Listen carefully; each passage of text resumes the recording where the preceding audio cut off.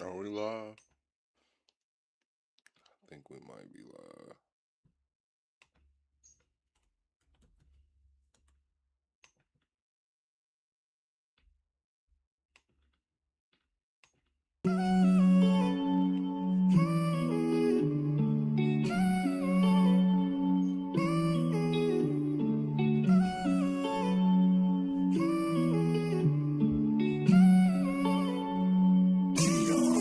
No, we started with nothing in humble beginnings. They wanna fuck with me now cause I'm winning. Chasing this chicken cause I'm on a mission. I'm known for get money and standing on business. Chasing this chicken, I ran up a ticket. Chasing this chicken, I ran up a ticket. Chasing this chicken, I ran up a ticket. Keep that shit coming, they know how we living. Come from the struggle, got lost in the hustle. Straight out the mud, no, I compliment couples. Chasing big bills just to keep this shit subtle. You ain't on my team if you wasn't in the huddle. Chasing this chicken, I ran up a ticket. Chasing this chicken, I ran up a ticket. Chasing this chicken, I ran up a ticket. Keep that shit coming, they know that I'm with it. I fit the description, I'm the definition. I'm what they prescribe like she seen a physician. She wanna ride cause she seen how we getting it. Big old booty, she my passenger princess. She like to argue, she don't like to listen. She bougie and toxic, she fine and she picky. Pretty and sedity, she get recognition. Matching nails and toes, man, she always French tip 'em. Parking lot pimping when we in the city. Don't ask her about twine, she twerk on the engine. She eat the dick in the car cause it's tennis. She pay me attention like she get commission. Pimpin' CEO, so I give her the business. She ride on the dick like she doing some fitness. She make the dick disappear like she magician. She like to swallow, man, she love when I finish. Having motion, man, you know I got plenty. Bitches choosing cause they know that I'm winning. See some thousands, now I'm at some millions. So all my houses come with chandelier ceilings.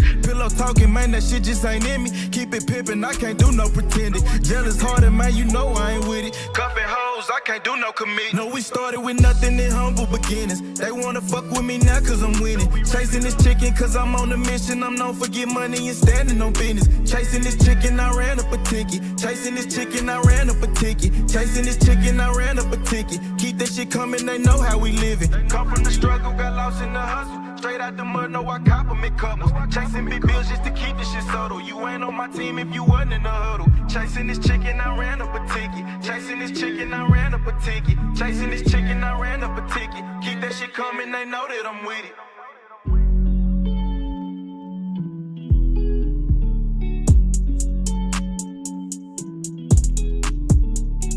What we doing tonight, chat? Double tap the screen, shuttle live out. What we doing tonight, chat, man? Y'all locked, chat? Y'all locked? We in intro mode. I'm a saint, but I sin. I checked in the game to win. I left, she loving me again. I let her cry out the bins and they say time heal. Mine still felt like it was yesterday. How we're moving fast, probably too fast to even catch the play. Spend a night, she pack a bag, right to me, just getting gas. Coming back, I want it bad. I'ma touch it first, eat it last, it's temporary.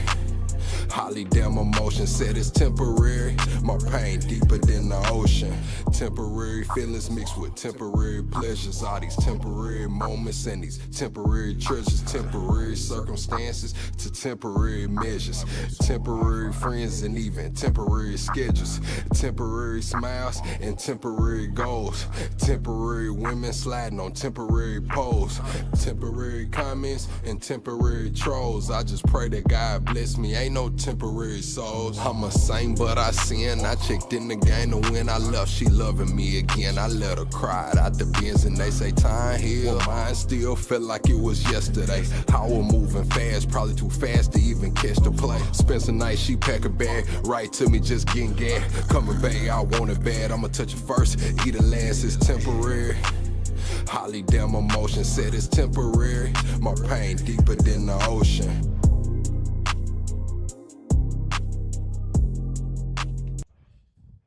What we doing tonight, chat? Double tap the screen, shuttle live out, man. What we doing tonight, chat? Y'all know what time it is, man. Y'all locked? Welcome to the greatest damn show on YouTube. Yeah, chat. Y'all locked or what, man? Are y'all locked? Welcome to the greatest damn show on YouTube. Oh, man. Double tap the screen, shuttle live out. What we doing tonight, chat? Double tap the screen, shuttle live out. What we doing tonight, chat? Hey, saying Bibi addresses the world. And first, proof of life sit down. Trump says the games are over at done. What we doing tonight, chat? Double tap that screen, shut a live out. Let's get to 100 likes right here, right now. I need everybody to double tap that screen. Big Niche, Lala, OG, what it do? I see you, Ether and Marianne. What's up, Abba and Possum, man? Sir Bob and just talking in here early. Let's get into it, chat. Let's get into it. We got an action-packed episode. We got a crazy week ahead of us. We got Monday, Warsh becomes the new Fed chair. Tuesday, we got the CPI report. Wednesday, we got the FOMC chair speech. Thursday, we got the Fed balance sheet. And Friday, Trump is set to meet with President Xi, chat. So everybody be prepared for a volatile week ahead. And other news, Andrew Kovat's wife allegedly has reported filing for divorce, citing inappropriate relationships at work. TPU Insider is claiming that Caitlin Kovet, wife of longtime TPUSA spokesperson Andrew Kovet, has allegedly filed for divorce after 13 years of marriage. And they got Erica Kirk and an alleged affair in the middle of all of this, chat, which is crazy. Also, at this time, multiple bodies have been discovered in the Union Pacific cargo train at the rail yard in Laredo. Officials say at least 6 people were found unalive inside the train as authorities continue to investigate the event. I wonder how 6 people just come up unalived in a train in Laredo, chat. That's kind of crazy. We got the full 60-minute sit-down with Israeli Prime Minister Ben Netanyahu over there on 60 Minutes, so we'll do the full sit-down. Russian officials are also reporting that they must now surrender their watches before any one-on-one meetings with Putin's. Netanyahu says it's time to end Israel's reliance on U.S. foreign aid. I got this video above me. I believe that's Dana White with the UFC belt, and with some crazy shit on the walls behind Dana White. They saying Dana White's part of the club, man. White House just dropped a new counterterrorism strategy that's quietly expanded the definition of terrorist by lumping in cartels, ISIS, left-wing extremists, and anarchists into the same threat category. We'll go over that as well, chat. I got to do a deep dive into that and see what's actually going on. Former CDC Director Robert Redfield says Americans being evacuated today from the hantavirus Hitch cruise ship will be isolated at a Nebraska facility for 42 days, according to the CDC director.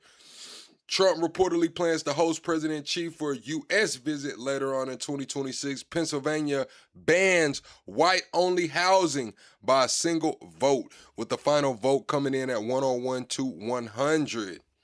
101 to 100 for the whites-only community, chat. Trump came out with a few Truth Social posts.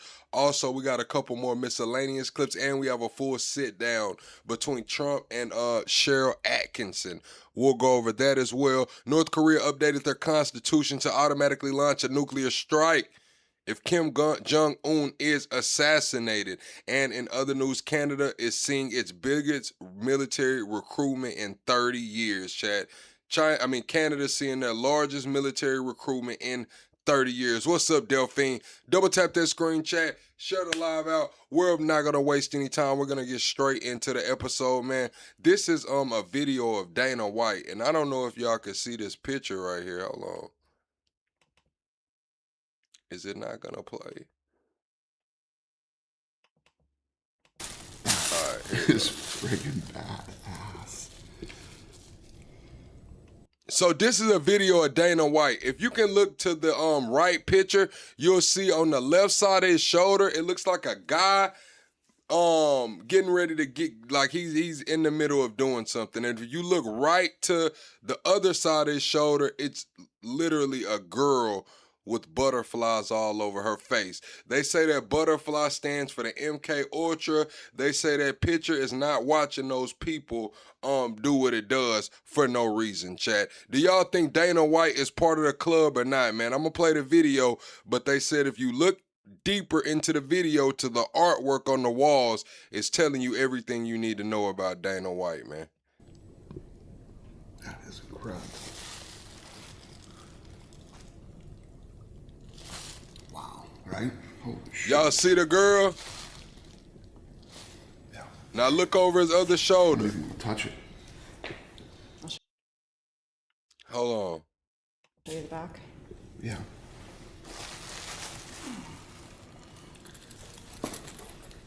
Why do they have that artwork right there? Why is that little girl looking over like all innocent, and then you got two grown people right there in an art pose doing what they do, chat?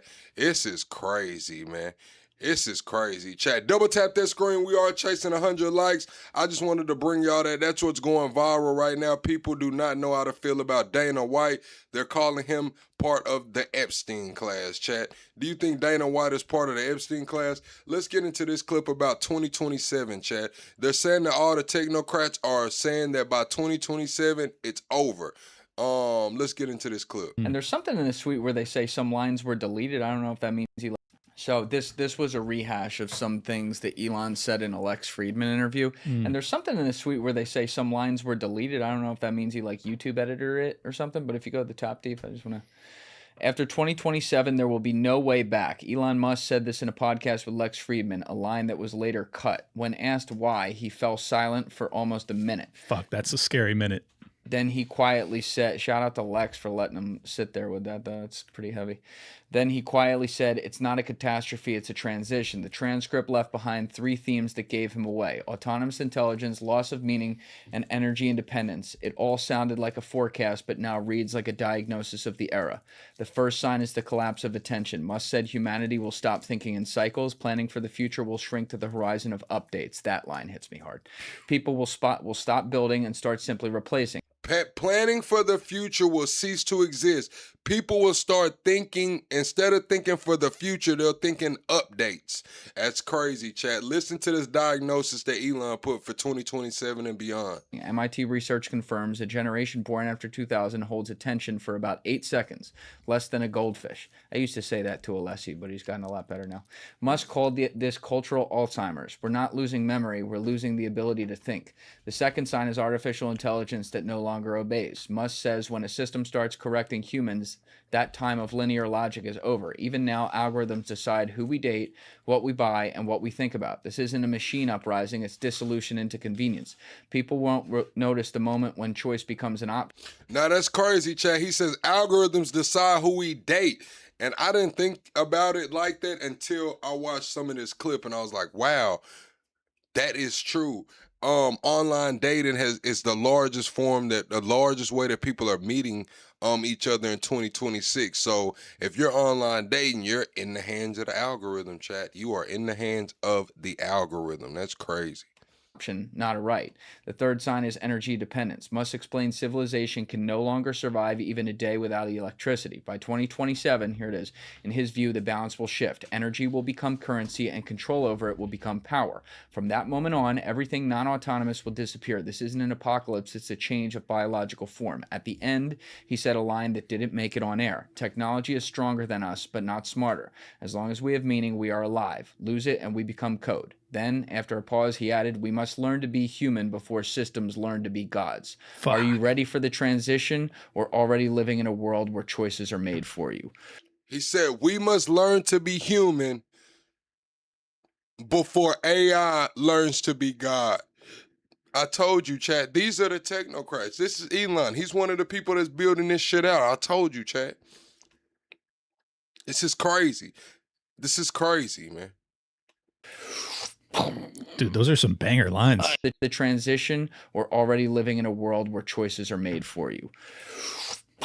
Dude, those are some banger lines. I know. There's another clip that's going around of Eric Weinstein, who I've never met. I never know what fully to make of him. He's like so close to Peter Thiel and all that, but he's on with Diary of a CEO, I guess in an interview in like the last year, and it's like a funny delivery because it's almost like, I guess Steven. Oh, you're talking about the "It's Over" clip? Yeah, where he's like, I got this line for people. Yeah. They say, I'm moving to Nashville. It's over. I'm moving to San Diego. You think Elon doesn't know Thiel as well? That's what I'm saying. Yeah. He knows him very fucking. They go all the. That's what I'm saying, Chad. This is the technocrats. This is who is fighting for control with the legacy banking system, Chad. Double tap that screen. Shut a live out. We're finna move on into the episode because we do have a lot to cover. We're gonna get straight into the Netanyahu 60 minutes. Do y'all want to watch the Trump first or the Netanyahu? The Trump clip is like 20 minutes. The Netanyahu one is like an hour. We'll get into Netanyahu first. It just kind of came out maybe a couple hours ago, the full interview. Let's get into the Netanyahu first, chat.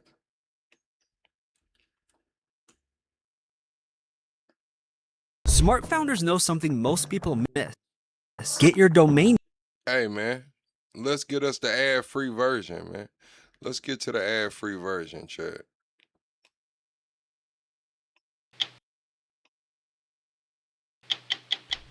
"60 Minutes Overtime."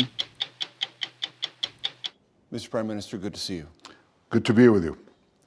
Is the war with Iran over? All right, before we even get into it, chat, do y'all think that's the real Netanyahu? Is this a body double? Is this a clone? Or is this the real Netanyahu, chat? Let me know. Body double, clone, or the real Netanyahu? Let me know. And if it isn't, who will decide when it is? I think it accomplished a great deal, but it's not over because there's still nuclear material, enriched uranium that has to be taken out of Iran. There's still enrichment sites that have to be dismantled. There's still proxies that Iran supports. There are ballistic missiles that they still want to produce. Now, we've degraded a lot of it, but all of that is still there, and there's work to be done. President Trump. This war cannot end until all those things are eliminated.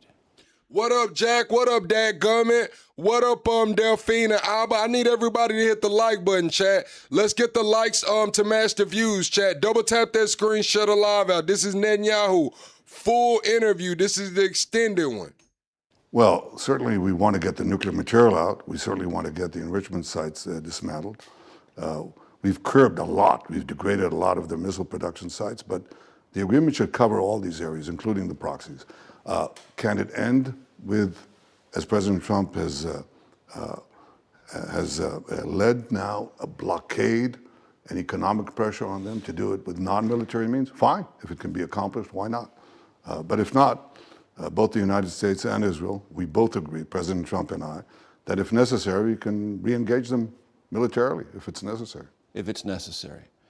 How do you envision the highly enriched uranium will be removed from Iran? You go in and you take it out. With what? Special forces from Israel, special forces from the United States working in tandem under international supervision? How? Well, I'm not going to talk about military means, but what President Trump has said to me, I want to go in there. He said that publicly. He said it, and I think he's right. He's very committed to this.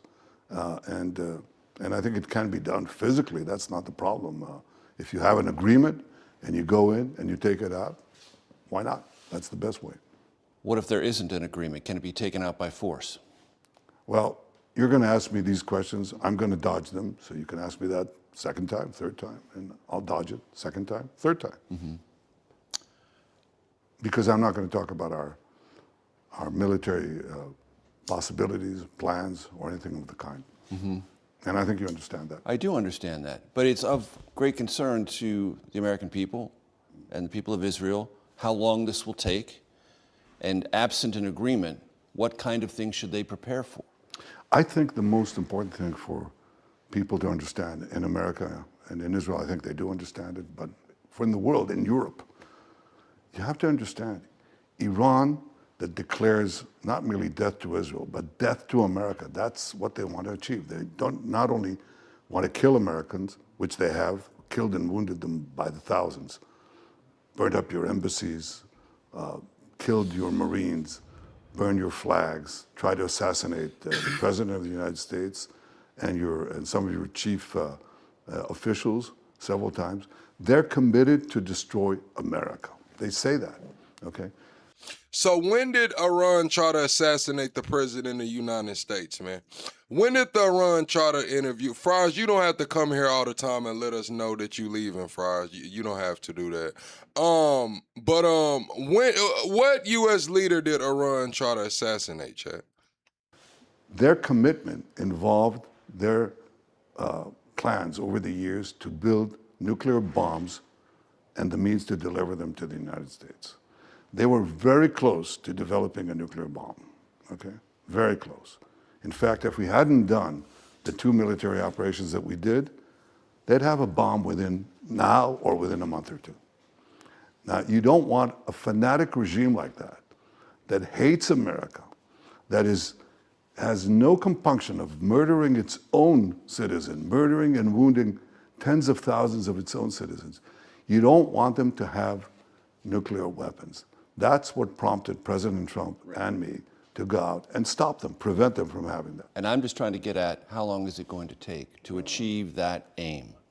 I'm not going to give a timetable to it, but I'm going to say that's a terrifically important mission, because you don't want Iran to have ballistic missiles to reach any city in the United States with nuclear warheads, because no American would be safe. And I think President Trump understood that from the start. I know that he understood that from years of discussion with this. You know, All right, let's do a live poll in the chat. Is this war fair, chat, or unfair? Is this war fair or unfair for the Americans? Fair or unfair?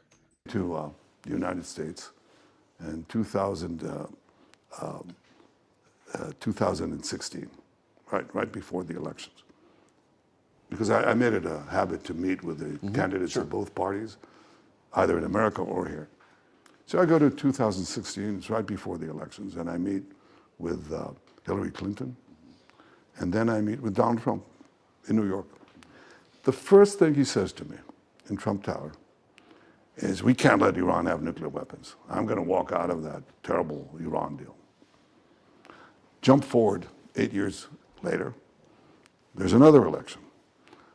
I meet President Biden and Kamala Harris in Washington, and then I go and meet Donald Trump in Mar-a-Lago. And the first thing he says to me, even before I sit down, he says, you know, Bibi, we cannot let Iran have nuclear weapons. I'm not going to let it happen. So he's infused with this mission. What do you think changed from the first term? So basically, Bibi's saying that both sides were unified when it came to this Iran conflict. He's saying that he had him on both sides when it came to this Iran conflict. This is what would have went down anyway. To the second term, because it was a phrase he spoke to you in 2016. It's action he took with your government now. Well, I think in the first term, he believed, as did I, that we could enforce sanctions, a sanctions regime, which he did, and basically bring Iran to... its knees, which is a phrase he used. Yeah, well, they stopped exporting oil, and it just reduced it completely. He hoped that that would work, and it did for a while, but it didn't really stop them. I would say it slowed them down. You said, why can Israel have nuclear weapons? Well, a lot of people say Israel should have nuclear weapons. A lot of people are saying Israel still hasn't owned up to it. So the Democrats are requesting full transparency on Israel's nuclear program, chat. A lot of the Democrats are asking for full transparency. But it didn't stop them. Then they went back to enrichment. They went back to their full efforts on to develop a nuclear weapon. And what changes that they were very close to achieving it.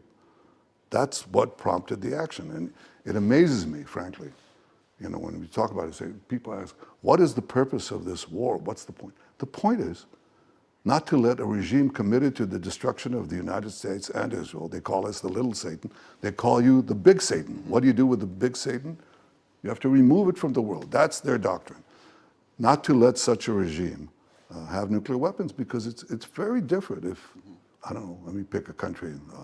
If Holland has nuclear weapons, it's not the same as the Ayatollah regime that calls for your destruction having nuclear weapons. So that's what prompted these military operations.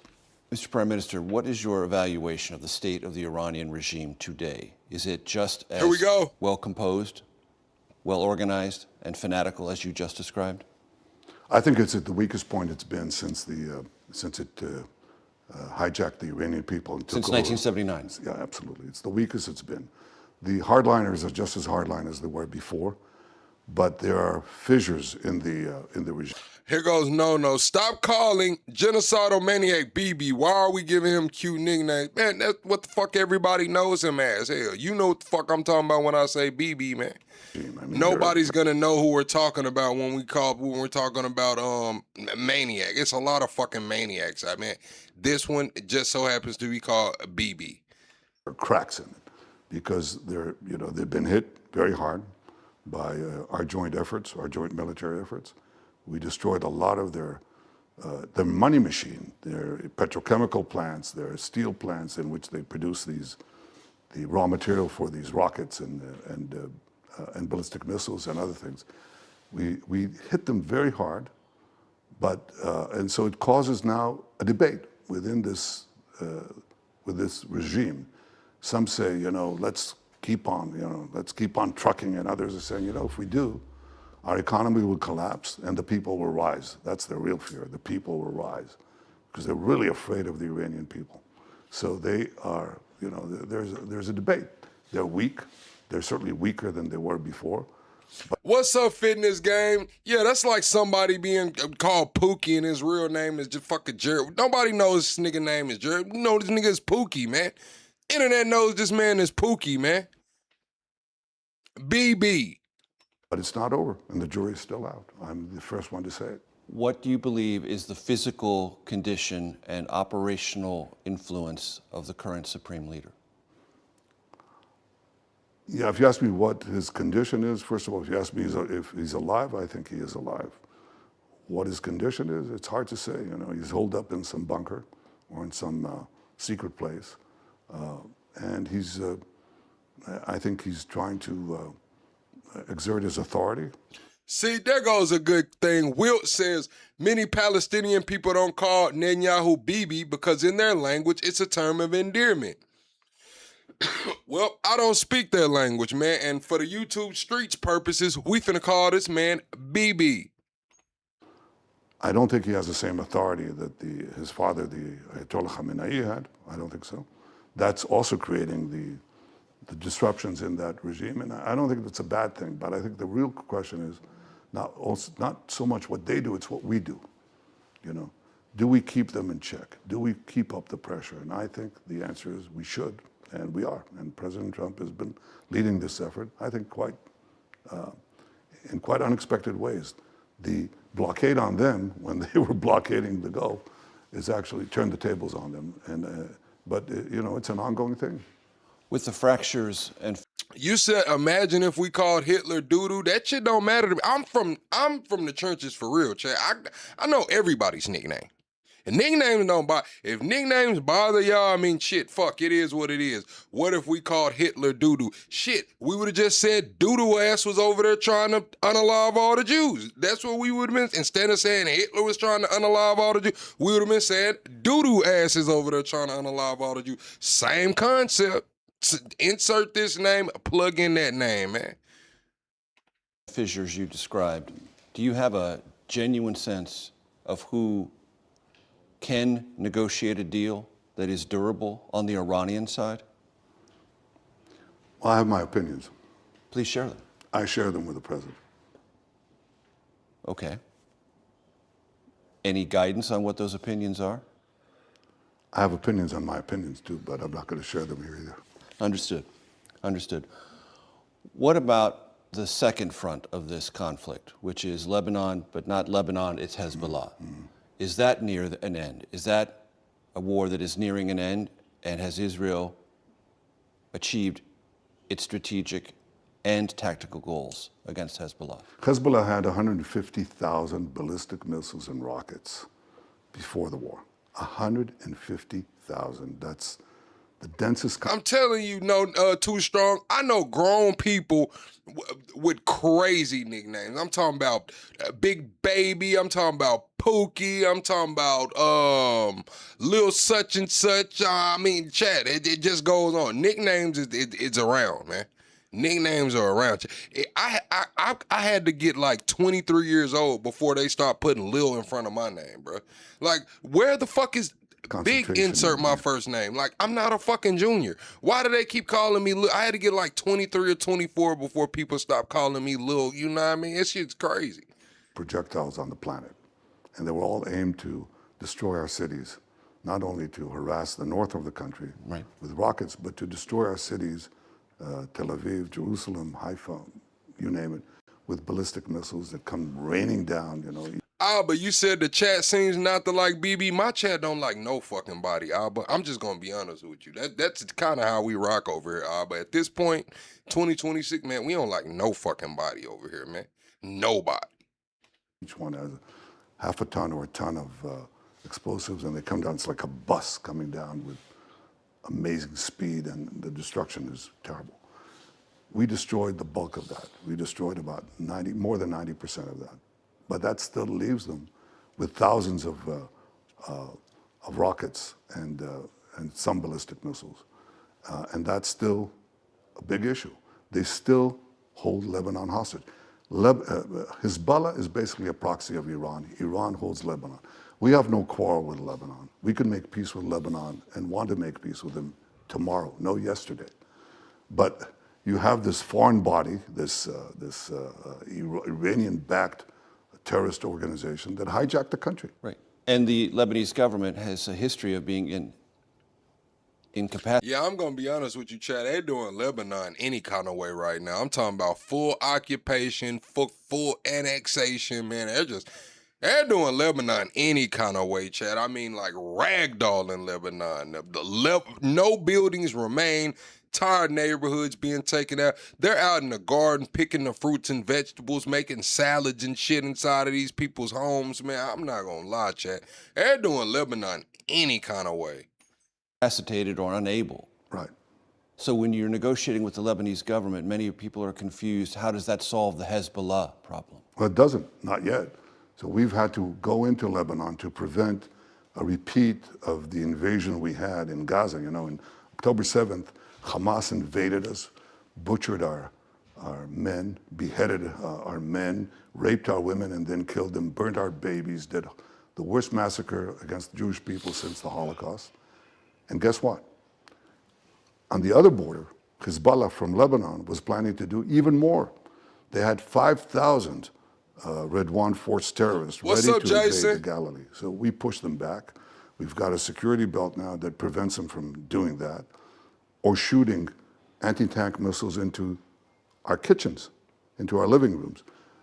But it's not over yet. We still have missiles, we have drones, killer drones, we have to deal with it. Now, let me tell you, the Lebanese would like us to do that, many. You know, they talk. Eradicate Hezbollah. Oh yeah, because they want freedom. Who would want a country? Chad, y'all think Netanyahu's still sexually active, man? Y'all think Netanyahu's still getting some ass out here or what?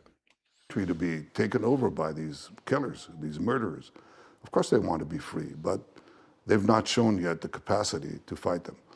What we're talking to them about is how do we work together to militarily and politically, possibly splitting up the work, to get rid of Hezbollah. It's not yet been done. It has to be done as well. Is it possible, Mr. Prime Minister, that the war with Iran could end, but the war with Hezbollah could continue? That these would be separate and divergent battlefields? They should be. What Iran would like to do is to say, no, you know, if we achieve a ceasefire here, we want a ceasefire They there. do, clearly. You know why? Because they want Hezbollah to stay there and continue to torture Lebanon, continue to hold its people hostage, and continue Will you accept that? No. No, we've said. Even if President Trump asks you to? Well, look, he understands what I'm saying. I mean, we want to get rid of that danger to our communities, to our cities. They rocket our cities all the time. They rocket our communities. And of course, would you want to live like that? I mean, would you like to live, where do you live, Major? I live in Washington, D.C., Mr. Yeah, so, okay, so in Bethesda, you've got... I live right downtown. Okay, you've got in Bethesda... Right near the White House. That's about the distance. Yeah. In Bethesda... In my conversations... You would have a terrorist organization that claims they want to destroy the United States and destroy Washington, and they have the missiles and the drones. Hey, chat, hit the like button, man. We're 51 likes away from the next like goal. Double tap that screen, shut the live out. I need y'all to hit the like button. You said maybe he takes the little blue pills, probably. You said, what will I do if drafted? Shit, the same thing you gonna do here. It is what it is. We drafted now, nigga. Wants to do that right across your border, your municipal line. Would you accept that? Of course not. You wouldn't do that. Right. So this could go on. Yeah, but even if Iran is solved. I hope. No, if this regime is indeed weakened or possibly toppled, I think it's the end of Hezbollah, it's the end of Hamas, it's probably the end of the Houthis, because the whole scaffolding of the terrorist proxy network that Iran built collapses if the regime in Iran collapses. Now, that's not guaranteed, but the weakening of that regime weakens the proxies as well. Still a long haul. It's not something that's going to be done tomorrow. Do you believe it is possible to topple the Iranian regime? I think that you can't predict when that happened. Is it possible? Yes. Is it guaranteed? No. But I can tell you, it's like... You said it's wild to me that even the most outlandish number of deceased in Gaza is equivalent to about 1 year of fentanyl deceased each year. Listen, man, when it comes to that fentanyl shit, bro, y'all get mad at me because listen, chat, I don't got no soft spots for addicts too much, bro. I don't, man. Them motherfuckers wanted to get high. They knew what they was doing, man. A lot of those people out there searching for the fentanyl, man. They don't even want the real shit no more. They want a fentanyl, man. So kind of is what it is, man. Bankruptcy, It proceeds, what is it? Proceeds gradually and then it falls, right. Like that. You couldn't predict the fall of the Soviet Union. You couldn't predict the fall of the Ceausescu dictatorship in Romania. Very few people predicted the fall of Syria. Correct. And it happens. Now, is it what precedes it? There has to be a weakening of the regime. The regime has been weakened, but it's not guaranteed. There are few places on earth where the Israeli intelligence...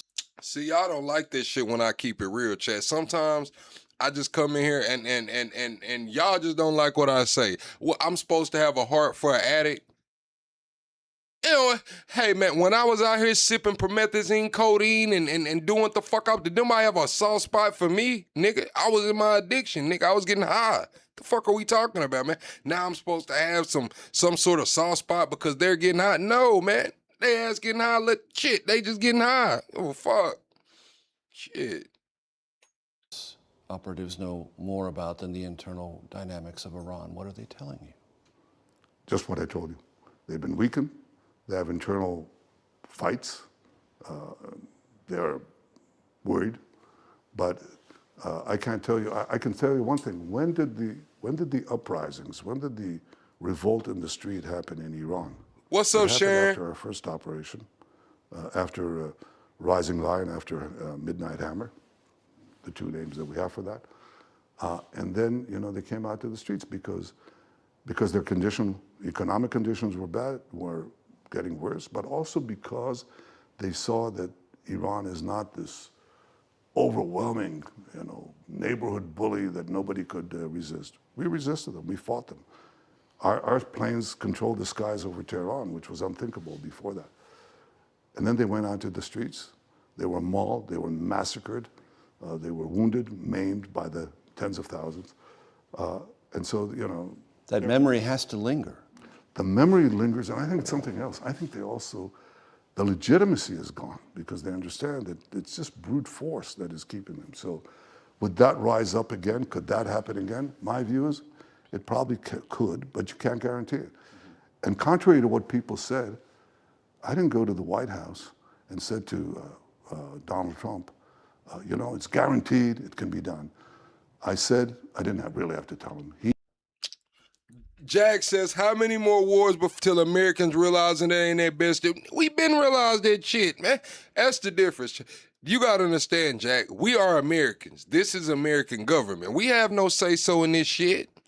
Congress didn't even get the vote on. What do you mean? We ain't had no say-so in this shit. This shit going on, Jack. This shit going on right now. He knew that we were approaching a situation where Iran could produce a nuclear weapon.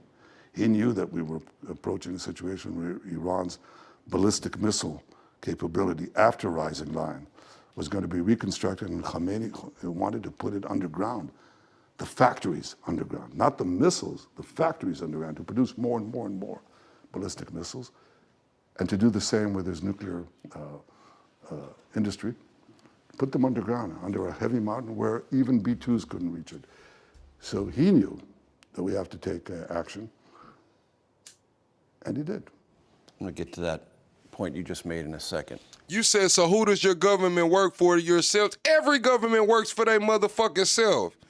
And man, Every government out here on earth is working for that. You got corruption in every single government. The people never get what they truly want. One side's gonna be happy, one side's gonna be a little happy. Thank you, Karen. I hope you're having a good night. Karen comes through supporting the channel via Super Chat. What do you mean? All governments do that shit, man. They're supposed to work for, man. All of this shit is being usurped, man. They give us all of these promises, empty promises. They get behind closed doors and they take the fucking money. Name a country, name a city, name a damn election. It's all the same, man. It's all the same. If someone were to ask you, as I'm going to, Mr. Prime Minister, the capabilities of Israeli intelligence within Iran allowed you to pinpoint the location of Supreme Leader and others. That is a kind of granular intelligence. You said, and since y'all know that, do something. Hell, we live like fucking kings in America, Jack. I'm just gonna be honest with you. Compared to 100, 200 years ago, hell, even 70, 80, 90 years ago, man, we live like kings in America. We're fat and happy over here. Tell you something, listen, all we saying is mind our own fucking business, man. That's about all we can say. Hey, man, let's mind our own damn business. But at the end of the day, chat, listen, we're not living off of $40 a month over here in some damn mud hut shacks and shit where every time it rains, your living room's wet, man. I'm just gonna be honest with you. That's probably why, Jack, because it ain't that fucking bad over here, man. It's just not. Intelligence that is borderline miraculous in the modern world. Why wasn't it sufficient to also foment a revolution? I think it could be a necessary condition, but I'm not sure that it's a sufficient condition. But you're quite right about our granular capability for surgical attack. And then I'm gonna say what nobody else is gonna say. Let's just be all the way all grown. Put them kids up, man. Put them kids up. This the nighttime show. Let's be all the way honest with you. Chat, people have bills to pay, kids to feed, and places to go, man. They ain't got time to be going back and forth with this shit, man. They just taking this shit how it comes, man. Hopefully it gets better in a little bit, man. I'm just gonna be honest with you. That is consensus around America. Look, man, it's not great. It could be worse, but I got some bills to pay, I got some kids to feed, and I got some places to fucking be. That's consensus around America. Nobody's gonna say it. I'm gonna say it. Facts. Why can't they also set in motion a revolution that could topple the regime, your operatives? Because you need many things. You not only need, to attack the leadership. There's still a lot of people there. One out of 100 Iranians is in the secret police. And they're, as they showed, they're quite ready to just butcher their people. So it's not that simple, because it's terror. It's basically the application of terror. This is the preeminent terrorist regime in the world. Okay, they send terrorism to every country, but first to their own people. So they terrorize them. But we have been accused of indiscriminate attacks. We're the most discriminating military on the planet in history. You remember the beepers? We knocked out. We didn't kill 2,500 people, but we impaired them, knocked them out with surgical precision. This is what I'm saying, Jack. If people wanted to dedicate their life to service work, to fight the good fight, hey, albeit, go and do it. I'm here every night for 4 or 5 hours fighting the good fight in the way that I see fit. I have no problems with that. But at the end of the day, man, this shit is paying me. A lot of people that's trying to fight, that shit's not gonna pay them, man. They still gonna have bills to pay, man. That water get cut off in the morning, man. Lights cut off in the morning, man. They still got kids to feed, hungry as hell. Ain't no free lunch over here, man. The kids hungry as a motherfucker. You gotta feed them. And you got places to be. Straight up, it's a harsh reality, man. It's a harsh reality. Freedom fight your ass into homelessness in America, man. I'm just gonna be honest. You'll fuck around and freedom fight your way into homelessness around this bitch. Collateral damage with the beepers, And that's what we proceeded to do against their key scientists, against their key commanders, against their leaders. But it's a component. It doesn't guarantee.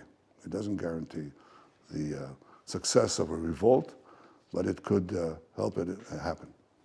So you referred to this a minute ago. I want to put the question directly to you because the New York Times on April 7th reported the following about a fateful meeting, February 11th, in the White House. And the New York Times reports as follows. Quote, in the Situation Room on February 11th, Mr. Netanyahu made a... Because I promise you, Chad, I promise you. Listen, man, if I show up over there and my tenant is talking about, hey, I don't got the rent, man, I've been out freedom fighting for me. I'm not trying to hear that shit. And I don't think any other landlord trying to hear that shit. I don't think a property management company trying to hear that shit. I don't think the light company trying to hear that shit. The water company, your damn car, no inch. I don't think none of them people give a fuck what you talking about, man. I've been out here freedom fighting. I'm trying to save America. Nigga, the bills are due. hard sell, suggesting that Iran was ripe for regime change and expressing the belief that a joint U.S.-Israeli mission could finally bring an end to the Islamic Republic. Is that correct? No, that's actually incorrect because... In what ways is it incorrect? It's incorrect in the sense that I said, oh, well, it's guaranteed, we can do it, and so on. I didn't say that. We both understood that we have little time to act because otherwise they'd get nuclear weapons. We both understood that we have little time to act because otherwise they'll bury underground their ballistic missile capabilities. But while we were, we said that part of the action would be the removal of the leadership and other measures.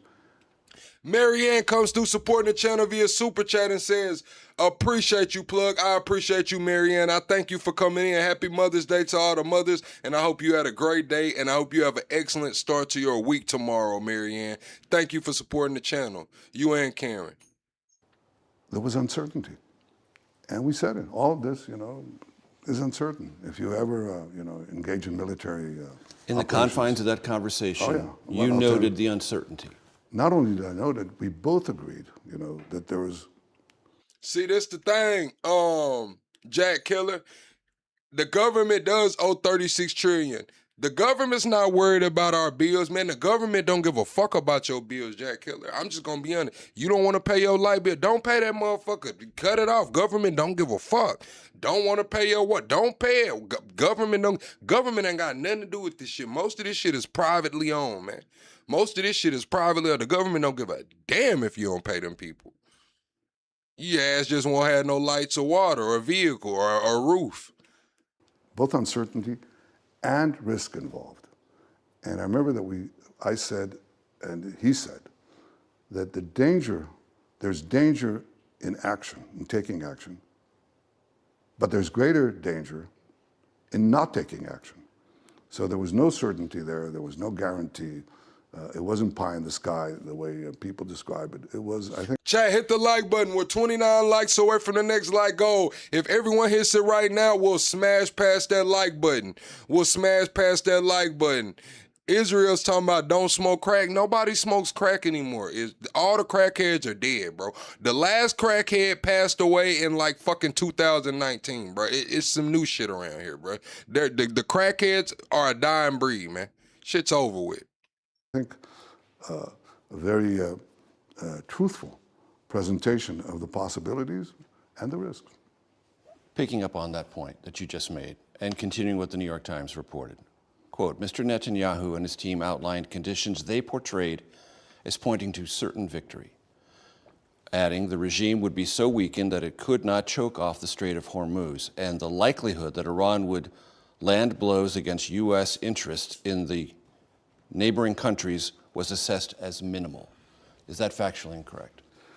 I don't think we could quantify it exactly, but... Nah, them crackheads is not still going strong, walking around like dinosaurs, Miso. Those are what we call smokers in the South. If you see anybody out here in 2026 still smoking crack, they probably got a job. They probably got a car. They probably got a family. They're not even crackheads. They're closet smokers. We call them smokers in the South. Functional. Like you got a functional alcoholic, man. You got some functional crack smokers, man. They're not crackheads, man. All the crackheads are dead, bro. All the crackheads are gone. I think that the problem of the Hormuz Straits was understood as the fighting went on. I think that's... It became understood. It became understood. Was it misread at the beginning? I'm not sure it was misread, but there's a great risk for Iran to do it. And it took a while for them to understand how big that risk is, which they understand now. Because of the blockade. Because of the blockade, and that's actually a brilliant move by the president. I think it's very smart. I don't think they calculated, I think they didn't calculate the response that this would have. Yes, they could cause a global dislocation of markets, trying to take over an international maritime route. They could do that, but they should have understood that that would eventually cause a reaction that was very powerful, and that is not. Boston Rachel says, I can't understand your title. Don't hurt yourself. Just chill out, take your shoes off, hang out with us for a minute. Do not hurt yourself in here. Now collapsing their economy. So that people understand, that we understand that, yeah, they could do it, but then they wouldn't do it because they understood what would happen if they did do it. I don't claim perfect foresight, and nobody had perfect foresight. Neither did the Iranians. They should have figured out that that's what's coming. Did you say that most of these risks would be minimal? I don't remember using that language, and I don't. Would that be a fair interpretation? No, I would say that the overall conception was that this would elicit a response that they probably would not shoulder, but they did shoulder, and now they're attacking. They're being attacked accordingly. In those moments, was the precipitating factor the intelligence that was gathered and then by the Israelis and confirmed by the U.S. about the location of the supreme leader and the opportunity that presented, or was it the imminent threat? Which was more important? It starts with the threat. Starts with the threat. But and again, you have to understand this. The president talked to me. The two meetings that I described to you were among many. But he said, we cannot let Iran get a nuclear weapon because that's enormously dangerous to the United States. And the president first thinks about America, and then he thinks also about the world. You can't let it happen. So we knew it was going to happen. It would have happened already if we hadn't done it. So that was the first thing. Everything else flows from that. That's exactly how it happened. There's a quote that's frequently misattributed to Winston Churchill. History is written by the victors. He didn't say it. Lots of people have said it. He didn't say it. No, he said. Chat, I need everyone to hit the like button. We're 25 likes away from the next like. Go double tap that screen. What's up, Amber? I don't worry about it because I'll write it myself. But that idea that victors write the history. What will the state of Israel will write about this conflict with Iran? And when will you know it's been victorious? I think we already achieved great things. Remember, Iran was surrounding us with a noose of death, of simultaneous invasions from Gaza, from Hamas, and from Lebanon by Hezbollah. We were going to be rocketed and pelleted with ballistic missiles that would destroy our cities. Iran would have atomic weapons to destroy. Hey, look at Deshaun coming in here. Look, Deshaun, I'm going to ask you to sit down somewhere, nigga. You talking about us boring. I'll crank it up and this bitch talking about you, lopsided head ass. Sit the fuck down, man. God damn. Badass kids in here. Let me go and put you in timeout, Deshaun. We're gonna show you how we treat kids in this bitch. You want to come here talking about boring? I got something for you to do. What they used to say, chat, you bored, I'll find something for you to do. I just found something for Deshaun, little bored ass, to do, which is sit in the corner, man. Everybody tell Deshaun we'll see him later on when he gets out of timeout. Destroy us. We smashed the terror axis. It's not finished. We have still work to do. Right. But it's clear that Israel has emerged as the most powerful country in the Middle East. We have a partnership with the U.S. that is second to none. The National Security Memorandum that was issued a few months ago described Israel as the model ally, not the ally, the model ally of the United States. So we've changed our position from being on the verge of being exterminated, being annihilated. Amber, why do you think Israel's on the right side of history? Why do you say that? To a position where we knock back the annihilators and become a very forceful element, a very forceful country in the Middle East. Now, all power is relative.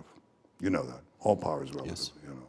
So Iran hasn't disappeared. Hezbollah hasn't disappeared. Hamas hasn't disappeared. But they're, in many ways, in some cases, a shadow of their former selves. They certainly don't threaten us now with annihilation. They try to kill our people. They occasionally succeed. But there's no question that the relative power of Israel has changed. And, you know, that's been our situation. Y'all are saying because they are. That's not an explanation. That's one of those, trust me, bro. That's what y'all, trust me, bro. I ask you a simple reason. Why do you think Israel's on the right side of history? You're saying it's a fact because they are. Where's the fucking backbone to that argument? Give me something to grasp onto, Amber. Give me something to grasp onto, man. Give me something to grasp onto, man. You said because they are, it's a fact every single time. I gave an explanation. No, the fuck you didn't. No, you didn't. You said Israel is the right side of history. No, you didn't. We started out, we were 600,000 people on the beach here, and we were attacked by 7 Arab armies, and we survived by the skin of our teeth. And as we got stronger, we made peace with the Arab states. I myself, along with President Trump, we made the Abraham Accords, peace with 4 Arab countries. Amber, your facts and your explanation was literally, it's a fact because they are. It's a fact because they are. That was the deepest you went with it, man. That's crazy. I now see the possibility of the expansion of those agreements and the expansion and the deepening of the agreements we do have to alliances with Arab states of the kind that we never even dreamed of. Amber, I'm not gonna lie. Sometimes people like you need to just sit out. When it comes to standing up and fighting in these chat rooms on behalf of Israel, some of y'all make this shit look really bad, Amber. And I'm not gonna lie. Right now, you're making this shit look really bad, bro. Like, we're just asking for an explanation of why, and you're saying because I said so. Because I said so. I don't know, Amber. That shit's a little crazy, man. That's kind of the same shit people be talking about. That's exactly the same shit people talk about, too. Hit the like button, chat. And that's the result of the change in the relative power of Israel. Burning 47 says, I agree with Amber. Okay, Burning, why? Why do you believe Israel's on the right side of history? I will take some bullet points, 2 or 3 little, bullet points. And we don't want to hear it's a fact and because they are. We need some damn bullet points, man. Let's walk this shit down. Help me understand. Help me understand. The fact that we face down this neighborhood bully, this killer regime in Iran, that's brought quite a few of the Arab countries closer together with Israel. And that's good for peace. Hey, it's interesting you mentioned that, Mr. Prime Minister, because I just read a Wall Street Journal. Y'all are saying, bro, clutching your pearls and shit. I'm just saying, does your argument have a foundation or does it not? Does the argument have a foundation or does it? If y'all have all of this, they're on the right side of history, everything's going on, all I'm asking is how? I'm not saying you're lying. I'm not saying you're wrong. I just want some evidence. Show me how. I don't need, it's a fact. I don't need, trust me, bro. I need shit. Do you have an argument or are you just going off vibes and feelings? I just feel like it's right. It's just a vibe, plug. Walk this shit down, man. Why? It shouldn't be that hard.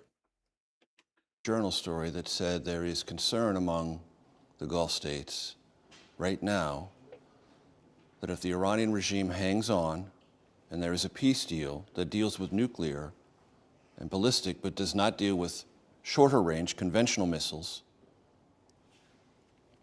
and the allied militias, an angry Iran will present. You said 5 or 6 times Palestine broke the peace treaty. Man, listen, I'm watching this shit over here, and it's looking like they not the only one breaking treaties, man. I'm not gonna lie. During the whole ceasefire with Lebanon, all I seen was Lebanese villages getting blew the fuck up. Whole buildings, villages getting leveled, people out picking vegetables out of the fucking garden. I mean, damn. Walking in people's houses, cooking meals and shit while they've been, what's the term, Chad? What's the term? While they've been exiled. They've been pushed out of their land. These people all in their house cooking dinner and shit, man. I'm just gonna be honest with you. That shit sounds a little crazy, man.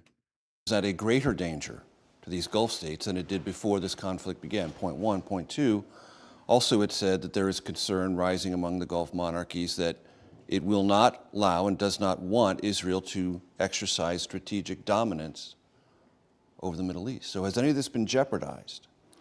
You know, I'm hearing different things. Please. I'm hearing different things. I'm hearing the fact from Arab countries, which I won't get into, who say... All of them? No. But some of them, and I never heard that before, let's strengthen our alliance with Israel. Okay, so you said Israel's the underdog and Palestine attacked them. Okay, now that's a point. Say shit like that, Amber. That sounds a lot better than it's a fact. That sounds a lot better because it's the truth. There we go, Amber. Now we're getting somewhere. Come on, what else? Because that, in fact, deters Iran. What's up with the annexations and shit, man? What's up with the relocations and annexations and shit? Let's strengthen our alliance with Israel because we can work up our defenses as a result of it. What's up, Top Cat? Let's strengthen our alliance with Israel because we can do amazing things with Israel. That was clearly the trajectory before this conflict. It's more than you think now in ways that I guess will become public. I can't give everything to 60 Minutes or to you in one shot, but I'm telling you that the degree of economic cooperation on energy, on AI, on quantum, the areas where Israel is so strong, that's how we're so strong. I mean, we're a tiny country, right? But we're a gigantic country. We may have 10 million people in a tiny territory, but gigantic talent. And they see the possibility now of sharing. Hit the like button, chat. I need everybody to hit the like button right here, right now. Welcome in, K-Cell. Welcome in, Top Cat. The fruits of this, of these capabilities with them. And that's happening right now. So yes, of course, there'll still be a challenge from Iran, but I'm just gonna be honest with you, Chad. I really don't care if Israel's on the right or wrong side of the war. It's not our fucking business as Americans. I'm just gonna be honest with you, Chad. That's why I'm saying all I wanted was y'all to give me the evidence. Why do you feel like this? Okay, Amber gave me some reasons why she feel like this. Well, I'm gonna say this: if they on the right side of history, albeit, so be it. If they're on the wrong side of history, so be it, man. Either way it goes, it's not my fucking business, man. It's not my business, man. Not going to the Middle East, haven't been to the Middle East, man. It is what it is. the partnership with Israel, in fact, helps. Now everybody's saying, oh, we supposed to aid them and we're supposed to do all of this. Well, fuck. Netanyahu just said that they don't want any more U.S. military assistance and shit. So it's looking like they don't need us, man. It's looking like they don't fucking need it anyway, man. What you got to say now? Deter that and help them defend themselves and protect their future. When you talked to my colleague, Tony DeCopel, in October 2025, you said hit the something like that button, really chat. is ringing in my ear. It's near the end of the interview. You said the most important thing in destroying fanaticism is to destroy a certain hope. Right. When Israel is too strong, You talking about I need to scroll up. I don't need to do nothing, Amber, but run my show and read chat, man. Listen, I don't need to do nothing now. But that stay black prepares and the die. ground for a change of heart. Right? Has that happened? It's already happened with the Arab world. You know, after successive wars. You said, why are you screaming? I support Israel. That's the thing. What's your name? The fuck is your name? Shavila. I don't give a damn if you support Israel. If you support Israel, support them. Shit. Hey, man, support Israel. Support Palestine. Support who you fucking support. At the end of the day, ain't none of that shit America first with me. Ain't none of that shit got anything to do with kids getting free lunches, homeless veterans still out here fucked up, the H-1Bs coming through taking all the jobs. None of that has to do with America, man. If you support Israel, you stand do that shit. I'm not mad at you for it. That's the difference. Y'all, some people get mad at you for that. I'm not mad at you for it. I just don't give a fuck. That's the thing. You want me to care that you support Israel, and I don't. Just like those people want me to care that they support whatever, any other country. I fucking don't care. I don't give a damn, bruh. And they saw that Israel is not destroyed, Israel is there. But I mean, in this current context, with With Hezbollah, Iran itself. with Iran. I think the Hamas. fanaticism, you're dealing here with fanatic regimes. You know, they're fanatics. So that's why they're willing to do horrible things to their own people. Murder their citizens in Iran, murder their citizens in Lebanon, murder their citizens, and just execute them on the spot in Hamas in Gaza. They're not easily persuadable. So you may need more staying power, more resolve to roll them back and finally to defeat them. It's not something that happens overnight. But do democracies have the staying power?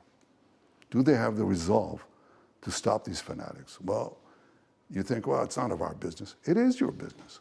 Because if Iran were to develop nuclear weapons and the means to deliver them to every American city, it's just a question of time. You know, they've just developed a missile to reach. That's the thing, chat. We're 20 subscribers away from 48,000. The next 20 subscribers get shout outs. Let me know that you subscribe, man. We're 20 subscribers from 48,000, man.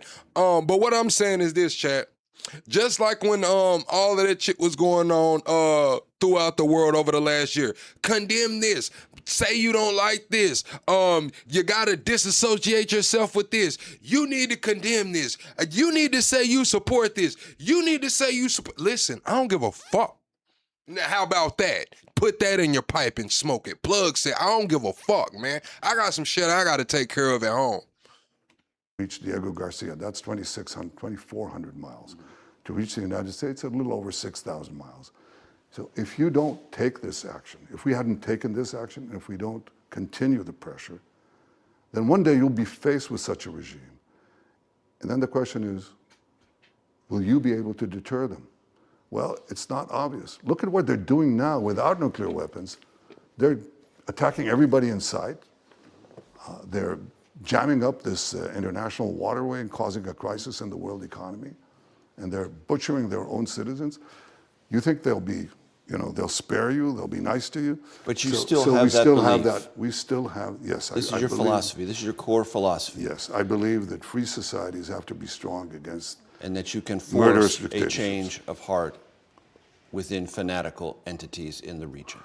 It's already happened. You said Israel is America's biggest and most loyal ally. I don't think America got any fucking allies, man. How? Where? I don't think America has too many allies out here, chat. It's kind of like shit. People fuck with us because they feel like they have to, man. And folks don't like us, man. They don't give a damn about us, man.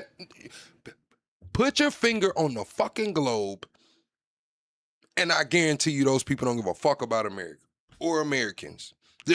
Spin the damn globe wherever your finger stops. They don't give a fuck about America. Plug said it.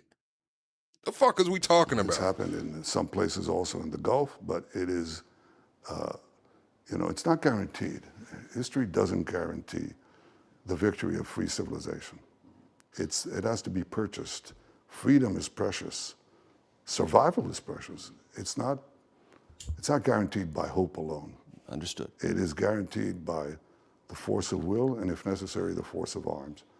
Now, this is not a popular belief these days, because in the digital age we live, where people just scroll and scroll and scroll, you know, the sense of history becomes dim. You know, you're lucky in some cases if it goes back to breakfast. Transient.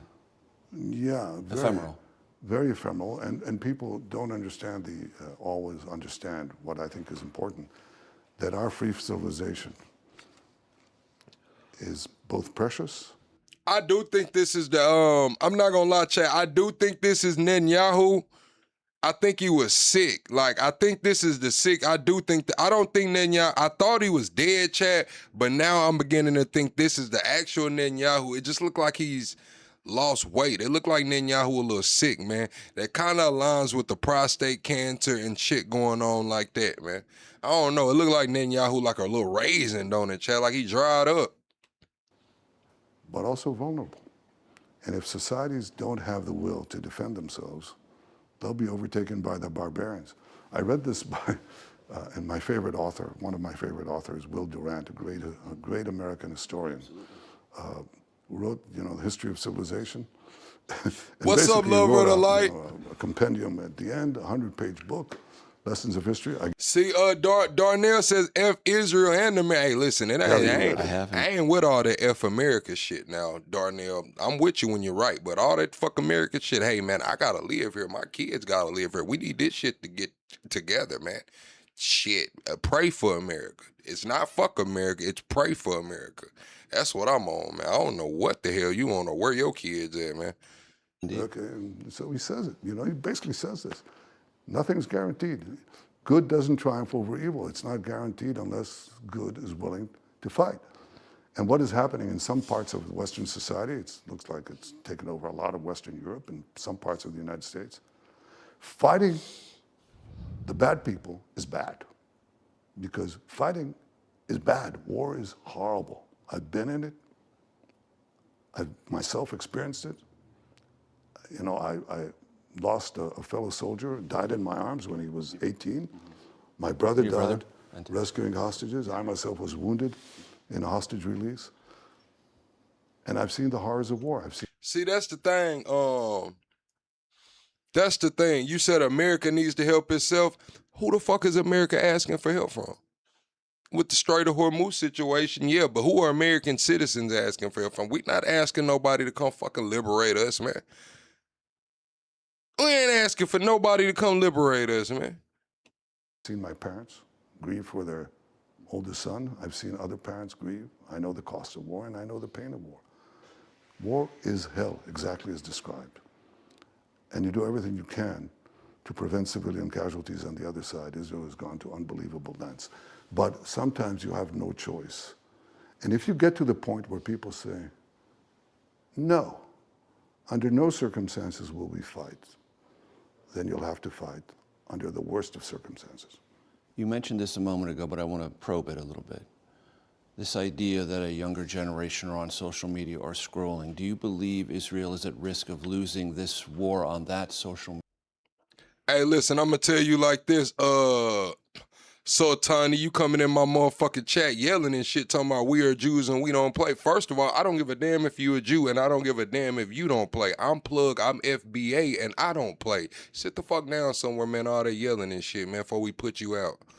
Media front, meaning what is being portrayed, what is being said, and this is particularly, I believe, important in America for younger Americans, Republican and Democrat, who have hardened themselves against Israel, scrolling through images which tell them that there is something not as you describe, but uncivilized. And they would use words like barbaric in Gaza and in Lebanon. Lover of Light says, thanks for giving us the daily news plug. Y'all have a good night. Thank you, Lover of Light, for always coming through and supporting the channel, man. Thank you, Lover of Light. I hope you had a great weekend, and I hope you have an excellent start to your week. We'll see you on the next one, Lover of Light. Shiva said, what's FBA? Go look it up, man. Go look up FBA, man. Do some deep diving. Don't just scratch the surface, man. Dig into that FBA shit, and you will see what's going on. Well, first, are you losing that space? Yeah, let me talk about that in a second. But first, let me say something that your audience probably doesn't know. That, as I said a minute ago, Israel has gone to unbelievable lengths to get innocent civilians out of harm's way. We text message millions of text messages to them, make millions of phone calls to them, pamphlets, leaflets, you name it. Okay, and whereas Hamas and Hezbollah go out of their way to keep their own people in harm's way, they shoot them. In Gaza, they actually shoot civilians who wanted to leave the neighborhoods that we said to them, please vacate those neighborhoods. So obviously we end up with civilian casualties, but the proportion of civilian casualties, non-combatants to combatants, is one of the lowest in the history of modern urban warfare. So Israel is given a bum rap. One of the ways you can measure genocide is to see the ratio of combatants to non-combatants, and it's probably the... See, Amber, that's dumb as hell. You said... That's dumb as hell. Where you're mistaken is Israel's helping us with Iran. Rubio said that the imminent threat was that Netanyahu was going to attack Iran regardless. It looks like we're helping Israel with Iran.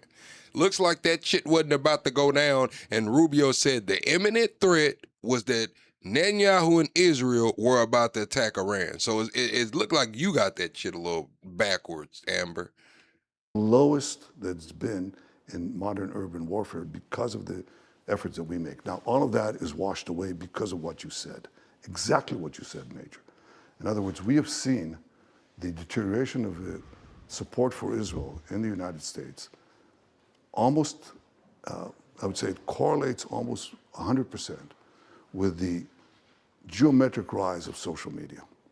And that by itself is not what caused it. And I don't believe in, in censoring them or anything, but I'll tell you what happened. We have several countries that basically manipulated social media with... Here we go, Chad. This all ties back into the Charlie Kirk thing. Chad, do y'all remember the Easter letter that Charlie Kirk wrote Netanyahu that we went over here? And he was talking about the eighth front of the war, the social media propaganda war.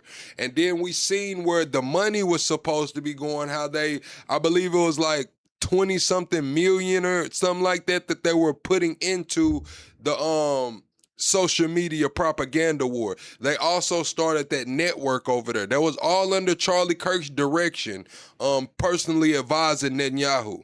Remember, Charlie Kirk was pretty much a personal advisor to Netanyahu in regards to this social media and how he should move forward. Hit the like button, chat. We're 25 likes away from the next like goal. Bot farms with fake addresses to break the American sympathy to Israel, to break the American-Israeli alliance because they think it's in their interests. And they do it in a clever way. It's like you hear a text message. I'm a red-blooded Texan. I always supported Israel, but I can't stand what they're doing. I'm turning against Israel. And then you trace the address to some basement in Pakistan, And that's something that has hurt us badly. While we were fighting the physical military battle on 7 battlefields, 7-front war, we were completely exposed on the 8th front, the media war, really the social media war. And, we've been... You see how that shit go? Thank you, whoever's came in and said it looks like your ticker frozen again. Thank you, Chuck. Now you see that bad boy rolling. You see that, Chuck? Chuck paying attention in here tonight, man. Everybody hit the like button. Busy. You said the USA is the New Jerusalem. How? How? How? See, y'all just come in here and say anything, chat. Y'all just come in here and say anything, bruh. So we haven't seen that while they're attacking us with the equivalent of F-35s, we're trying to fight them with the Polish cavalry. It's like, it's almost what happened in World War II. So I think we have to engage on that front, not by censorship, but by finding ways that are applicable to democracies. We can't do what these authoritarian... Talking about the USA is the New Jerusalem. Well, why the hell is everybody getting on them planes to go kiss that wall? If the USA is the New Jerusalem, why is everybody getting on them damn planes, flying over all that water headed to the Middle East then? Regimes do. But finding ways to fight the battle for the hearts and minds of young Americans on the social media. And that we have to do, absolutely. We have a problem, I recognize it. And we have to get our act together. Do you in any way consider yourself responsible for that problem? No, because I don't think that they're not only attacking Israel. They're attacking America. They're attacking America. They're trying to create ruptures within America, not only between America and Israel, between Americans and Americans. They're trying to say... Foreign operation bot farms. Enormous ones. And also getting to your universities, getting to your academic curricula, doing all sorts of things. That is a true scenario. But do you believe that's the only explanation, or is it possible that some Americans have come to a different sense of Israel because of the last 2 or 3? Chat, y'all know those videos where people like from different cultures try different food, man? Like, I want to see all the world leaders try soul food. I want to see Netanyahu, Putin, Kim Jong-un. I want to see Mark Carney, damn, Keir Starmer, Maloney. I want to see all them try soul food, bro. I really would enjoy watching it, just seeing all the world leaders try soul food. 3 years, well, there's no organically and through their own you can track inquiry? It. You can track it, actually. No, I think what they see is so many falsifications and vilifications that are unfounded. But they don't know because they just get it, they just get the last reel in the movie. They don't see the entire movie. But I'll tell you what happens. We saw that several years before the Gaza war, which definitely caused us a lot of damage. No, MJ, soul food is not just country food. See, that's where we'll get into it about that shit, man. Soul food is not just country food, man. It's not. It's not. See, people call like the difference is like stuffing and dressing. You know, like it's a difference, man. Like country food is not soul food. Like people, you got people putting potato raisins in potato salad and shit. That's not soul food, man. Shit's not soul food, man. Putting white gravy and shit on shit that it don't go. It's not soul food, man. Like soul food, it's that real shit, man. You got to know what's going on. I'm talking about the yams, the greens with the cabbage mix, man. I'm talking about the fried chicken. I'm talking about the turkey and dressing, cornbread, jiffy or hot water. It doesn't matter. What are we talking about here, man? Because it was mispresented. But I'll tell you what, it was like the Gaza war was pouring kerosene on a fire that was already there. We could see that happening. We didn't understand it initially. We didn't see it. When it started going down, we didn't understand, why is it going down? What's happening here? Before the Gaza war. But now we know a lot. We know a lot. And there's that eighth front. But it's not only our front. It's also your front. You know, so many of them. You said, what would be the point to occupy my damn time? Shit, that's some shit I would see, chat. This is what I don't get, bro. Some of y'all really forget that I'm an actual person, nigga. Like I'm a human, bro. Like I watch shit too. I just said, hey, do y'all know those food channels and shit? Why would I say that? Because I watch shit like that. I watch other cultures try people food and shit. And I was like, hey, it might be cool to see all the world leaders try some food. Soul food. Shit, I don't think they've ever had soul food. Not in the right way. Damn, I'm a real person too, man. Shit. Americans, young people, say they're not proud to be Americans. I think they should be proud. I mean, without America, we wouldn't have this generation of freedom. You wouldn't have the free societies that we have, the free civilization that we have. And, you know, I think that this is a challenge that not only faces the American-Israeli relationship, it challenges the way America sees itself. On that point, looking forward, Mr. Prime Minister, do you believe it's time for the state of Israel to re-examine and possibly reset its financial relationship to the United States, meaning what the United States provides to Israel on an annual basis? Absolutely. And I've said this to President Trump. I've said it to our own people. Their jaws dropped. But I said, look. Well, what do you mean? What are you saying? What I'm saying is that I want to draw down to zero the American financial support, the financial component of the military cooperation that we have, because we receive $3.8 billion a year. Now it's true you spend trillions of dollars or hundreds of billions and billions of dollars in Afghanistan and so on. And one of your senators said, hell, if we had in Israel instead of Afghanistan, over there, we wouldn't have to spend $1 trillion. It'll be a lot cheaper. But I'm saying it's going to be a lot cheaper because I want to draw down the American support for Israel to zero. We've come of age. We have a booming economy. Yeah, so what that means, Chad, is they're gonna take that shit off from being on the books to off the books, man. They're gonna have a slush fund somewhere. I wouldn't be surprised if they use the money from the Board of Peace. I wouldn't be surprised if they use the money from the Board of Peace to just, keep shit all good, man.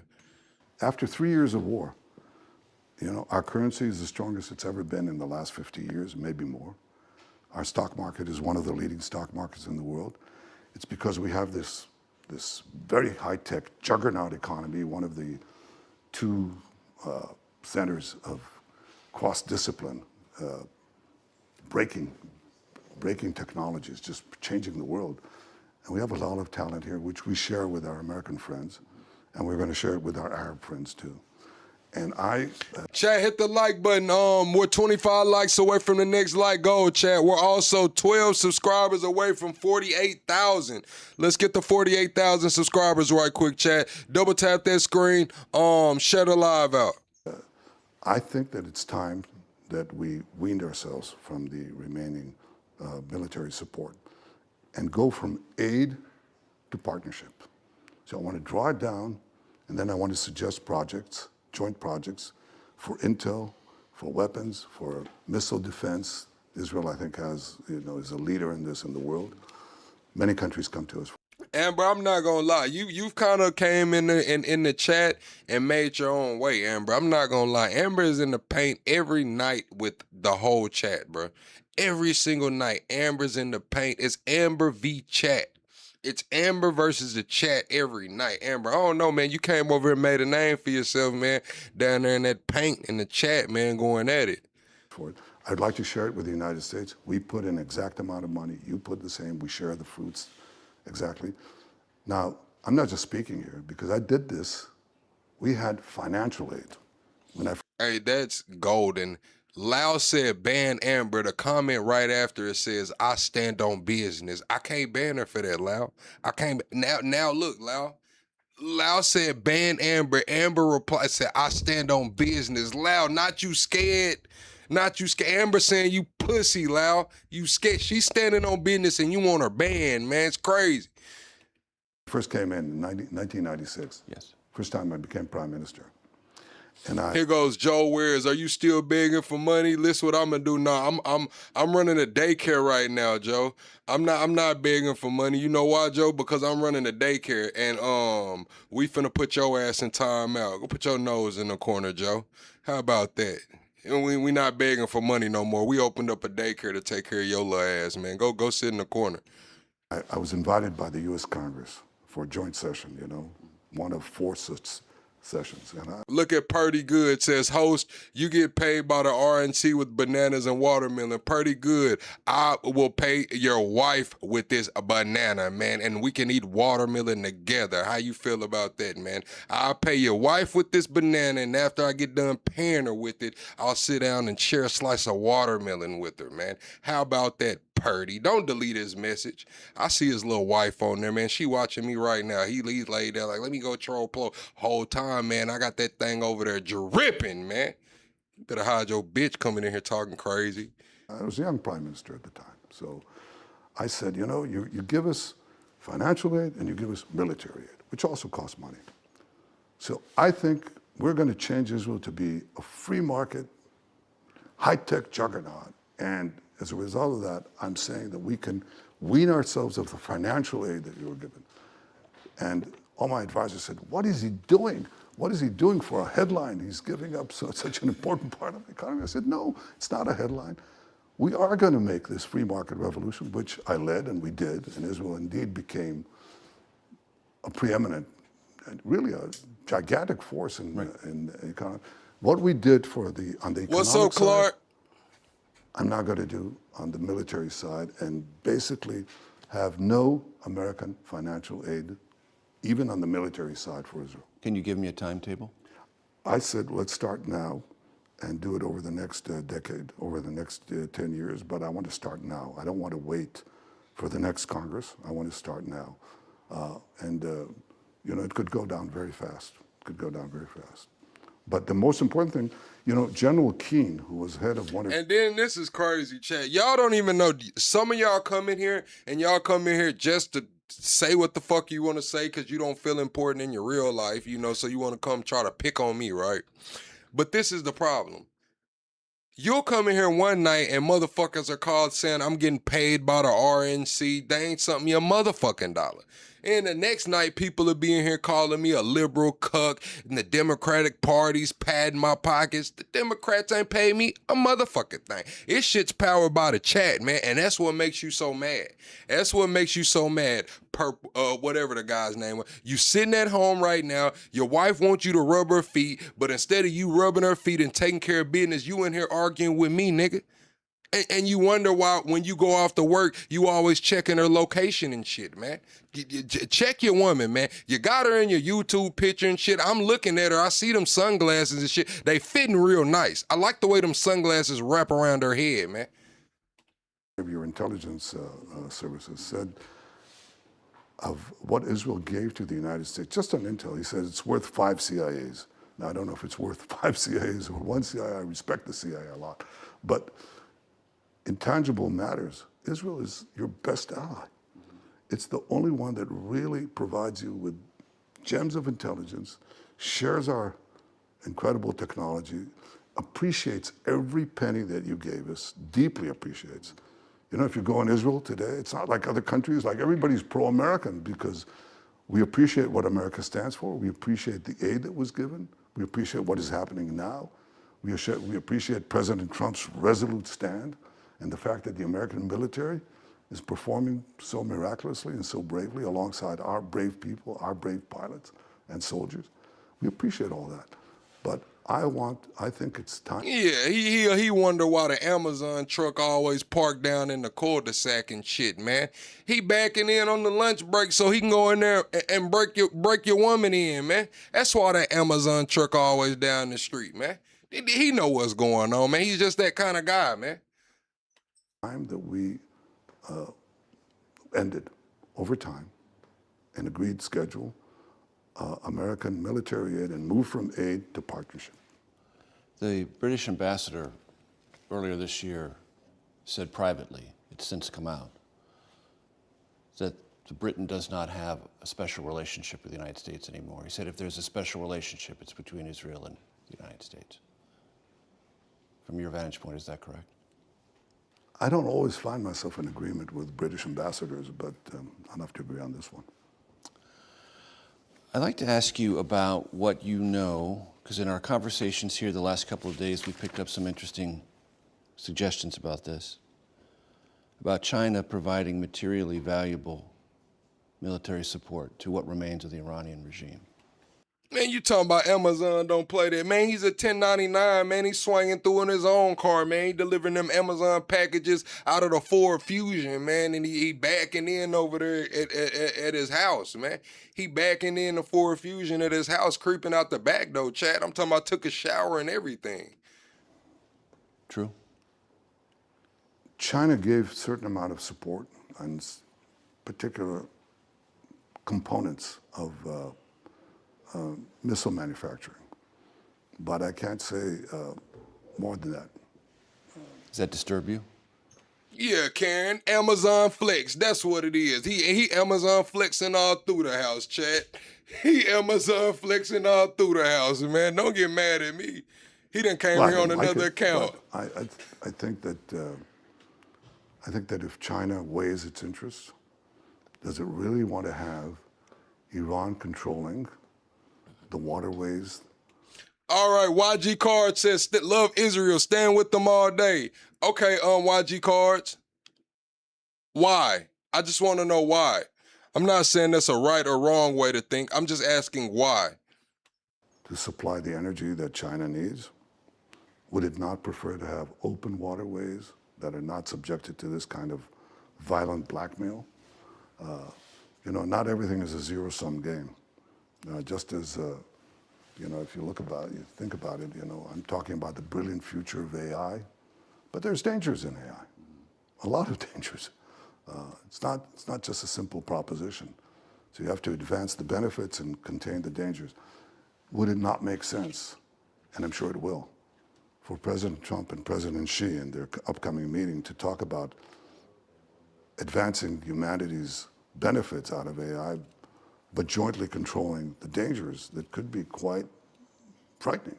So, you know, it's not everything is a zero-sum game, and I don't think everything is a zero-sum game when it comes to Iran. Do you really want to have a fanatic regime with nuclear weapons that is committed to Islamist revolutions? That's what Iran's Constitution says. We're committed to export the Islamist China should revolution. So reconsider. China, I think, should think about. Because it's apparently doing it right now. Could be. I don't want to speak for China. I don't want to speak also. But you have for eyes. President. I'm not gonna lie, Chad. This is how I know we're about to make it too, Chad. This is exactly because it's trolls that come in here and they come in here and they get banned and they make a new account instantly. They have another account instantly and they're only coming here to talk shit to me.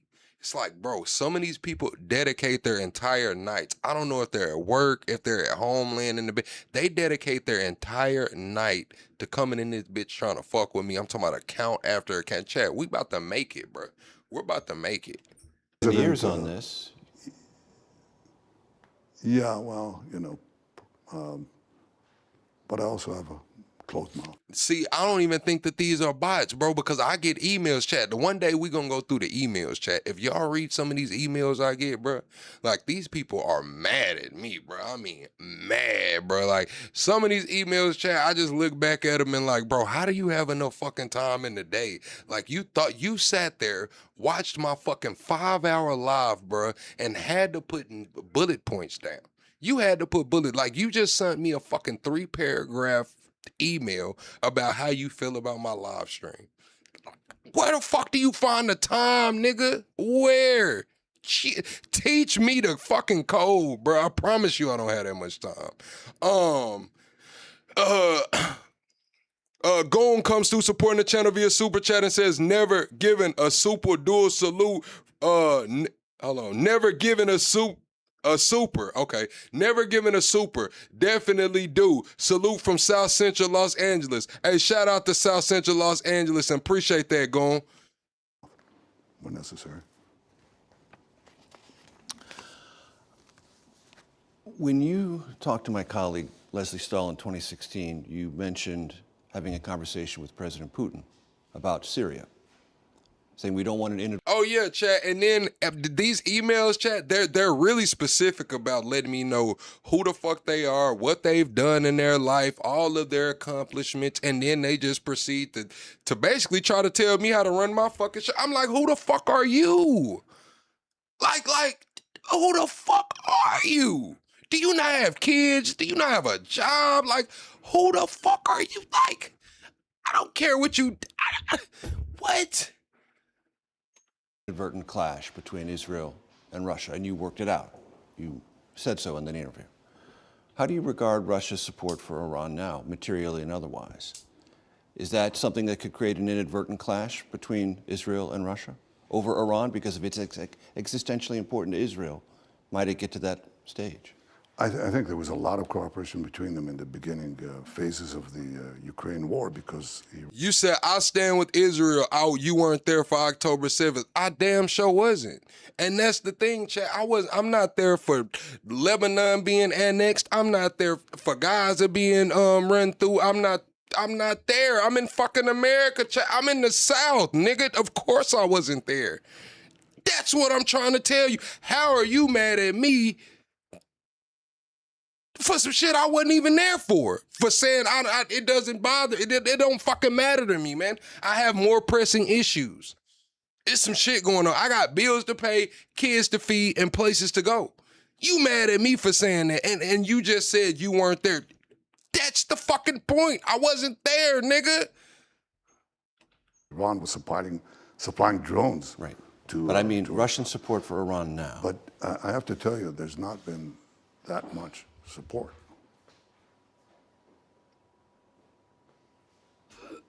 I don't think it's because of us. I think it's because Iran, or rather Russia maybe, thinks that some of the things that Iran does is not necessarily to its favor.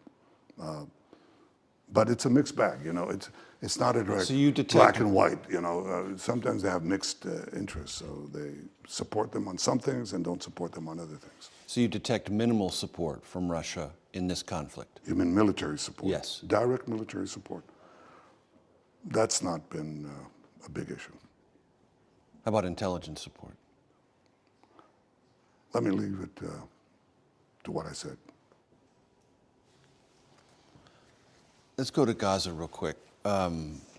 Again, when you talked to Tony Dokoupil back in 2025, this was right after the border peace. And that's my thing, chat. I'm keeping this shit all the way clear across the board. I don't give a fuck what Putin and Zelensky got going on over there in Ukraine. Oh, fuck what Netanyahu and Ayatollah and them got going on in the Middle East. Really don't give I really don't, chat. I don't give a fuck about that, bro. I'm not tripping about these skirmishes and shit going on in Africa. I'm not tripping about none of that, bro. None of that, bro. None of it. Not right now. I got some shit I gotta do, man. We gotta clean up our own house first, man. Hey, listen, I'm sorry that shit is going on, but what the fuck do you want me to do about it, man? All the USAID is cut, man. The money's fucking gone. What do you want me to do about it? The money's not there. You said we have a chance after we're going to give peace a chance, Subsequently, well, we would have subsequently both the demilitarization and disarmament of Hamas. Hamas has to give up its arms. You must make sure there are no weapons factories inside Gaza, and there's no... I don't support shit but America, man. I'm just gonna be honest with you. Canadian family, y'all cool. I love y'all as people. Europeans, y'all cool. I love y'all as people. Africans and Caribbean, I love y'all as people. But when we're talking about country, when we're talking about, I don't give a fuck about none of them flags, bro. Not one of them, bro. Not one of them. You name the flag. If that motherfucker don't look like this one, man, I don't give a fuck about it, honestly. Smuggling of weapons into Gaza. So, 4 things. Disarmament, achieved? No. Okay. Demilitarization? No. Weapons factories? Reduced a lot, yeah. Smuggling into Gaza to refit Hamas? That's really been curtailed because we envelop Hamas now, you know, in Gaza. We envelop and we cut off their supply route, which was the Philadelphia corridor, to the Sinai, and you know, everybody was smuggling those weapons. So 2 out of 4. 2 out of 4. Largely achieved. But the first 2 was supposed to be done by Hamas. That was part of That's part of the Trump. 20-point deal. Right. Unachieved. Well, you say lots of Americans in Israel, they need to bring their ass home. They need to get the fuck out the Middle East. It is what it is, man. Hey, they say it's safer back home. I pray you make it back home. Bring your ass home, man. Hey, all of that, it's time out for the cute shit. It's time out for the cute. Hey, bring your ass home, man. Bring your ass. It's safe at home. I pray you make it back home. Straight up. Hamas promised to do it, and they, you know, violated the deal. Now what? So somebody has to disarm them. And somebody has to then demilitarize Gaza. I would say disarm, demilitarize, de-radicalize, because you don't want these fanatics there. Is that Israel's obligation, or is that the international community's obligation through... Everyone hit the like button, double tap the screen, chat. We're 13 likes away from the next like goal. You said, aren't we all interconnected? We all need each other to survive. Hell nah. That's not true. That shit sounds good, chat. See, listen. Y'all, do y'all want the truth, or do y'all want some shit that sounds good, man? Some kumbaya shit, man. Swipe up, because this is not that, man. This is not that, man. This is not that, man. The world has never been moral. I don't see the world becoming moral tomorrow, man. It's obvious that, listen, chat, all of that cute shit, man, we got people being blown the fuck up, reporters getting blew up in airstrikes, boats getting blew out of the fucking water, and we talking about some interconnectedness, nigga? What? Through the board of peace and some Major, find me the countries who would do it. I said this to our American friends. I said, you know, bring me, it's okay, bring me countries that are sending their troops. They're going to come into Gaza and say to these killers, give up your arms. And you know what those arms are? It's not, you know, tanks or artillery. It's Kalashnikov rifles, AK-47, which they terrorize their people. And I'm saying, chat, the shit sounds good. It's in theory, it sounds good, but let's be all the way fucking honest. When has that shit happened? Y'all point me to a time that borders have not been created by bloodshed and text. Y'all show me. I'll wait. We got a lot of documented history. We know all of these damn wars, hundreds of wars over thousands of years. Y'all show me when this shit was kumbaya. Motherfuckers was holding hands. They was giving out diseased blankets. They were shooting people. They were running through villages, graping and unaliving the babies. They were buck breaking, throwing babies out to the gators. And y'all are talking about some moral shit? Some moral shit? What? Extort money from them for inflated prices of goods, which they took over. So, you said, what's my stance? My stance is that this is a ruthless world. This is a ruthless world, and we see it going on right now. Entire villages being turned to rubble. Children being hit with airstrikes. Reporters being hit with airstrikes. Entire civilizations being threatened. Kim Jong-un saying if he's assassinated, it's over with. It's in their constitution. It's fucked up, man. This is a ruthless world, and I don't understand why people think this shit is just kumbaya. It's fucking not. Borders have been being created since man was running around here. Through bloodshed and text. That's the only way borders are created. Other than water and natural borders and shit. But bloodshed and somebody has to die and somebody has to get this shit in writing. That's how this shit goes. I'm going to do that, you know. If it comes down to us, then we'll have to do it. But we'll choose the time and the circumstances in which to do it because, you know, we've got...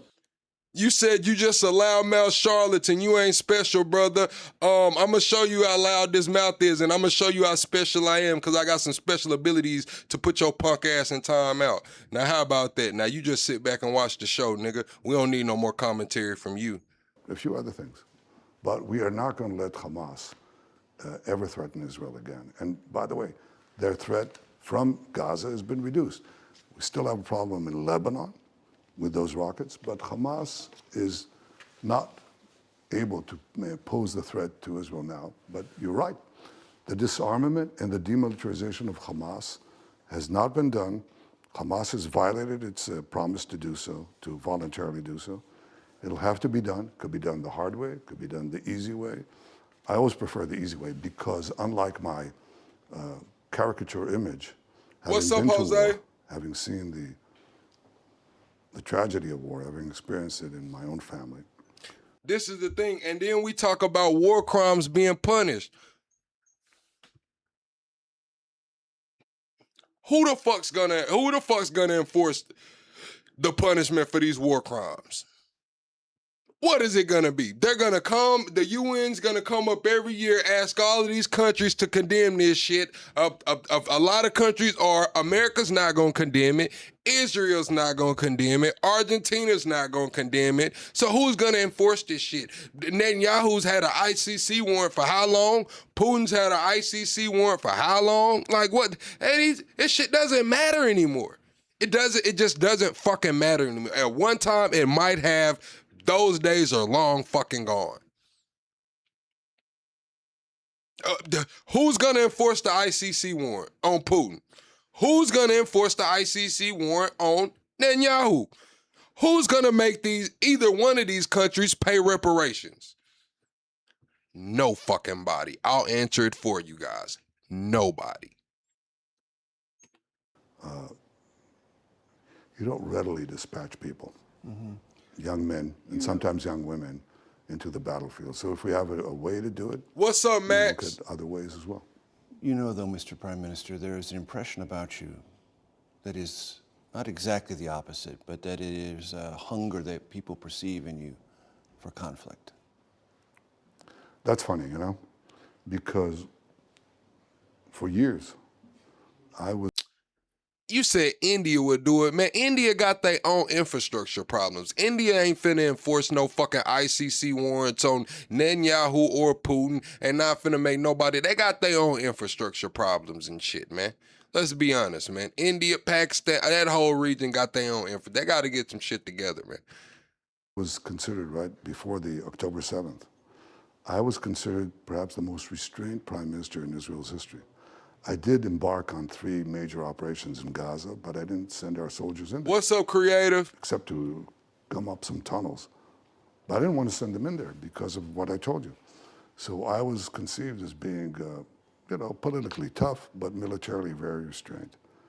Obviously, it changed on October 7th because they were going to annihilate us. I didn't think it was just an attack by Hamas. I saw it as it was, an attack by the Iran axis to try to annihilate us through a noose of death.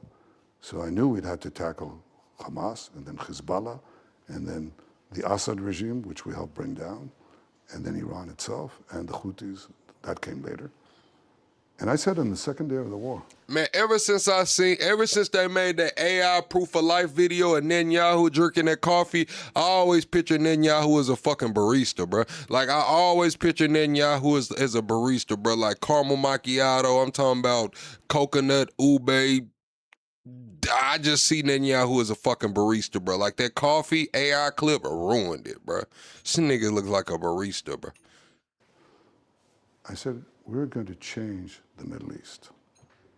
We're going to change this condition where they're ganging up on us, thinking they're going to wipe out the one and only Jewish state, wipe out 3,500 years of Jewish history. It's not going to happen.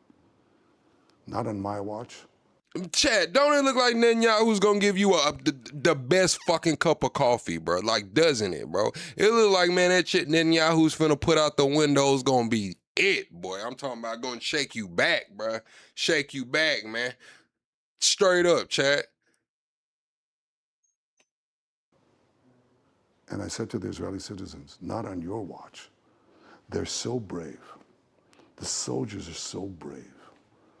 The people are so brave that they said they went with this. Mm-hmm. And we were able to perform miracles because of the strength of the people, because of their sense of history. You said, so this channel just trashes Netanyahu and Israel. We trash every fucking body, Sheila. Don't feel special. Don't feel special. We trash everybody over here, man. We don't trust anything right now. So don't feel special, Sheila. We trash everybody. Understanding that history and the Almighty, well, it's not going to give the Jewish people another chance. We came back from the dead. From endless pogroms, expulsions, massacres, and the Holocaust. We came back.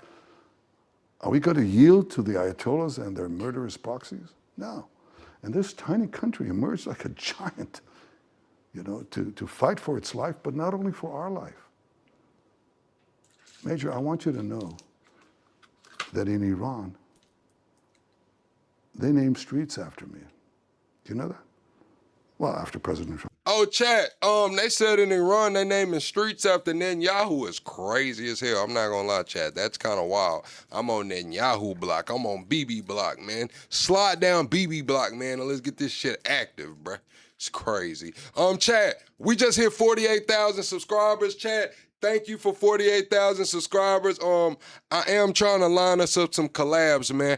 I went through Set channel earlier. He was on live, and I sent him a super chat, and I invited him on stream over here for, you know, like a conversation to sit down. So hopefully we can get that put together over the next week, 2 weeks. Trump too, obviously, because he's leading the fight. But they have this. I don't speak Farsi, but they have the. What's up, Trump Bunny? Beloved Bibi. Bibi June. They named public squares, and as soon as they put they put the signs on, the Revolutionary Guards tear it down. But they know that while we're fighting for ourselves, we're fighting for them too. They know what few of the leaders in Europe understand, that in fighting here, we're preventing militant Islam from taking over their countries, which is a process that unfortunately has proceeded quite a lot. They understand that. Good night, Pepper. You know, I'm very proud of the fact that the Jewish people in Israel and the non-Jewish citizens of Israel banded together, that we put aside our differences. There are many, we're a boisterous country, we have divisions and so on. But at the moment of truth, and in the moments of truth, we stood up together against these barbarians, and we're fighting the battle of civilization against the barbarians who couldn't give a hoot about human rights and who not only behead women, but tear out the hearts. I just saw this in Syria by these Islamists. They tear out the heart of a Druze, that's a non-Islamist sect, of a Druze man lying out, and they eat the heart out while the man is still twitching. And you could say, well, okay, everything is relative. No, it's not. This is evil, pure evil. And if we don't muster the will, the resolve to stand up to this evil, then we don't have a future. Now, if people accuse me of being militant in fighting this evil, yes, I'm militant in that sense. But I don't seek wars. I've been through them. I've been in battle. I've seen friends die in battle. And you would reject any characterization of... No, I can't do very much of that because... Yeah, chat, when it comes to the religions, chat, I don't really care what religion people are. You know, it doesn't bother me. Like I have these debates, I have these conversations. Like if you're Jewish, hey, be Jewish, man. If you're Muslim, be Muslim. If you are a Hindu or whatever, hey man, be you. It is what it is. Be you. I don't give a damn what you, but what you're not gonna do is try to force feed that shit to me. That's what you're not gonna do, is try to force feed any of that shit to me. You can get into the cell phones and you can repeat again and again that I'm a warmonger. Remember what Indiscriminate, sometimes used. Yeah, indiscriminate. We're as discriminating, as surgical as any army has ever been in history. Not only with the beepers and not only with those leaders in Iran and not only... But in Lebanon and in Gaza. In Lebanon and Gaza, yes. We do everything we can to avoid it. We've killed 2,000 terrorists now since the beginning of the roaring lion, epic fury. And we've been very careful to target them. But it's, you know, if people say that you're a warmonger, and they repeat it ad nauseum, you know, it assumes the cachet of self-evident truth. And that's what's happening. You get into their cell phone. You get the bots. Nah, chat, I am religious. I'm just saying that I don't want people to force feed their religion onto me. Just like I'm not gonna force feed my religion onto you. It is what it is. We can have a conversation, we can talk. But when people start saying things like you have to or this and that, it's like, hey, look, man. Who the fuck are you? To repeat it, you show a picture here, a picture there of a tragedy. For us in Israel, every civilian death is a tragedy. For our enemies, it's a strategy. They implant themselves among civilians, you know, so that they have civilian casualties and they can put it on the tube or in your cell phone. So yes, I mean, I don't know how to fight it. I mean, Churchill, without cell phones and without digital campaigns and farm bots, was labeled a warmonger in the 1930s because he said you have to stand up to Hitler. Right. And they accused him of being a warmonger. And Hitler didn't even say death to America, death to Britain, you know. I think he might have planned it, but he didn't say it. And still they accused him of that. And he won the war and lost the re-election. He lost, yeah, it happened. Could happen. You know, there's no guarantee. I mean, you know, when people say to me, oh, you know, I go in the street. See, a lot of y'all don't understand that these people that we're watching on these television screens and phones, these are actors. These people, there is prophecy to be fulfilled. These are actors trying to force fulfill prophecy. You have to look at the timing of everything. You have to look at the timing of everything. So that's the lens that I'm looking through. If y'all want to step into my shoes and wonder how I'm viewing this situation, I'm viewing this situation as all of these people are actors that are making the decisions that are playing out on a global scale, but it's all to fulfill prophecy. They know certain things have to happen in order for prophecy to be filled, in order to push forward initiatives. So instead of waiting on it to happen naturally as prophecy foretells, they're trying to force fulfill it. All of them. Trump, Netanyahu, all of them. Putin calls it out all the time. You just look at it, man. They see what's going on. They know this is a religious war. This is a holy war. Why do you think they started the first strikes right before the blood moon? You got to go back to Acts. You go back into Acts. You listen to what who was that? Peter was talking about Joel. When Peter talked about what Joel prophesied, that's the reason they attacked on that day. What was it, a day, maybe 2 days before the blood moon? Like, all of this shit is to force fulfill prophecy, bro, in my opinion. Streets and, you know, people, I have a lot of support here, contrary to what people describe. And they tell me, Bibi, you're a king. And I said, you're a king. I said, I'm not a king. I have to get elected. Kings don't have to be elected. I have to be elected. Can I have your vote? but come on, bro. They knew the blood moon was coming. Why did they attack right before the blood moon? When y'all go back and read Acts. What is that? Acts 2:17 or is it 2:19? It's one of the it's either Acts 2:17 or 2:19. I'm losing it right now, chat, but y'all have to bear with me. But go read that and then look at how this war started. Not back last year in June when they first dropped the attacks, but I'm talking about from this year. Look at the date when it happened. 2 days later, it was the damn blood moon. They did that. You don't think they know these moon cycles? They don't know what's coming. How the fuck can they tell us a blood moon is coming? They did that shit on purpose. They wanted to attack. They wanted the blood moon to become. They're trying to force fulfill prophecy. Same reason you hear them talking about what did Netanyahu say? Our Messiah is coming, but it won't be this Thursday. Why the fuck would Netanyahu say our Messiah's coming, but it won't be this Thursday if they haven't already sacrificed the red heifer? I'm telling y'all, Chad, these people are trying to force fulfill prophecy, in my opinion. But that's the reality. You know, you're maligned. I think the difference for the Jewish people is this. We've been maligned. Anti-Semitism, which has shown its ugly head recently. You see it in America, you see it in Europe, you see it in Australia. We have these horrible attacks, including in the United States. You know, Jews gunned down. We saw this beautiful couple in working for our embassy in Washington, gunned down right next to the entrance of the Holocaust Museum in Washington. And they asked me, what is this resurgence of anti-Semitism? And I tell them that's exactly what it is. It's a resurgence. For the 2 millennia in which we were flung to the far corners of the earth, the Jewish people, we suffered expulsion, massacre in one country after the other. We left one country, were massacred in another, left for another. And always, these massacres were preceded by vilification, by slanders.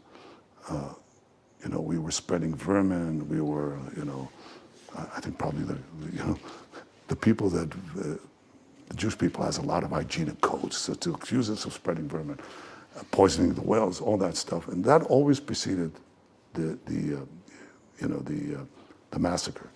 Now, what has happened since the rebirth of the Jewish state is that anti-Semitism, this vile vilification of the Jews, took a reprieve after the Holocaust. Took a reprieve. Took 80 years. You know, it wasn't fashionable to be anti-Semitic, so you didn't say these things in polite society. But it's come back. It's almost like it accompanies us throughout. What is that about, Mr. Prime Minister? I think because I want to stop you right there, because in my career, which started in 1990 in Washington, up until very recently, it was an established fact. All right, Chad, this is what it is, Chad. Acts 2:17, it starts off, and it shall come to pass in the last days, says God, right? So that lets you know he's setting it up for the end times, right? Right. Then you slide down to the actual what will be seen at Acts 2:19. I will show wonders in the heaven above. I will show signs in the earth beneath, blood and fire and vapor of smoke. The sun shall be turned into darkness and the moon into blood before the coming of the great and awesome day of the Lord.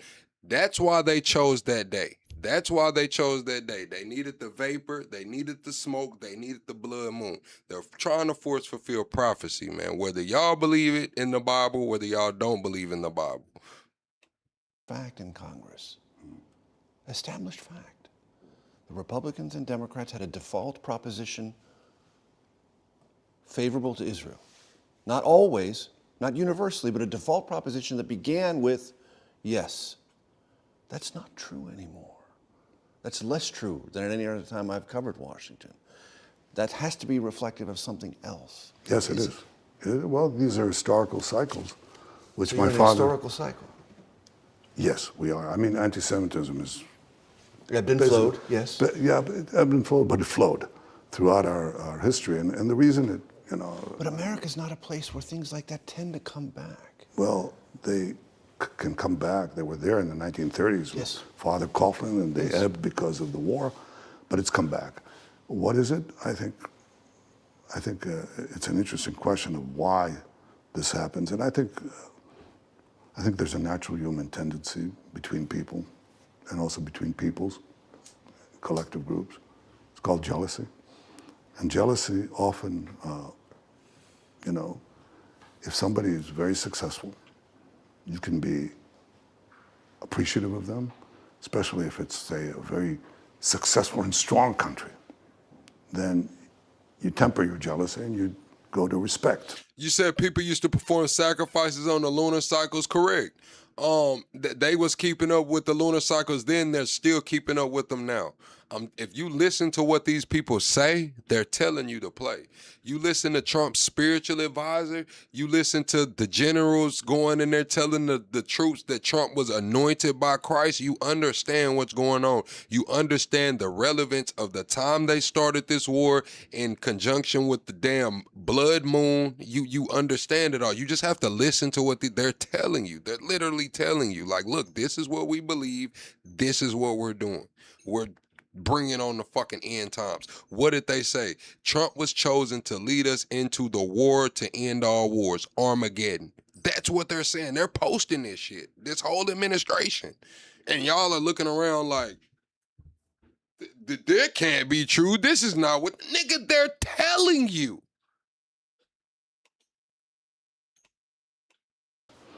But if you... So these are the embers of envy. I think it's part of it. I don't think it explains all of it, but I think one thing I can say is that there are many explanations for the phenomenon, the durability of anti-Semitism over the ages. My father was a great historian of this, and we can have a separate discussion on it. But here's the difference. The difference is it seems to be an enduring flow, which sometimes ebbs, as it did in the last 80 years since the Holocaust, and comes back. Hey, listen, I'm only gonna say this because y'all been on Amber ass in the chat, and Amber just called somebody an idiot. Listen, we not finna do personal attacks. If y'all don't like what Amber's saying, disagree with her for purposes of the debate. Amber, if you don't like what they're saying, disagree for all of those personal attacks and shit, that gets my channel suppressed. We can't do all the personal attacks. People get the reporting, and it gets to suppressing my channel, man.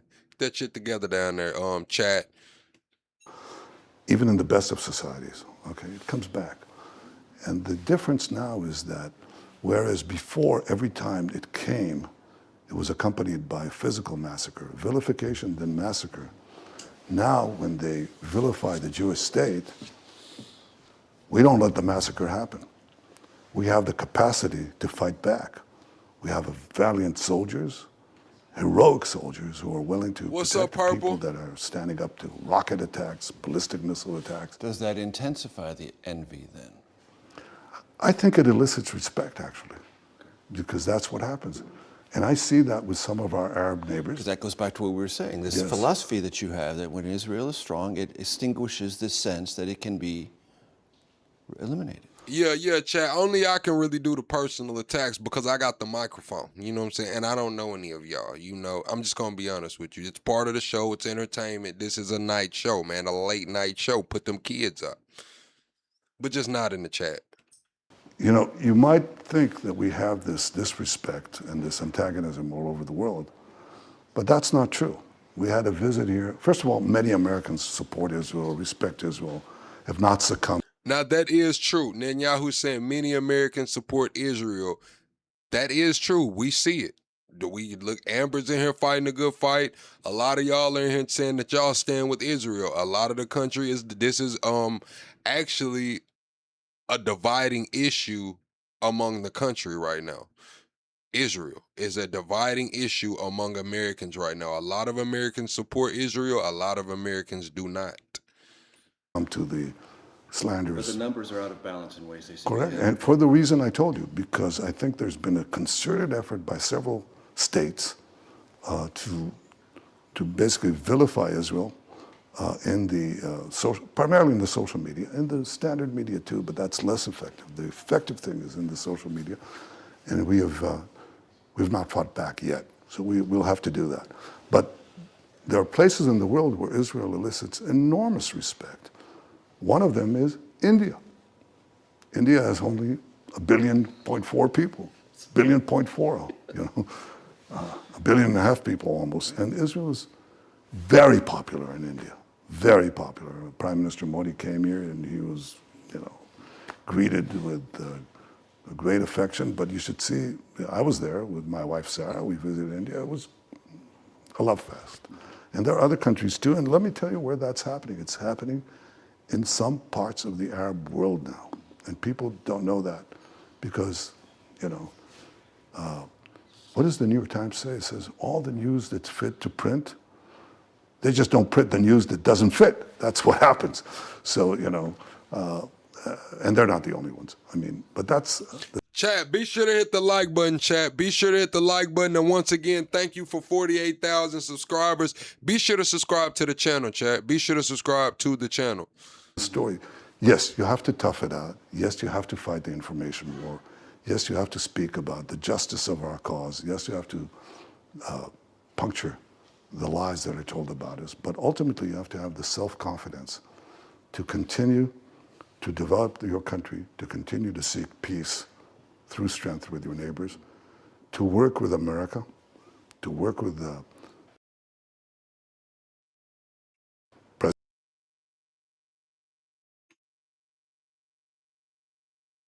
President Trump for his vision of ending this thing. Damn, chat, I'm lagging. Which I think will create a tremendous wave, of positive wave. But all these things require a continuous effort. You don't just, I mean, the Bible talks about, the days will come, you'll eat sit under your grapevine. Everybody will, scuttle their swords and so on. And the Messiah will arrive. Well, perhaps, but it's not going to happen next Thursday, right? So until that happens, until that happy day reaches us, we have to be, free societies have to be strong and have to withstand a lot of attacks, including slanderous and political attacks. You mentioned October 7th. Nearly all the decision makers in charge of security that day have either been fired or left. Defense minister, head of the military, head of the intelligence, head of the Israeli Secret Service, head of the Israeli Air Force. Next month, the head of the Mossad. The only one left is you. What is your level of accountability or responsibility for October 7th? Well, some of them left because their term is up. One or two claimed they took responsibility, but it's not clear what does that mean, What is their responsibility? Let's look at the political echelon, the military echelon, the security echelons. Let's look down at everyone, and everybody bears some responsibility. Yeah, from the top, from the Prime Minister down. Now, let's establish an independent commission, and I proposed a bipartisan commission, like the one created after 9/11, after you had your horrible day. And let's have this bipartisan commission produce any witness, any evidence, anything they want. That's how you get the truth out in a non-political way. That's my proposal, and I think I'll be the first one to go there. But I think the real issue is, okay, that's up to October 7th. What about since October 7th? It was clearly my responsibility to get Israel out of this horrible noose of death that the Iranians put on us. And we did, systematically, very resolutely, go from each one of these 7 fronts, one after the other, and roll back the tide of terror. And I'll tell you what our greatest accomplishment was.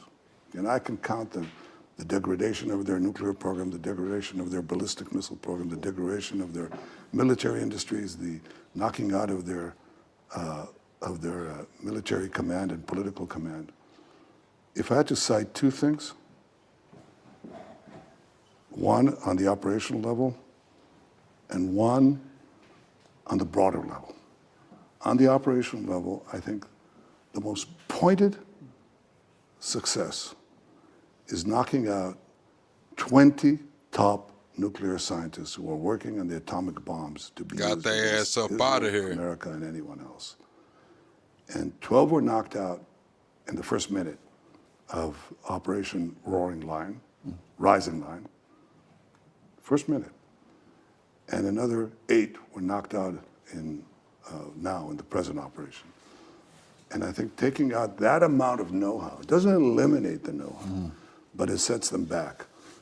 Does it mean that they can't produce a device? They can't, no. But it means that if they plan this arsenal of nuclear atomic bombs that they thought they'd have by now, that's gone. It's been pushed back, and it's important. They don't have an atomic arsenal, but they would have had it, and we would have faced certain death. So the greatest accomplishment is we're alive. They didn't destroy us, and they're not going to destroy us next month because we didn't take that action. Here we go. And in the intermittent operation. And that's true for you too. They don't have the ability to destroy us now. Netanyahu got prostate cancer. If y'all asking why he looking like that, they saying Netanyahu has prostate cancer. We were saved. You know, people say, how many people were killed in this or that operation? Mm-hmm. Israel is a country of 10 million. You know, one of the Iranian leaders said, it's a one-bomb country. We're not going to let them have that one bomb. That's a tremendous accomplishment. But the other one is this. The other one is that we broke the barrier of fear. For 47 years, Iran has been bullying everybody in sight. They've been murdering people across the swath of the Middle East and beyond. They've been sending terror everywhere. They've been attacking us and so many others. And they seem to be with immunity. Immunity and impunity. They could go on doing this because it was clear, everybody understood, you cannot fight Iran on Iran's territory. That was a given. And we changed it. And we had our brave pilots and your brave pilots over the skies of Tehran, over the skies of Iran. That changed. That broke that mask of invincibility. And once that happens, that regime, I think their days are numbered. But it could take a lot of days, I grant you that. And if you say, how long would it take, this war? I think a lot has been accomplished in a very short time. It's not going to take years. It may not take months. It better not take months? It may not take months. Okay. It depends. You know, it depends a lot. I don't want to put a schedule on it. I think there's a mission schedule. There are goals to be achieved. But so far, I think an enormous amount has been done in a very short time. I want to ask you about some developments recently here. Cardinal Pizzaballa faced obstacles to pray on Easter. There was a defacement of a crucifix in Lebanon. There was an assault on a nun in Jerusalem. This appears... Bro, I'm not gonna lie. A nun being assaulted is kind of crazy, Chad. I'm not gonna lie. A nun being assaulted is kind of crazy, Chad. Everyone hit the like button. ...appears to the eyes of some as a trend line of hostility to Christians. How do you respond to that? What is your attitude about it? What are you going to do about it? It's the complete opposite. It's one of those incredible fabrications. If you look at the Middle East, the only place where the Christian community has not merely survived, but thrived, grew, it's in Israel. In every other Arab country surrounding us, they've been squished, squashed, sometimes massacred, but their numbers... These are anomalies.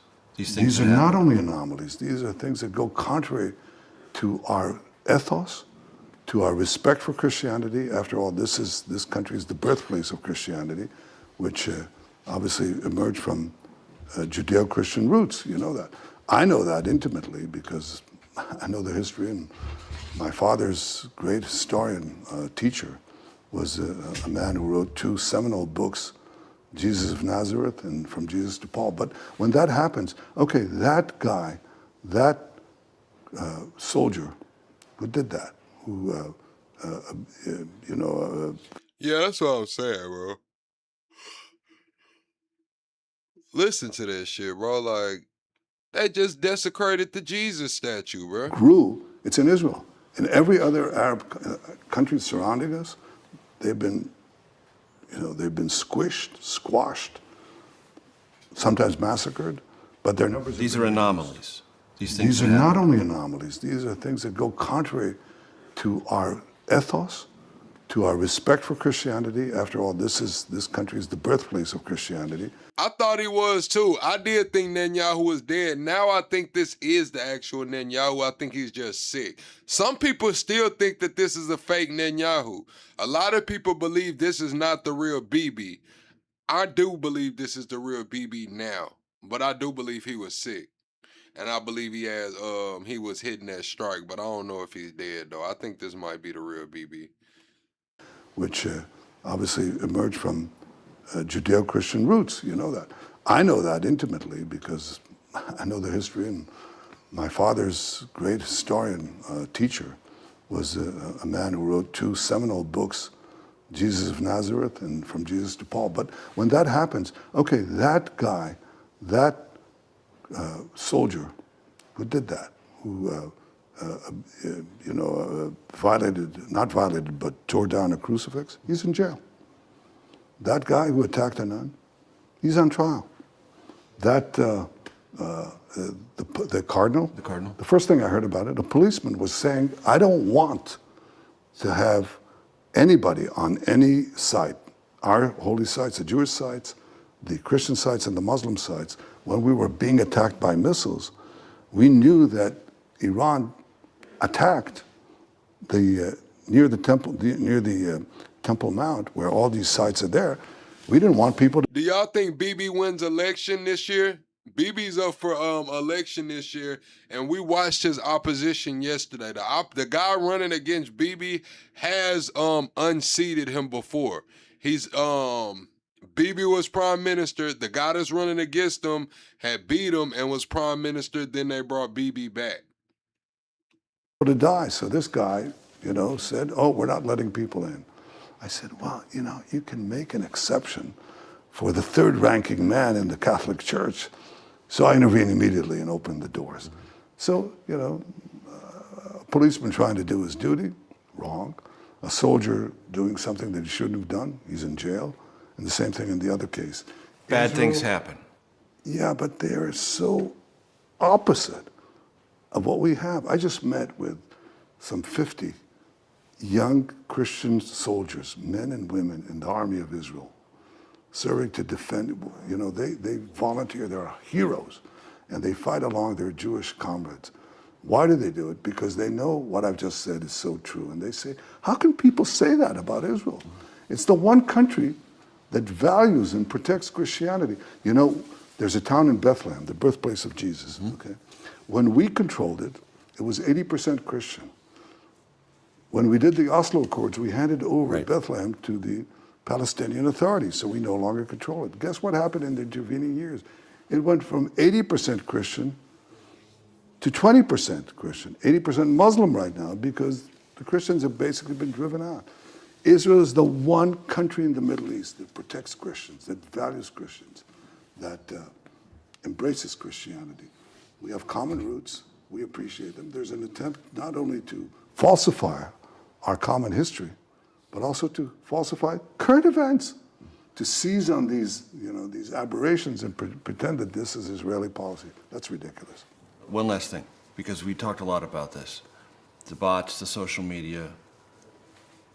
Is it your belief, Mr. Prime Minister, that nothing that Israel has done, tactically or strategically, has made no mistakes, either in Gaza or the West Bank, that have, in their own way, contributed to this negative impression of Israel, whether it's on social media or someplace else? No, of course. Look, it's war.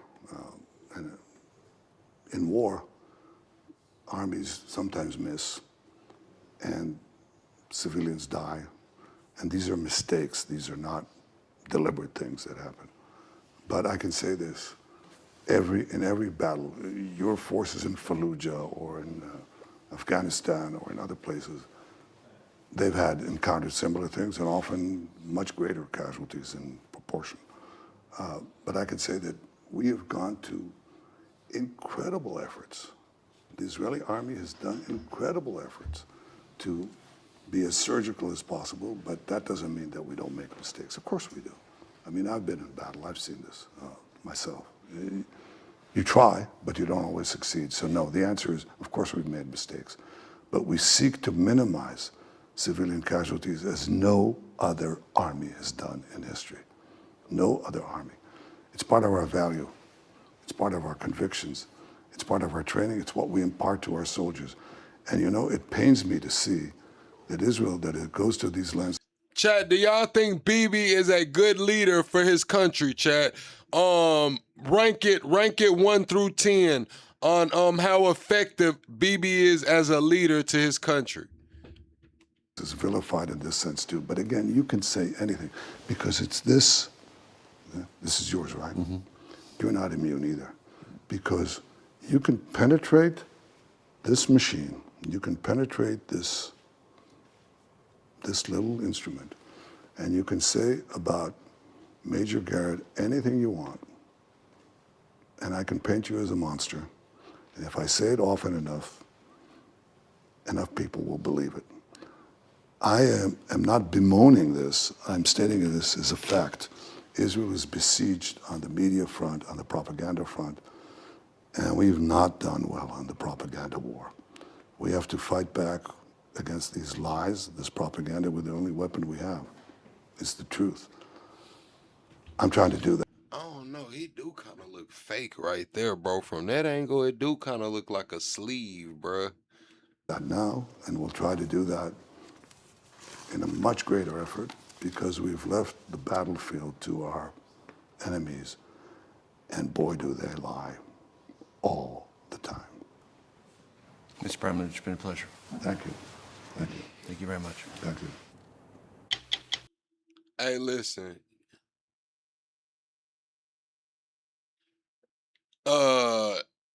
Inkvucker, only one person's listen. Don't come in here yelling in my chat, man. You talking about please don't erase my comments. Stop typing in all caps, bro. Stop. Stop typing in all caps. Tell us truth tell. Stop typing in all caps. What the fuck is wrong with y'all coming in here typing in all caps, man? What the hell is... I'm just finna put some parameters, chat. I didn't want to do it. I'm just finna put the parameters up. Won't nobody be able to type in all caps in this bitch. Watch. Watch.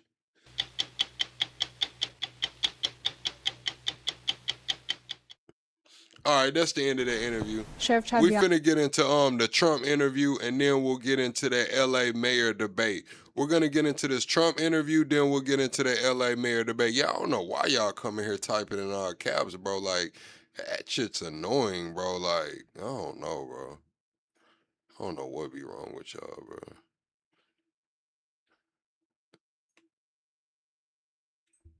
Like, I don't even like it when the people that be here a lot type in all caps. So what make you think I want a new motherfucker to come here and type?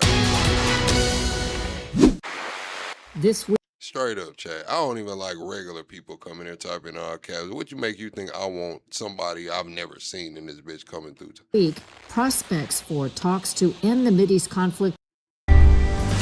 Near the place, we will know about it, and we'll blow them up. We're glad that you are safe and that your family's safe after the latest attempt on your life. How are you and the family doing? Very good. JQ said, bro, you sound like a female. Let me see your bitch then. Let me see you and ask your girl. Drop your girl off over here for the weekend. Since you think I sound like a female, just bring her over here for the weekend. Just drop her off, man. Come pick her back up, you know. Matter of fact, next weekend. Drop her off Friday. Come get her Sunday and ask her about it, man. Ask her if I sound like a female. It was an interesting evening, but I felt very secure, and I think Secret Service did a very good job. Oh, YG said you do sound like one. Drop your bitch off too, YG. Drop her off too, man. It takes two to tango, man. Drop her off too. Drop her off too, man. Judge apologized to the suspect for the treatment that he's gotten in jail. Well, I heard that, and then after watching that, they went back a couple of years, and he was very apologetic to another suspect who I didn't even know about, but he was also, the same judge was very apologetic to somebody else having to do with a similar subject, and not even believable, actually. On Iran, would you say the war is over? Is it paused, or is it very much active? Well, they're militarily defeated. In their own minds, maybe they don't know that, but I think they do because I deal with them. And we cannot ever let Iran have a nuclear weapon. But they are militarily defeated. They have no navy. They have no air force. They have no anti-aircraft weaponry. They have no radar. They have no leaders. Yeah, Chad, that's what I try to say. Like, sometimes people come in here talking crazy, but it's like, bro, like, Y'all wouldn't say this to me in real life. In real life, y'all probably cross the street if you walk past me. I'm just gonna be honest. I'm not a big bag boogie man. I'm not the baddest motherfucker, but I just got a face where it looks like, hey, don't fuck with dude, bro. Just leave him alone, man. Leave that nigga alone, man. Ain't no telling what he on. I got one of those faces when I'm in the streets chat. And then when it comes to y'all in here talking about females, it's like, bro,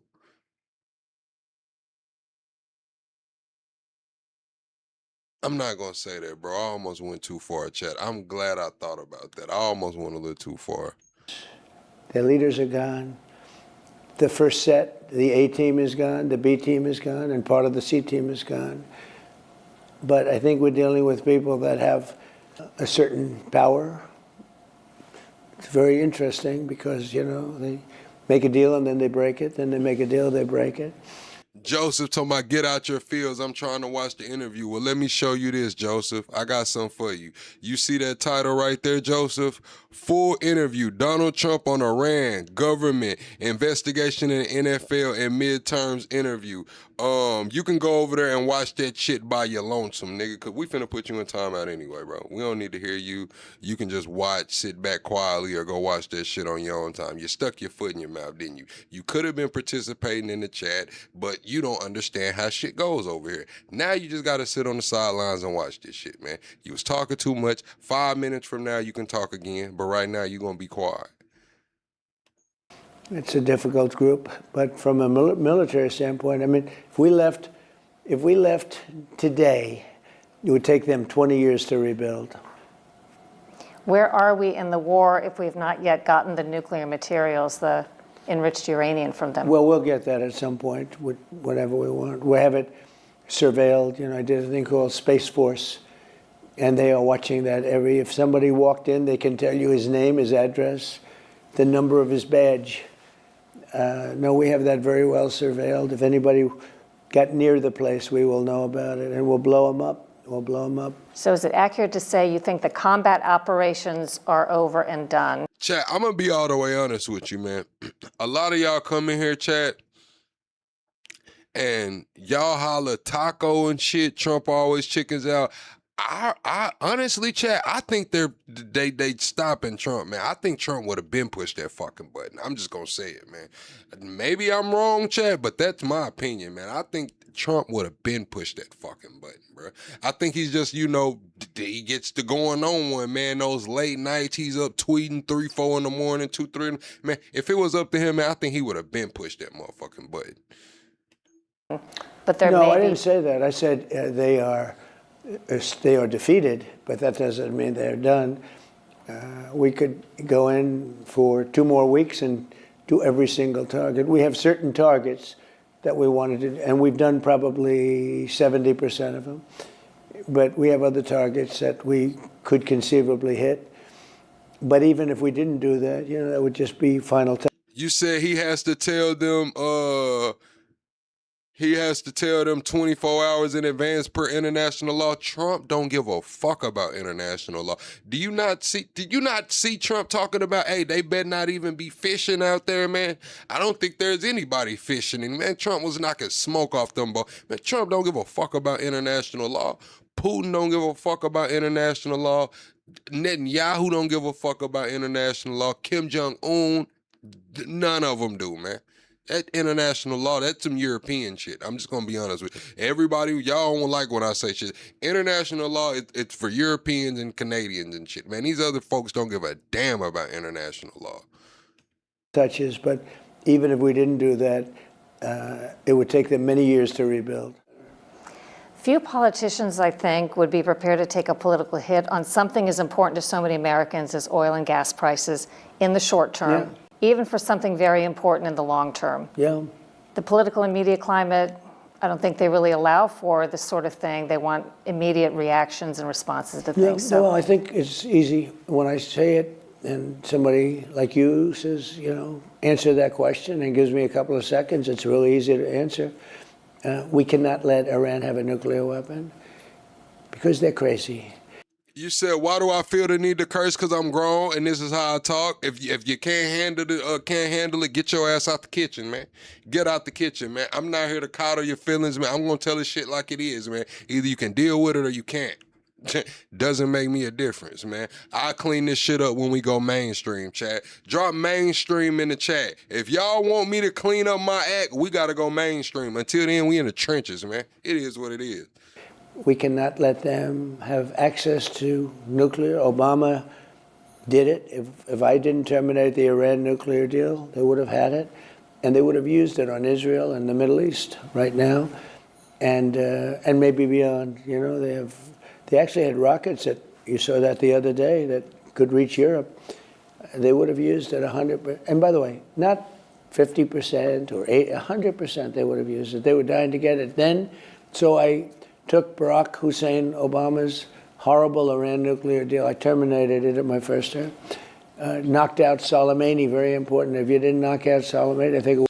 Hey, look, this guy comes in. Christopher's talking about gay stream, right? So Christopher's the kind of guy, you know what I'm saying, to get on Grindr, find him a date, meet him at the gay club, and then be like, oh shit, we're at the gay club. Like, nigga, you knew what the fuck was going on when you came in here. We're not here to coddle feelings. Some people gonna be in the chat that don't agree with you. Now you in here acting pussy. You wanna call this a gay stream? You're acting pussy, man. Like you showed up at the gay club on time. It would have been a different country. It would have been more competent, but he was an evil genius, but he was an evil guy. The roadside bombs, etc., killed many, many people, maimed so many people, the legs, the arms, the face. So that was a big thing. I took him out. And then very big, I don't know, they're all so important if you think. I'm thinking which is the most, but when those beautiful B-2 bombers attacked 8 months ago and attacked their potential nuclear site, they would have had a nuclear weapon within 2 weeks. If we didn't, that's why I had to go in. I knew that they were going to have a nuclear weapon. And we obliterated their, I call it the nuclear dust. There's a lot of nuclear dust. But we Beverly, who are you telling to please shut up, Beverly? Do you not see the title above me?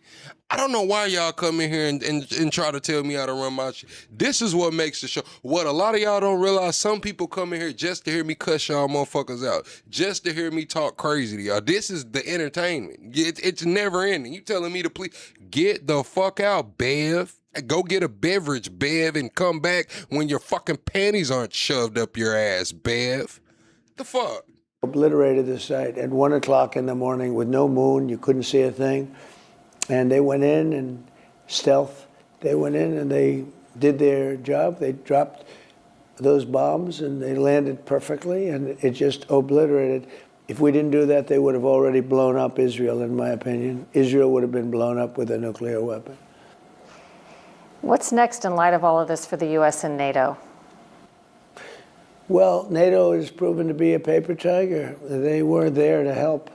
You know, this is the interesting thing is many of those NATO countries we don't use the Strait. We don't need it. In fact, boats are coming up to Texas, Louisiana, and Alaska and filling up with oil. We don't need the Strait. We were doing it to help Israel and Saudi Arabia and Qatar and UAE. So there you go, Amber. You hear that, Amber? Trump just said that we were doing it to help Israel and the UAE and shit. Not our fucking business, man. Not our fucking business. To help UAE and Israel. It looks like we're the aid and assistance, Amber. It looks like we're the aid and assistance. Others, we don't need it. It's an amazing, we don't use it. We had 1% and we did that as a favor.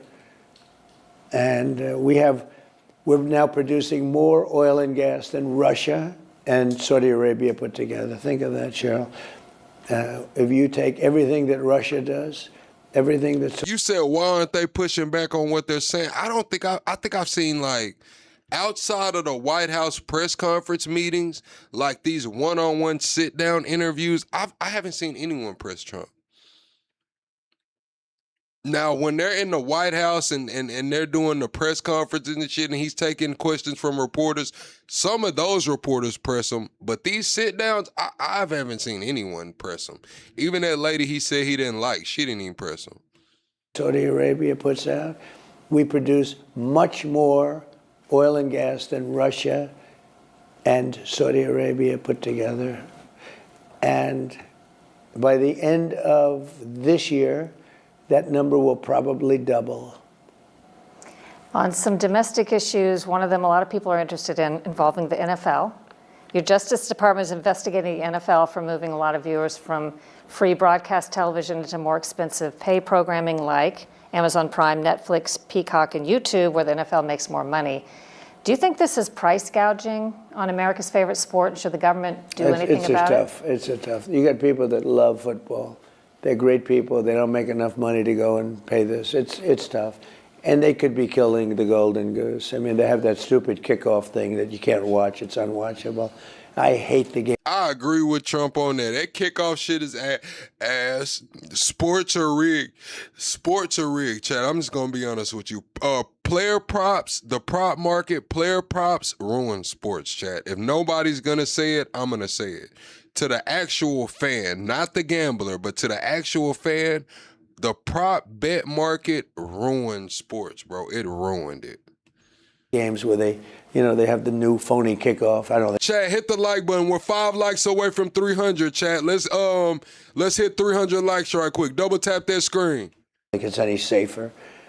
I hope college football doesn't do that. You know what I'm talking about, right? I'm not You're not a football. You are not viewer. a football fan. These people know what I'm talking about. They ruin the game, but they have to be careful because others have tried this, and all of a sudden you don't have a sport anymore. You said you're dumb, Robert. Shut the fuck up, man. You in here watching me. So what does that make you, Rob?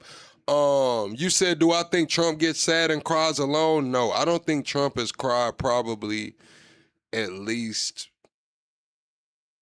I give Trump probably 30 years. Trump's probably 30 years removed from shedding a tear, bro. Trump's probably at least 30, 40 years removed from shedding a tear. Anymore. Probably will. Government will step in and do something. There's something very sad when they take football away from many, many people. Very sad. I don't like it. So do you think the government will step in and I do don't know, something? but I don't like it. All right, Chad, we got us one, man. Robert comes in saying, shut up, you dummy. Well, watch this, Robert. I'm finna put you in a timeout that's so long, you gonna forget I have a live stream. Now sit the fuck back and watch me, Robert. Everybody, look at Robert and point at him and laugh, because his fucking nose is in the corner for the remainder of the evening. Like it? I don't like it. They're making a lot of money. They could make a little bit less. They could let the people see. You have people that live for Sunday. They can't think about anything else, and then all of a sudden they're gonna have to pay $1,000 a game. It's crazy, so I'm not happy about it. More with President Trump from the White House after a short break.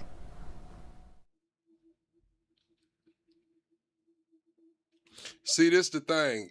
Then you got people coming in here saying, who are you? I'm the nigga with some motion, man. Straight up. My name is Plug. I'm the voice of the politically homeless. I don't care if you're far left, far right, liberal, conservative, Marxist, fascist, alien, NPC. You can get your ass in here and have a conversation. We're not going to coddle your feelings. This is not an echo chamber. You will get into it with somebody in the chat, and you will have a good time. Me, probably.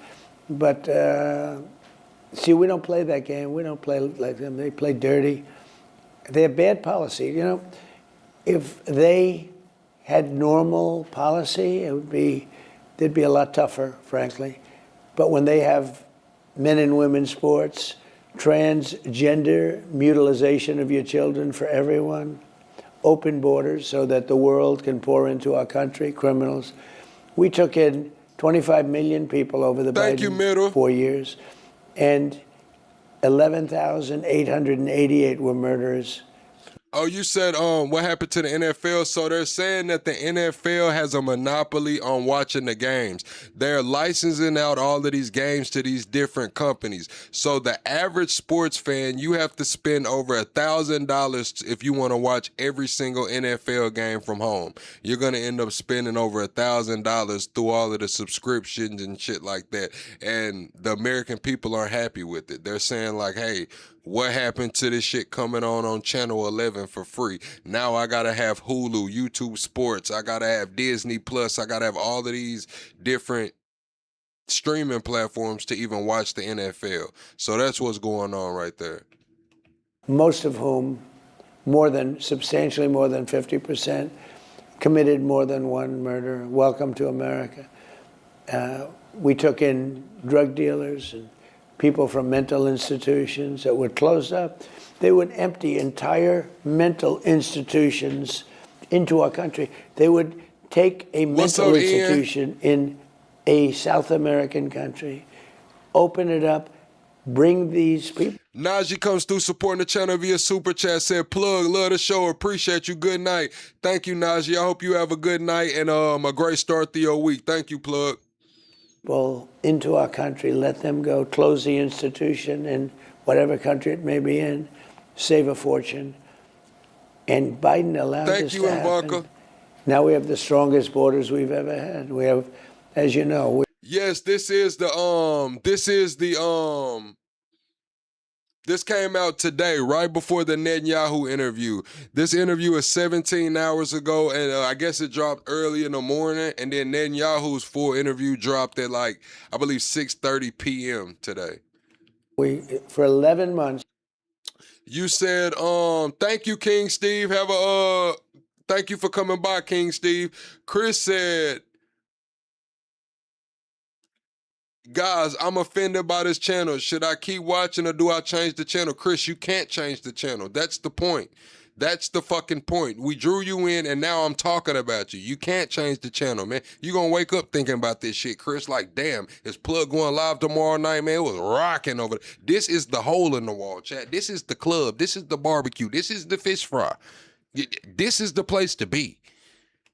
They say nobody is coming to our country illegally. You know why nobody tries? Nobody makes the trip up. The trip is not worthwhile because they know they're not going to get through. So once they know that, they don't make the trip. But we're running a great country. We're respected by everybody now. Again, we weren't respected. We were a laughingstock for 4 years. We were a very, very unsafe place. You know, murders are down now to the lowest in 125 years, the year 1900. But we were a country that was a dead country, and now we're the hottest country anywhere in the world. It's pretty amazing what we've done in a short time. As straightforward as securing the border seemed to be once you got into office, it almost implies that another president could reverse it as quickly. Is there any way to protect against that in the future? Yeah, vote Republican. It's very simple. And this is what I'm going to say. As just being honest, chat, what the fuck is the Republicans going to do for me? What the fuck is the Democrats going to do for me? Honestly, chat. Thank you, Scott, for getting that membership. You just got access to 300 past live streams plus some cool emojis. Members, show Scott the emojis. Thank you, Scott. But yeah, that's what I'm asking all of them. I'm asking the Democrats and the Republicans, man. What the fuck is y'all going to do for me, man? I see all of these foreign interests. I see all of these other groups getting the red carpet treatment. What the fuck is y'all gonna do for me, man? Honestly. Venezuela and voter fraud. There are Venezuelan engineer whistleblowers who have provided your administration, my understanding is, with a lot of information and documentation alleging vote rigging in the U.S. elections, including in 2020. And that's what I have been doing. Locally, I've talked to a couple people that's running for mayor. I've talked to couple people running for city council. They want me to run for city council over here, chat, but I'm not gonna do it, man. I'm gonna just sit it out, chat. I'm gonna sit it out and I'm gonna come run my mouth on YouTube. But yeah, man, I'm telling these folks where the potholes is at. I'm telling like what's up with these projects that we got. We don't have a splash pad here for the kids. So these are the things that I'm out campaigning locally for, even though I'm not trying to hold a position. But I do have these meetings, I'm not going to say often, but over the last couple months, I've had quite a few of these meetings. Through an operation engineered in part by our foreign adversaries and centered in Venezuela. Are you familiar with this information, and is anything going to come of that? Yeah, a little bit. And, well, I'm familiar with voter fraud because we have a lot of it, I believe, coming up on the 2020 election. The 2020 election was rigged. You know, when I used to say that, they'd say, oh, the cameras would turn off. How can you say? Now they don't turn. The information, a lot of it's already out there. The election was rigged. It was rigged. You talking about you worried about splash pads? You damn right I'm worried about the youth, nigga. I'm not in here trying to save you. What the fuck I look like saving your grown ass for, man? These kids need something to do. We always talking about the youth and how they're just always stuck in their phones and being sucked in the algorithms, and then they either turn out sugar spice and everything nice or fucking gangbangers. Yes, nigga, let kids be kids. Yes, I'm campaigning for a splash pad for the kids in my city. You damn right I am. What's to you? You look at Georgia, you look at Pennsylvania, you look at these states, they were rigged. It was a rigged election. And they used COVID to do it, and they used crooked, dirty cops to do it. You know, they had dirty cops. Like you read about Comey. Comey's a dirty cop, bad guy, bad for the country, bad guy. But no, the 2020 election was rigged. Anytime you have mail-in voting, you're going to have a rigged election. Anytime you're not using voter ID, the Democrats don't want. They're fighting us on the Save America Act. Hey, members, y'all walk through, Inkvuk, I don't know how to say your name, so we're gonna call you Ian.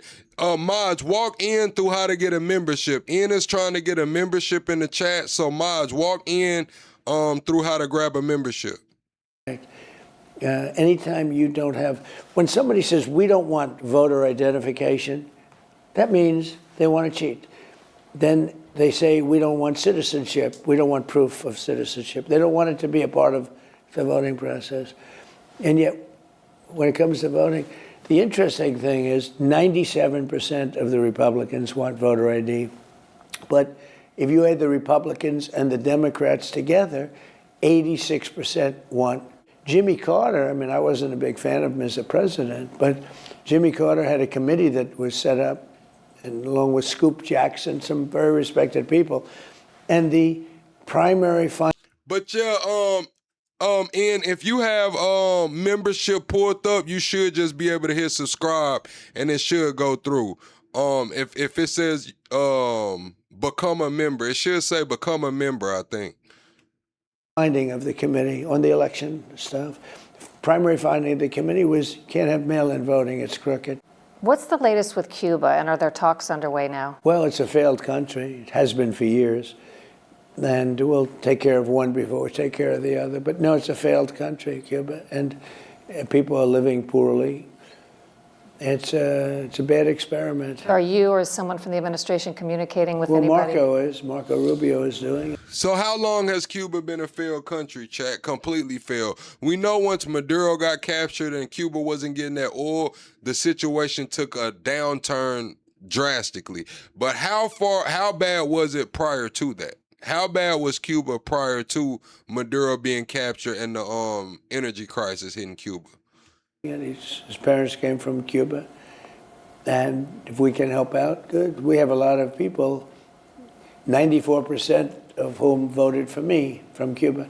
I did great with the Hispanic vote anyway, but Cuba, Venezuela, they all voted for me. You know, Venezuela is a very happy country right now. They were miserable. Now they're happy. It's being well run. The oil that's coming out is enormous, the biggest in many years.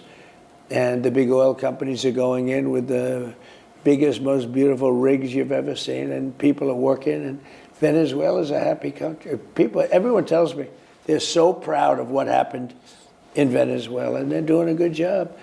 So we have a lot of interesting things that we. No, I don't think Cuba was a good place in the last 50 years. I do remember Castro trying to go to the gold, trying to back everything by gold, but I know the situation has gotten a lot worse since Maduro's been captured and since the U.S. has that blockade over there. So that's what I was asking. Like, compared to how it is now, how bad has it gotten? Has it gotten way worse? Like, I think it has. I'm asking y'all's opinion. The blockade got them fucked up. Maduro being gone got them fucked up. We've done and that we're doing. You'll soon be heading to China. Yeah. How's your relationship with China's leaders, and do you have a top goal in mind? My relationship is very good with President Xi. I don't know the other leaders, but President Xi is a good man, smart. Yeah, I know Maduro is from Venezuela, but once Maduro got captured, Cuba's oil was cut off. It was over with.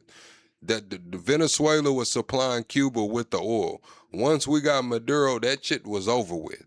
Y'all got to remember, we put the blockade around Cuba right before we went into this war with Iran. We put the blockade around Cuba, snatched Maduro, and then we went into Iran. Man loves China. And I look forward to being there. We did this once before, and it was amazing. It's going to be I think it's going to be an amazing trip. There's a woman named Katie Talento, if I'm saying her name correctly, who recently stated that in 2017 she worked for you, and her job was to keep Bobby Kennedy as far from the West Wing as possible. Chat, hit the like button. We're 25 likes away from the next like goal. If you're enjoying this content, be sure to subscribe to the channel and hit the like button. After you had agreed to a vaccine safety commission. Did you know about that? She's published on that the last couple of days. She says she's apologizing for that, basically. Did you know that at the time that there was somebody supposedly tasked with keeping Bobby Kennedy away? No, I didn't. He's doing a good job. I think Bobby, people love him. I didn't know about that. Do you think there should be a vaccine safety commission? A commission Here we go. on what? Vaccine safety, something to examine, something like Look, he I proposed. I remember all of that shit, bro. Like, that's another thing, Republicans. What happened to all of that anti-vax shit, man? All of that anti-vax shit went out the window when Trump got in office. Are y'all not hearing this, man? Like, in his stance on the vaccines and shit? I don't even like talking about it like that because, you know, the platform gets to acting funny. But, like, what happened to all of that anti-vax shit? Where did that shit go?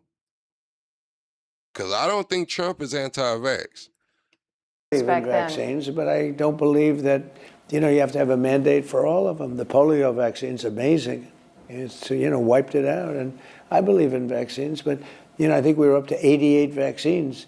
And I really feel that vaccines, if they were given in smaller quantities. What's up, Erica? They want to cut some out, and that's good, too. And I agree with that. 82 is too many. If you look at Denmark and other countries, you have 12, 14, I think 17.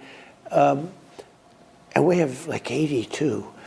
But I look at these beautiful little babies, and they get a vat, I mean, so like a big glass of stuff pumped into their bodies. And I think it's a very negative thing to do. And I would like to see it. I'm not doing this in terms of Bobby or not. I hope they agree with that, but that's just my opinion. I would love to see much smaller shots, like 4 visits to the doctor. And I think you would have a much better result with the autism. More with President Trump when we continue.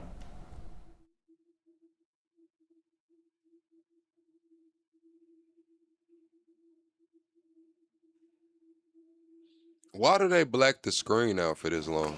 On Full Measure, we reported this season on controversy with the Tennessee Valley Authority, which John Rich got involved in, advocating for landowners whose land risks being taken away for a giant power plant. I saw it, actually. Are you creating a position for John Rich to advocate more widely on that front? Well, I would. I like him. You know, he was on The Apprentice and he won. He's a good guy. Is that a big issue with government taking land? Yeah, a lot of people don't like that, you know. It's not the greatest thing. But Tennessee Valley bothered me for another reason. And I have to look, but the person running it always, you know, for years got inordinate.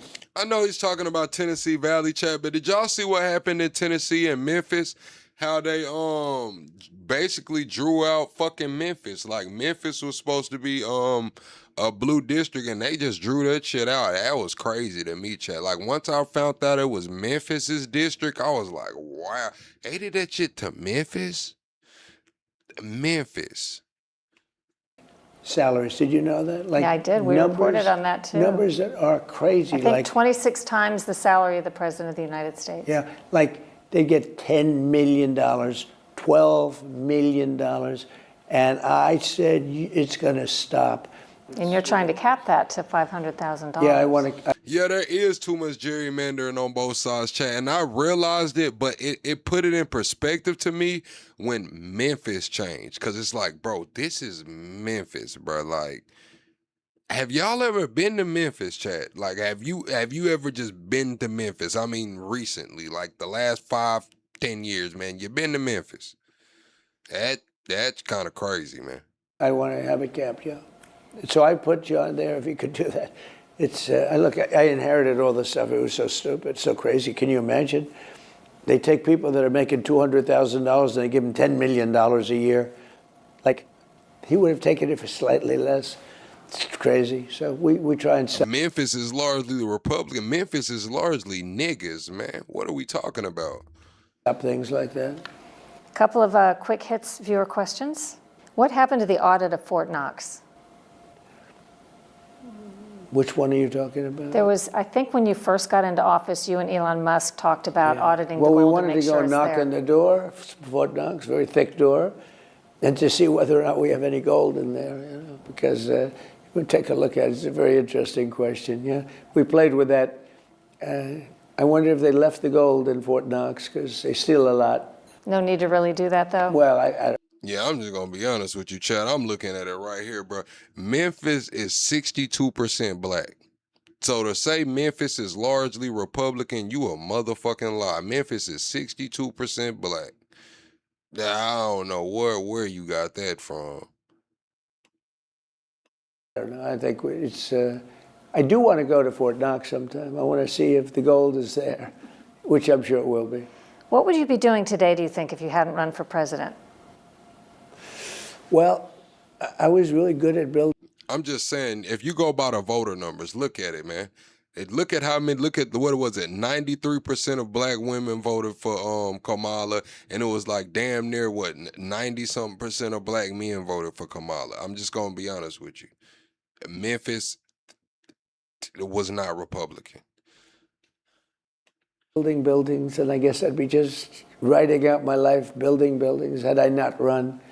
But now that I have become president, and for, I guess you could say, for 9 years, you know, I've been, if you look at it, I had the 4 years, then we had the rigged election, but during that rigged election, we were fighting with these people like more than if I were president. And then we had a great first year as president. I think we had a great first year. I think it's one of the best. I ended 8 wars. And to a point where the woman, a very good woman too, Maria, she received the Nobel Peace Prize, and she said, I received it. The only one that should get it is Donald Trump. I didn't know her. And it was very nice, very gracious, actually. But I ended, think of it, I ended 8 wars. And we have the greatest economy we've ever had. Just as I'm walking into the room, I see the S&P hit a brand new high during a so-called war. I call it a military conflict because it was... Why doesn't this feel like the greatest economy we've ever had, Chad? If he's just going to put that out there, Chad, does it feel like the greatest economy we've ever had, Chad? Are you feeling it, Chad? It was... Are you feeling the golden age? I mean, he's saying this is the greatest economy we've ever had. Why doesn't it feel like it? Pretty easy. We have the greatest military in the world. You look at Venezuela, you look at Iran, look at what we wiped out their navy in 1 week. 159 ships at the bottom of the sea. We wiped out their air force. We wiped out their everything. We wiped out their leaders, I guess, maybe most importantly. But we have the greatest military anywhere in the world, and I think you see that. Do you see your son Barron going into politics someday? Well, maybe. He's certainly a popular guy, but I have a lot of members of my family that are very popular. You know, I have good kids. They're very good kids. Back with a final word in a moment. Yeah, this long-ass, blacked-out-ass screen is terrible editing, man. Whoever is editing for Full Measure and Cheryl ass needs to be fired. Do you still donate your salary, and if so, who's it going to? I do. Much of it goes to the White House preservation. You know, I fix things up. You might have seen the path outside. Did you see it? I know about it. I have not personally walked on it. It's beautiful. I'll let you take a look at it later. It's beautiful, beautiful black granite. It was stone that was all broken and terrible shape. The White House was not properly maintained. You think a guy like Joe Biden would maintain it? He didn't know he was alive, but I do. I'm very good. I was a great real estate developer, and I can fix things and make them look beautiful, pay for it myself. But no, I devote 100% of my salary to different things, but I like White House preservation. Anything else you'd like to add? No, but I think your show is excellent. I watch it a lot, and it's always an honor to be with you. I think we've done it quite a few times. This is our 10th interview, sir. Wow. Since 2015. Well, it's my honor. Well, thank you. Thank you so much. I appreciate it, sir. Very much. You saying 155,000 jobs? That shit's fake. That shit's gaslighting. That shit's ghost jobs. That shit is damn gig jobs. That shit's not. It's not what it seems. To put it in the least bit, it's not what it seems, man. I'm ready to hear from what's the new Fed chair name? Warsh. What's his name, chat? What's the new Fed chair's name? Jerome Powell's out. I'm ready to hear from the new Fed chair, man. I want to see Warsh becomes the new Fed chair tomorrow. Tuesday, we get that CPI report. We're going to hear about, CPI inflation core. We're not talking about energy. We're not talking about any of that, man. We don't give up. Give us the real numbers. Fuck all of that. Fuck all of that. Pencil whipped ass shit. Then we get the FOMC chair speech. We're gonna hear from Warsh. We're gonna hear get up there. Hopefully, he can keep my damn attention. I've been watching Jerome Powell for a few years get up there and do his one too. Then we get the Fed balance sheet. Now, let's see if they're gonna update the balance sheet. Let's see if this shit's actually gonna reflect what's going on. Because lately it's not been reflecting what's going on. Then Friday we got Trump and Xi are gonna meet in China. Friday Trump's gonna set to be in China to meet with Xi. Got a action-packed week, chat. Let's get into this LA mayor debate. They had the mayor debate for LA. They said Karen Bass, they said Spencer Pratt got on Karen Bass head, man. They said Spencer Pratt was relentless. I haven't watched it, chat. Let's see what's going on. And a good evening, everyone. I'm Colleen Williams. Thanks so much for joining us tonight. Our doubleheader debate kicks off right now with the race for LA mayor. There are a number of issues for Angelenos, and with the primary election now just 4 weeks away, the stakes are very, very high. Joining me for the debate tonight are my colleagues, Conan Nolan, NBC4 political reporter, and Enrique Chiabra, Telemundo 52 news anchor. And we welcome tonight the 43rd mayor of the city of Los Angeles, the Honorable Karen Bass, and her two challengers, Nithya Raman. All right, chat. Do y'all think Karen Bass should win re-election, chat? Karen Bass for re-election, yes or no, chat? Let me know. Double tap that screen too, chat. Also, if you're enjoying the content, be sure to subscribe to the channel and hit that like button. That's how you support the channel for free. Who is a member of the Los Angeles City Council District 4, and Spencer Pratt, a media entrepreneur and a former reality TV host. We'll be asking questions tonight on behalf of viewers and voters. We are proud to broadcast and stream this debate in English and Spanish on NBC4. Dragon, I ask these questions too because I go live late. So a lot of my audience is in California and on the West Coast. Because I come on kind of late Central Time and East Coast time, a lot of the audience is from the West Coast. En Telemundo 52, what's up, King and All Day? LMU. All right, there are a couple of rules tonight. Each of the candidates will have 60 seconds to answer our questions, and then 30 seconds for rebuttals and or responses to follow. That is up to the discretion of the moderators here. If a candidate goes over their time, we'll give them a warning. If it happens repeatedly... Chat, y'all want to do a roll call, man? Where's everybody from in here, man? What time is it and where you from? We ain't done that in a long time, chat. Shout out your city, shout out your state, shout out your region, man. Where is everybody from here? I'm from the dirty South, chat. I'm from the dirty South. The candidate could get fewer questions. And of course, to our live audience here at the Skirball Center, please hold your applause. And of course, we're expecting a dignified debate. We can certainly no name calling, obviously.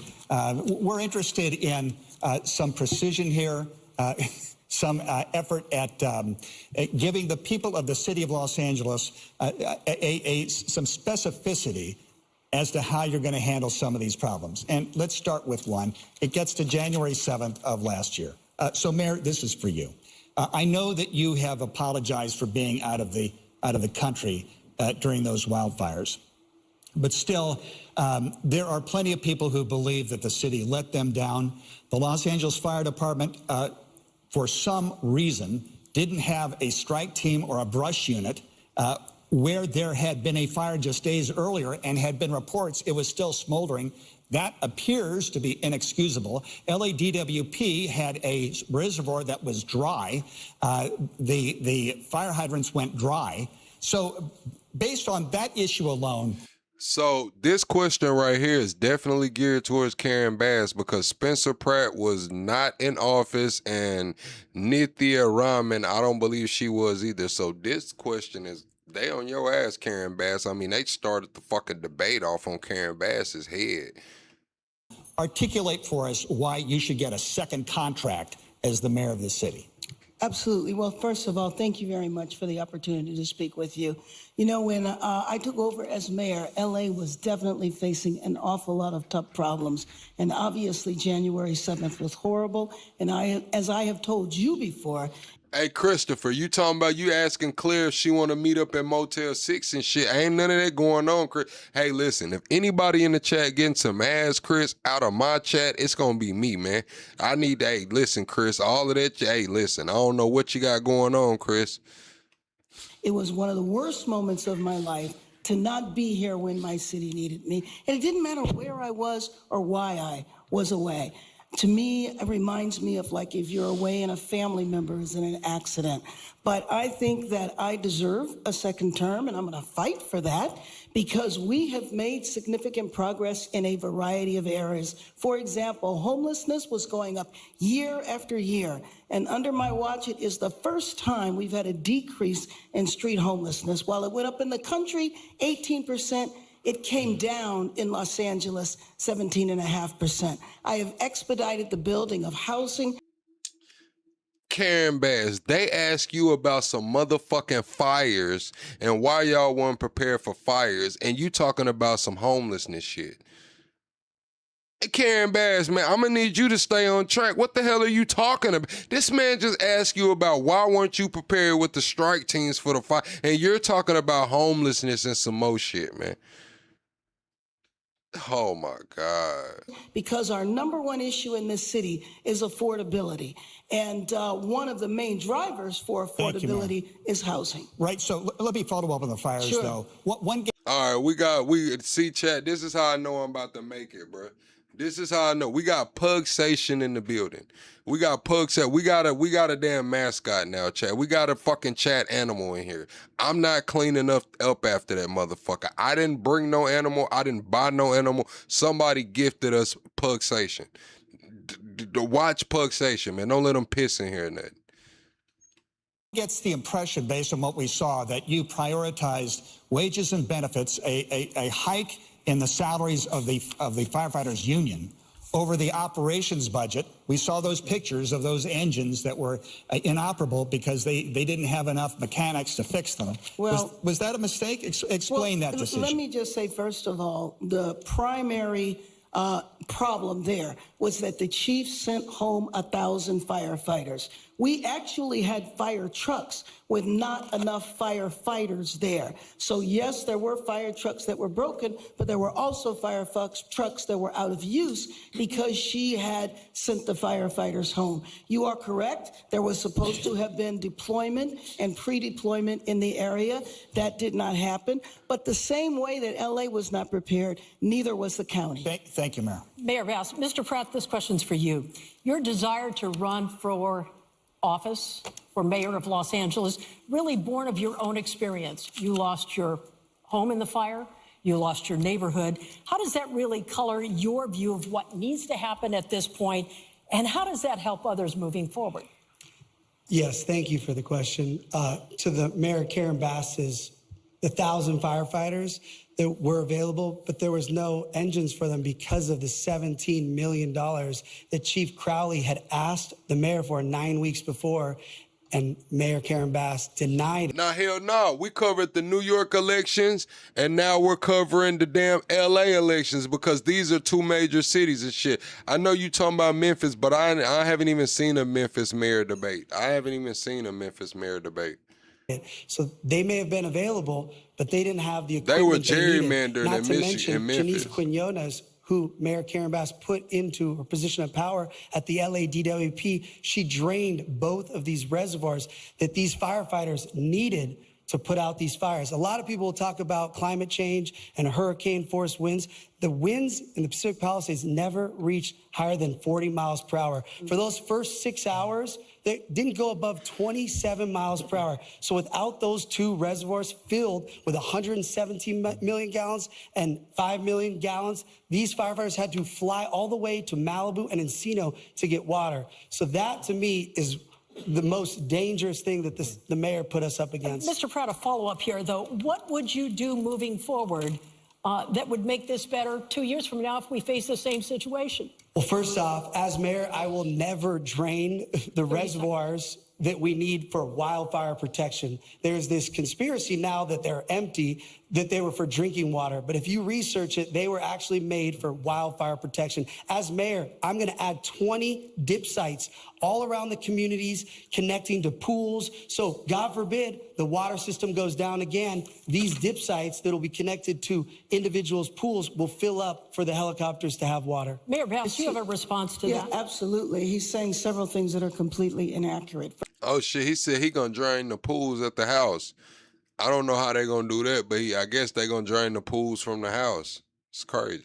First of all, there was one reservoir that was out of commission. He is correct. 1 million years ago, it was for wildfires, but over the last 30, 40 years, it's been for drinking water. He talked about the winds. That is just completely inaccurate. If that were accurate, then the planes would have been able to fly. And so the winds reached close to 100 miles an hour, and the planes were unable to fly. So if there were reservoirs, if that reservoir had been open, it would not have worked. We had 2 other reservoirs totaling 8 billion gallons that were available. But could not fly. Yes, she mentioned me. So she's an incredible liar.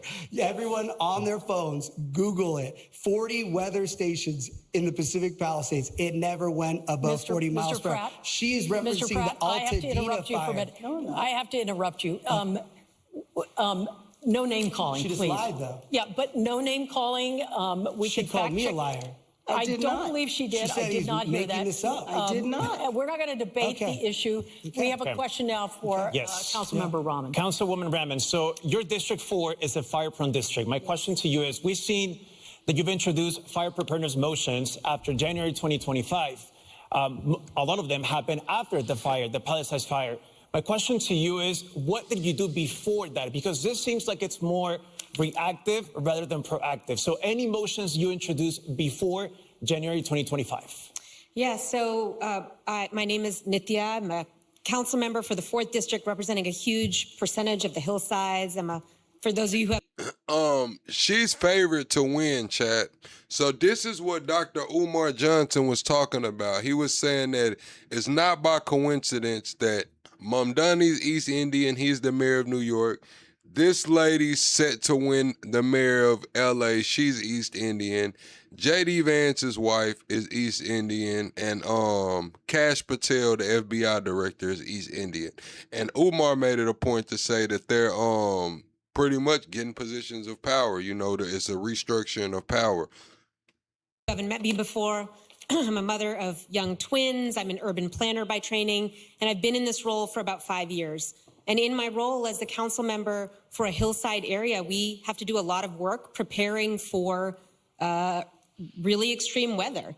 Before rainy seasons, actually in the past, mudslides have been the biggest issue in my district. Entire homes have gone off of their foundations, and we go in advance and make sure that traps are cleared, that areas are available for flood and clearing.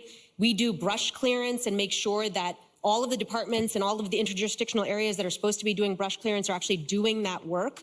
Before this set of fires, we sent out an email. We made sure that we were connecting. But is that enough, just sending an email, especially for your district, the Hollywood Hills, Encino? That's a very big fire-prone area. Well, we didn't have a single home that was lost during these fires. I was at the Emergency Operations Center. I was making sure that I was in communication with all of our partners. I also want to make sure that we understand that the mayor's role is to be the CEO of the city. They are the executive authority in the city. As a council member, you're a legislator. You push for your district, which I did and I will always do, and I will always keep doing. But really, it is the mayor's role to be prepared and to coordinate before and during and after emergencies to ensure that the city is ready. Thank you, Councilwoman. As I said, we have a lot of topics to cover tonight. The next one is public safety. LAPD is reporting the overall crime rate is down, but people repeatedly say that's not their perception. They do not feel safe. We're seeing yet another series of home burglaries in the San Fernando Valley. And just today, federal authorities arrested at least 18 people. Yeah, Karen Bass is in the lead right now. I guess that Nithya girl has slipped down. She was leading at one point. But yeah, Karen Bass is in the lead. Spencer Pratt is in second right now. This is all according to market predictions. Connected to a drug trafficking investigation. They called it Save MacArthur Park. Mayor Bass, you have 60 seconds for this. Who ordered this operation with the feds? Is it a sign that our communities are not safe? No, actually, that operation was ordered by the feds. However, we have been working in collaboration because we were very well aware of the drug dealing that was taking place there. We have used a comprehensive approach when it comes to MacArthur Park. Multiple things are needed. And so what happened a couple of hours ago was an action that had been in the works for many, many years.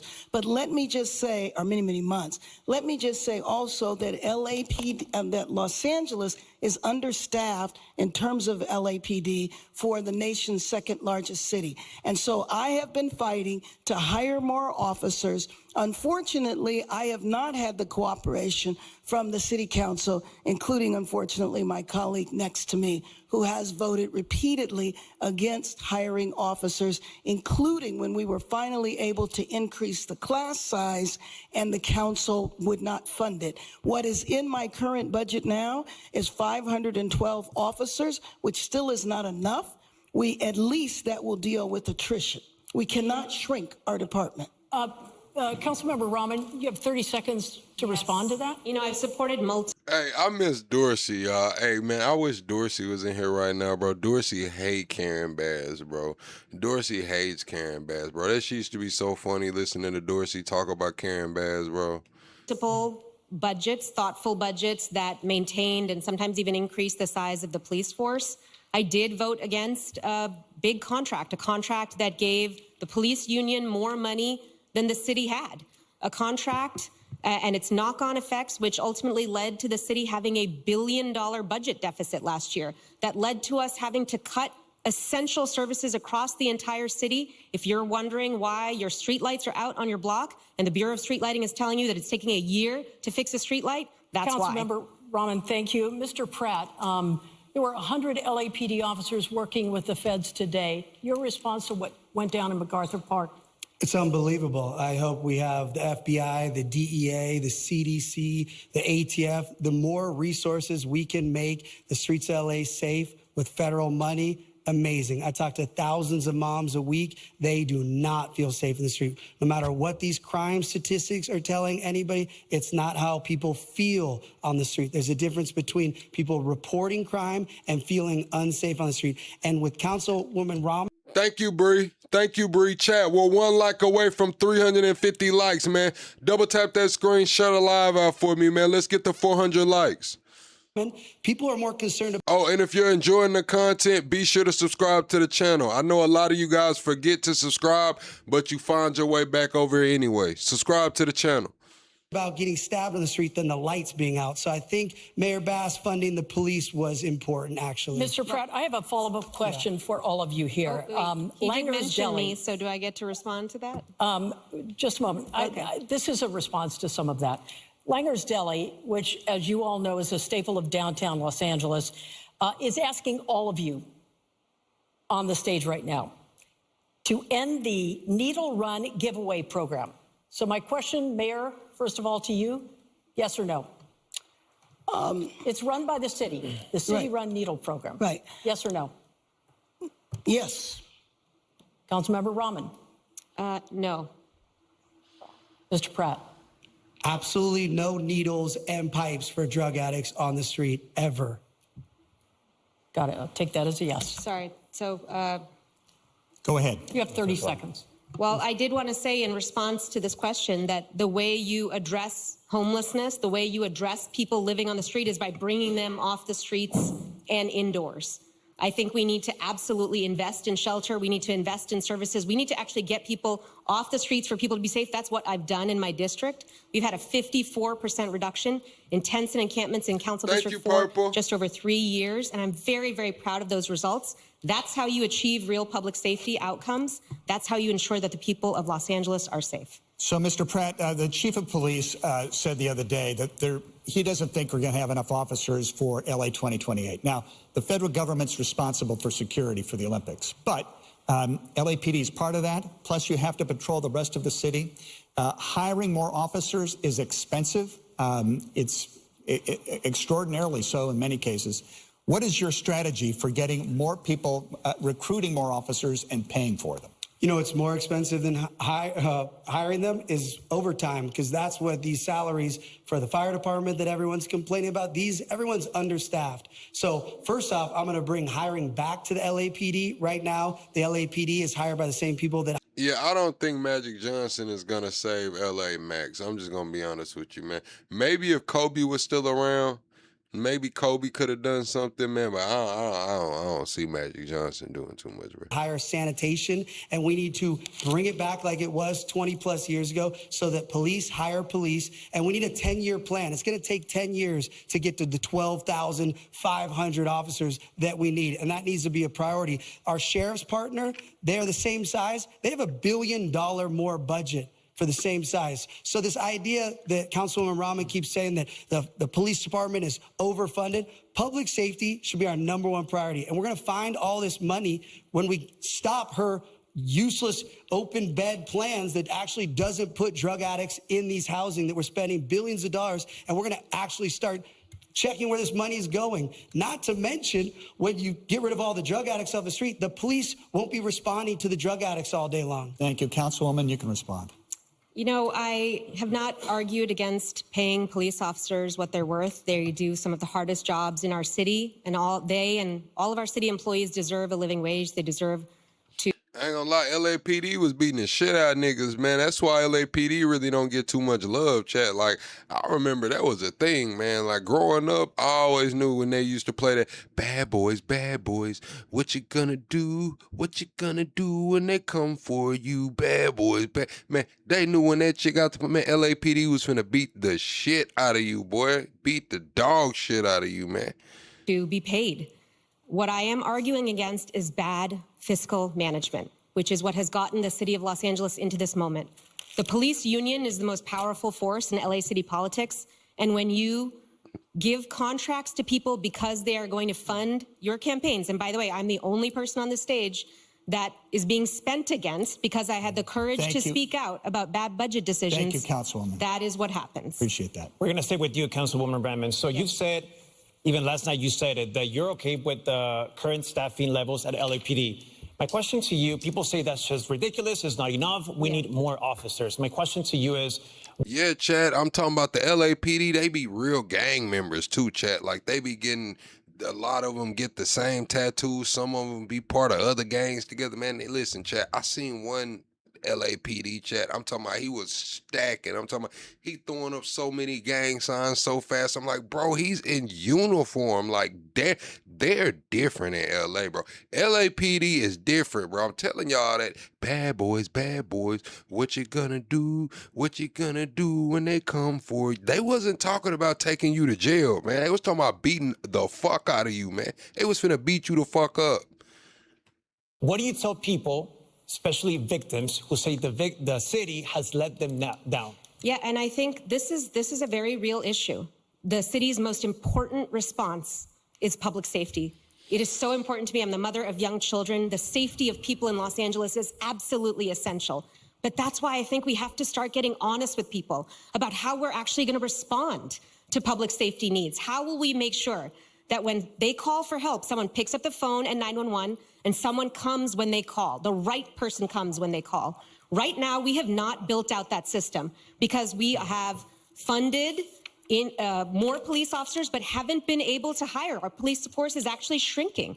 We have shrunk right now. So no more officers? Stay the same? What are you saying? I would love to keep it the same. We have funded No them problem, more. The Teflon. police force has been shrinking. So let's get real about how we actually deliver public safety outcomes. I'm going to work as hard as I can to maintain our police force where it is, but we also need to make sure that we build out responses that can actually take call load off of LAPD. So many calls that are coming into LAPD do not require armed officer response. Let's take call load off of them. Thank you, Council and let's member. make sure that police can. Yeah, you said pugsation growing on you. Pugsation growing on me too, but I'm telling y'all, I'm not cleaning up no shit. I'm not feeding them. You better not piss in here, man.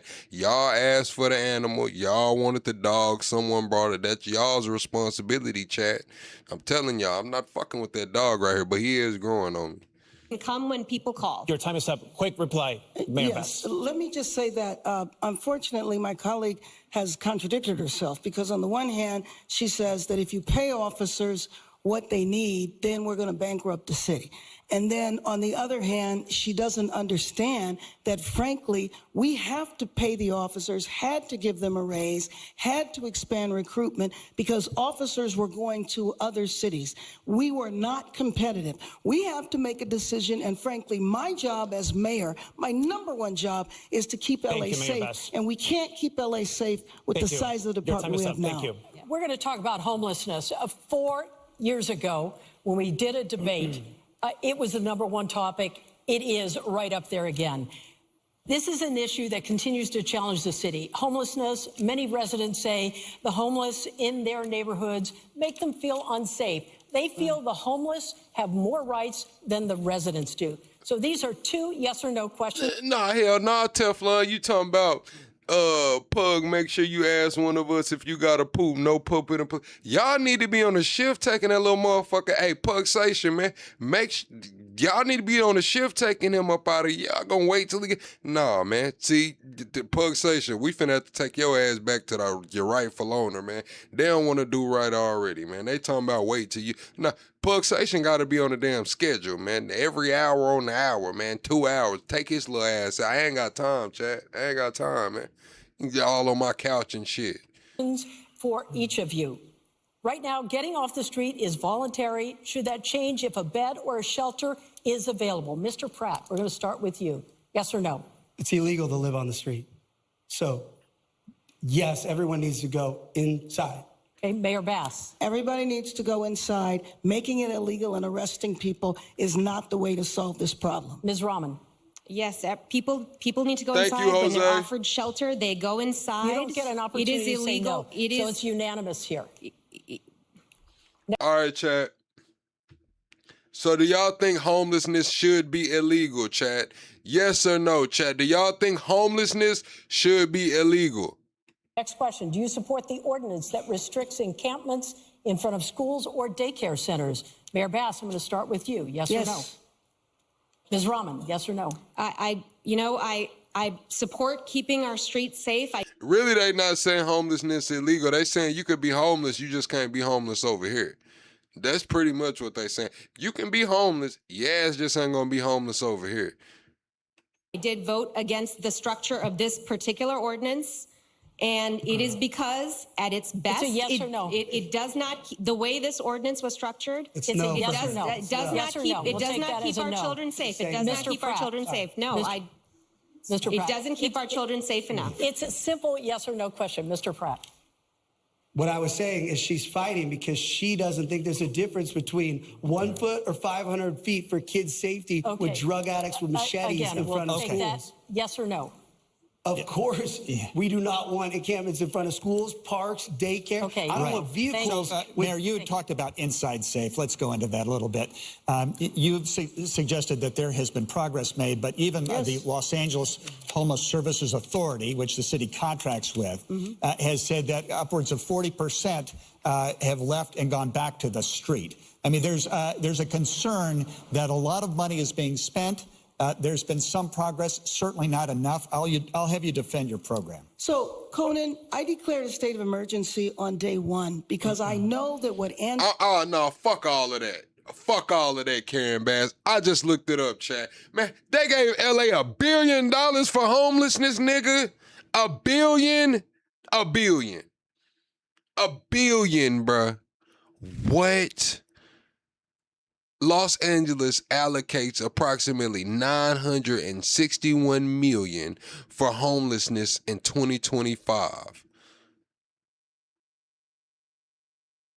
The fiscal year 2023-2024, they allocated $1.28 billion, but it has not spent at least $513 billion. Oh, no. Hell no. $1 billion, man. Angelinos want to see are their streets clear. Inside Safe is the Hell, for $1 billion, you can damn near relocate everybody to fucking Wyoming or Montana or one of these Midwest or northern states, man. The Arkansas, man. Man, $1 billion, you damn near can relocate the whole LA, bro. All the homelessness in LA, man. Motherfucker had their own plot of land and everything. Little tiny house.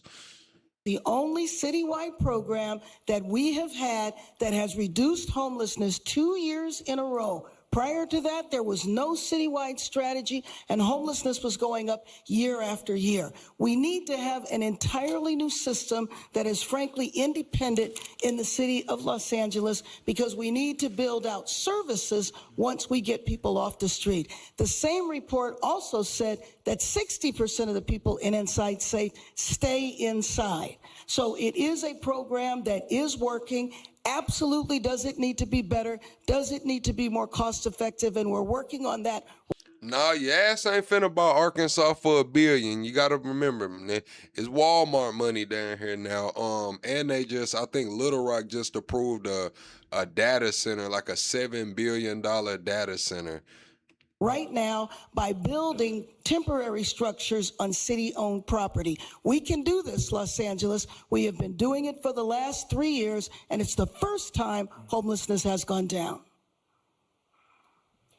Councilmember Raman, so you promised to clear half of the encampments by the Olympics and all of it by the end of your term if you get elected. Yes. My question to you, you've been in the city council for 5 years. Why are we barely seeing this plan?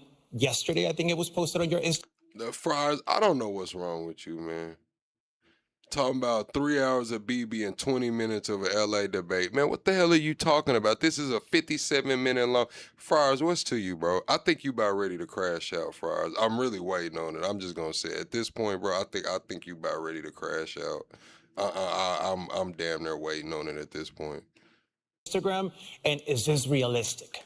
Absolutely, it's realistic, and it's realistic because I've done it in my own district. This is exactly the plan that I've operationalized in my district to get a 54% reduction in tents and encampments in my district in 3 years. Okay. In 3 years. Yes. And I am one council member and proposing a plan for an entire city at this time. It is absolutely realistic. But what I want to go back to is the idea that we are satisfied with our homelessness system right now. I don't think anybody in Los Angeles right now can say that we are satisfied with spending extraordinary amounts of money on our... And then you, who the fuck is this? Disclaimers, plug, how many butter biscuits did you get to sell out the American people? Listen, bro, the jokes don't hit. Like, I just know some of y'all was lame as fuck, bro. Like, how many butter biscuits did you get? Like, bro. Like, the joke is weak as hell, bro. Like, damn, it's not even fun. It's like the joke, it's not even fun, bro. That shit's just like fucking cornball, bro. Like, you're a cornball, disclaimer. Our homelessness response and getting only incremental progress in response. I want to change that. Let's use the dollars that we're spending. Let's actually build out a real system that can get as many people indoors as possible. Let's not put them into $100,000 a year motel rooms for a year or more per person. This system is not fiscally sustainable, and we must work to end this crisis with urgency and with accountability right now. So you'll make a commitment to clear all the encampments by the end of your term if you get elected. Yes, that's correct. Promise. Absolutely.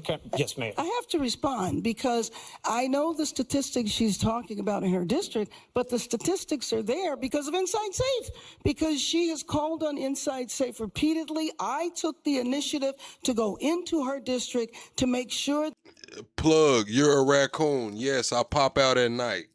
I pop out at night. That's why I start live streaming at 10 o'clock. I pop out at night, nigga. How about that? like you're this how I know you old, bro, because your jokes is old, man. Like these jokes are from like 1987, bro. I mean, Michael Jordan was like 2 years in the fucking league, bro. I'm just saying, chat. Like this shit right here is damn near powdered dust on the jokes, bro. Like leave that shit. Didn't Bernie Mac pass away, man? God rest his soul, Bernie Mac. Leave that shit to Bernie Mac, man, because it's not for you. It's not for you, man. Bernie Mac was a funny old nigga. You're a corny old nigga. That encampments were cleared. We absolutely need a new system, and it has to have a comprehensive approach. Right. And there's no rooms for $100,000. We need to move on here. sorry, Mr. Pratt, you have been excuse critical me. of what you consider failures of the current administration on this issue. You advocate for what some have called get help or get out of the way. What is that, and how do you do it? I don't know who made up that name. First off, I just want to say, Councilwoman For $1,100, I will.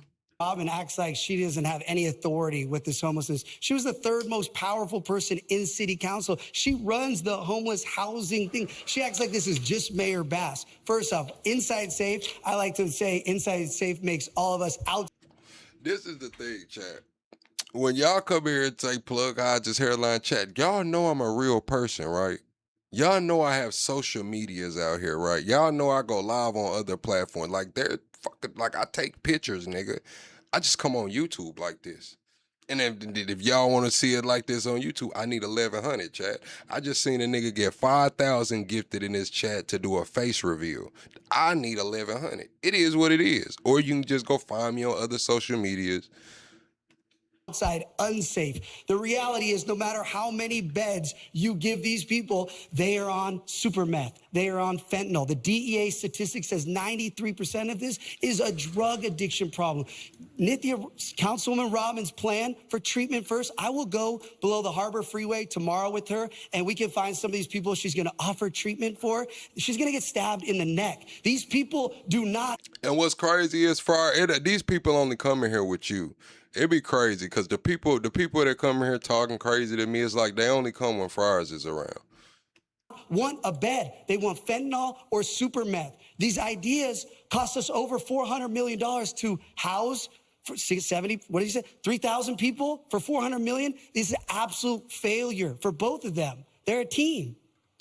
So, Councilmember Rahman, you have 30 seconds to respond. I want to just say to everybody who's watching today, you're going to watch today as Mayor Bass and Spencer Pratt attack me because they want to run against each other in the general election. Each of them thinks that running against each other is what's going to help them win. And they don't want to run against me because my ideas, which are based on real results in my district, which are based on real data, a real analysis of the system, and a focus on accountability and using every dollar as effectively as possible, which we have done in my district. I want to take this citywide. This is why this is happening today. You said Spencer says he has an anonymous billionaire that wants to give Los Angeles $500 million. What the fuck they want to give $500 million to Los Angeles for? To do what? What are they talking about giving $500 million for? What initiative? Councilmember Rahman, we're out of time. I'm going to give each of you 30 seconds to respond to this. I would Mr. love Pratt, to I'm going to start with Thank you, and then I'm going to go to Mayor Bass. First off, Mayor Bass and I are definitely not working together. I blame this person for burning my house and my parents' house and my town and all my neighbors down. I am not working with Mayor Bass. Second off, if I wanted to run against anybody, it would be the council member who is terrible. Mayor Bass has at least been a mayor for almost 4 years and has, as she talked about earlier, the unions, all the unions endorse Mayor Bass. You think it's easier to run against the incumbent mayor with all the unions or a random city council member who's been a failure for 6 years? I would much rather run against Councilwoman Rahman. Thank you very much. Thank you very much, Mr. Pratt. So, Mayor, though, specifically, there's a lot of money, billions that are spent on the homeless endeavor. Man, she's city council, man. She's supposed to be making sure the money gets to where it's going and fixing potholes and shit, man. What does he expect from her, man? a lot of that money goes to 501c3s and nonprofits. Now we're hearing the Department of Justice has a lawsuit against the director of Abundant Blessings, $23 million they allege that was siphoned. Project Home Key, I believe, not a statewide project, two real estate developers accused of siphoning off $40 million. There's a perception that we don't know where the money's going. And that we have, the legislative analyst in Sacramento said there are $26 billion in state funds. We're not sure if that did any good. So how can we have confidence? I'm going to make a wild guess, chat. I think Pugsation is Erica, man. I'm just going to say, I think that's Erica, man. Erica, did you drop us a dog in the chat, man? Is that you, Erica? That the investment we are making in the future is not going into the pocket of some director who will end up in federal court. First of all, I don't think it's shocking that you do find corruption in big programs like this, and I think it is extremely important to hold them completely accountable. But I will just say that for the first time, we've had a reduction of homelessness 2 years in a row because of policies that I have put in place. I also believe we need to have an overhaul of the system, but I can tell you that streets that we have cleared, crime is down, firefighters don't have to go out. Firefighters spend 30% of their time putting out fires that are related to homelessness. Businesses are able to have customers. Kids are able to walk to school and parents without navigating tents. That's what I would say. But I have to say about my colleague here is that, yes, she is a member of City Council. She chairs the Homelessness Committee, but she also, in order to get anything passed in City Council, she has to build an alliance with her colleagues. And she has not been successful in doing that, which is why she has not been able to pass Mayor the Bass, your policies time is up. that she's talking about. Thank you. Council Member Raman, so this also happened under your watch. Your plan calls for fully staffing the Bureau of Homelessness Oversight, which the City Council established. Oh, yeah, Eric, I seen you in the YouTube streets earlier. Shirley comes through supporting the channel via Super Chat. Thank you, Shirley, for always showing up for me. I hope you had a great weekend and you have a great start to your week. Thank you, Shirley. Thank you to everybody who shows up for me. All the OGs, all the new people, man. Thank y'all, man. I really enjoy hanging out with y'all, man. But what did I just say? Chat, I had just made a statement, man. Damn, I just said something before this Super Chat came. Under your leadership. So the question is, why is it not fully staffed as we speak right now? It's not. I, as part of my efforts to create accountability on homelessness, I've been pushing for greater oversight within the city. Right now in the city, there is no one who... Oh, I was talking to Eric. Yeah, Eric, I seen you in the YouTube streets earlier. I seen a couple of y'all in the YouTube streets earlier, man. I just don't try to, flood other people's chats and shit, you know what I'm saying? So I just come in, I say what's up to the host, what's up to the chat. And if y'all say what's up to me, I try to say what's up, but don't think I'm acting funny. I just don't want to, be up flooding people's chat. But hopefully we can start doing some collabs for the channel, man. I'm trying to line up like 3 or 4 collabs over the next 2 weeks. who's watching our dollars. There's no one, even as we're spending hundreds of millions of dollars every year, there is no accountability in the city. There's no staff at the city that are making sure that every single dollar that you are spending, your tax dollars, are going to the issue of homelessness. People are not watching to make sure those are going towards outcomes. They're not watching to make sure that every dollar is being spent appropriately. That is because the city has not invested in oversight. I've been pushing for exactly that oversight. I created the first data around performance that the city had because I pushed and it happened. I established the Bureau of Homelessness Oversight through my powers as a council member. But the mayor is the executive of the city. She has the power to move departments to hire and to build out the staffing. A year after this was established, no new staff members have been hired for this. No leadership has been hired. Thank you. No Your time one. is up. Thank you. Mr. Pratt, this next question is for you, and you have 60 seconds. Mayor What's up, Bass would like AR? to respond. I don't know if you heard. Do we have the Go time? ahead. No, I'm just. No, go ahead, Mayor. Well, thank you. Let me just say that the bureau that the councilwoman is referring to is being staffed. Half the staff are there now. And you said who's America's best hope for gun rights? It's looking like the Supreme Court, man, because it's looking like they trying to lift the AR bans nationwide. It's looking like the Supreme Court might be the ones who save guns in America, man. And That's what it's looking like. Chat, hit the like button, man. We're 27 likes away from 400. If you're enjoying the content, be sure to subscribe to the channel. But we do have to hit that next like goal. We have been reducing homelessness again for the first time and building out a system that needs to be built. The problem with my colleague, though, and I appreciate your interest in data and all of that, that is important. But I believe it was important to act in this city. Angelenos do not... Hey, plug, more debates, and please say fuck Bibi Netanyahu. He's a war criminal. Hello to the chat. Man, listen, I don't give a fuck about Bibi. I don't give a fuck about none of them, man. That's the thing about me, chat. I got equal smoke for all of them, man. I don't give a fuck about... Listen, what has Bibi done for me? Shit, what has Putin done for me? What has Kim Jong-un done for me? And I'm just gonna be honest with you, Chad. I ain't got no picks when it come to this shit, man. Want to see encampments on their street. Thank you, Mayor. Sorry. Okay, Mr. Pratt. Mr. Pratt, thank you for directing traffic up here. We appreciate it. How does your professional experience qualify you to make sure and to oversee a budget the size of LA's $14 billion budget? We know you're passionate about what you're doing. We know you're an entrepreneur. But this is a $14 billion budget. What kind of experience do you bring to the table for that? Well, thankfully, I have common sense, and I'm humble. I have humility. I'm going to surround myself with the smartest people in the world, because I actually don't have to balance the budget. The mayor doesn't balance the budget. She has a CAO, she has a team, and we're not going to say she has the best. Oh, and thank you for supporting the channel via Super Chat, Fries. Thank you for supporting the channel via Super Chat. Karen Bass was a DEI pick. I don't think Karen Bass was a DEI pick because she was voted in. It's not like she was just given the position or hired on. Like, shit, she won an election.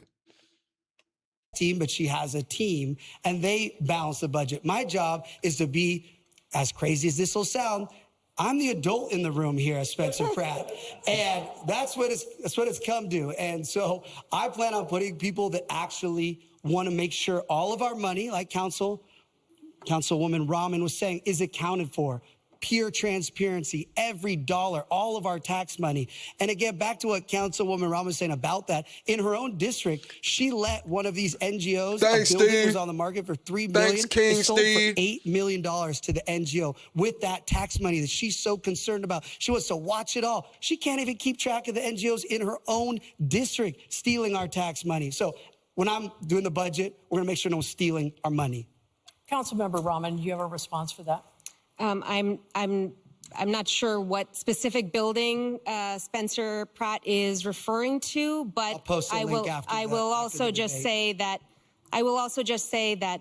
we have pushed extremely hard to build the oversight system, so much so that I had to go out and get philanthropic support to create the data for performance oversight and accountability at the city. The city was refusing to put our dollars and our people towards it. This is important. Your tax dollars deserve to be watched. You deserve a system that responds to you with responsibility and accountability. That's what I want to establish. Ms. Rahman, thank you. And Mayor Bass, do you have a response to that as well? Sure. Again, what I have done on my watch is reduced homelessness for the first time 2 years in a row. We absolutely need a system that is able to provide services to people. It has been woefully unacceptable what has been happening so far. I feel we're moving in the right direction, and under my watch, we will continue to do that because we need to make comprehensive changes to what has been going on for so many years before, frankly, either of us arrived in City Hall. We have a question from a student from the Harvard of the West, Loyola Marymount University.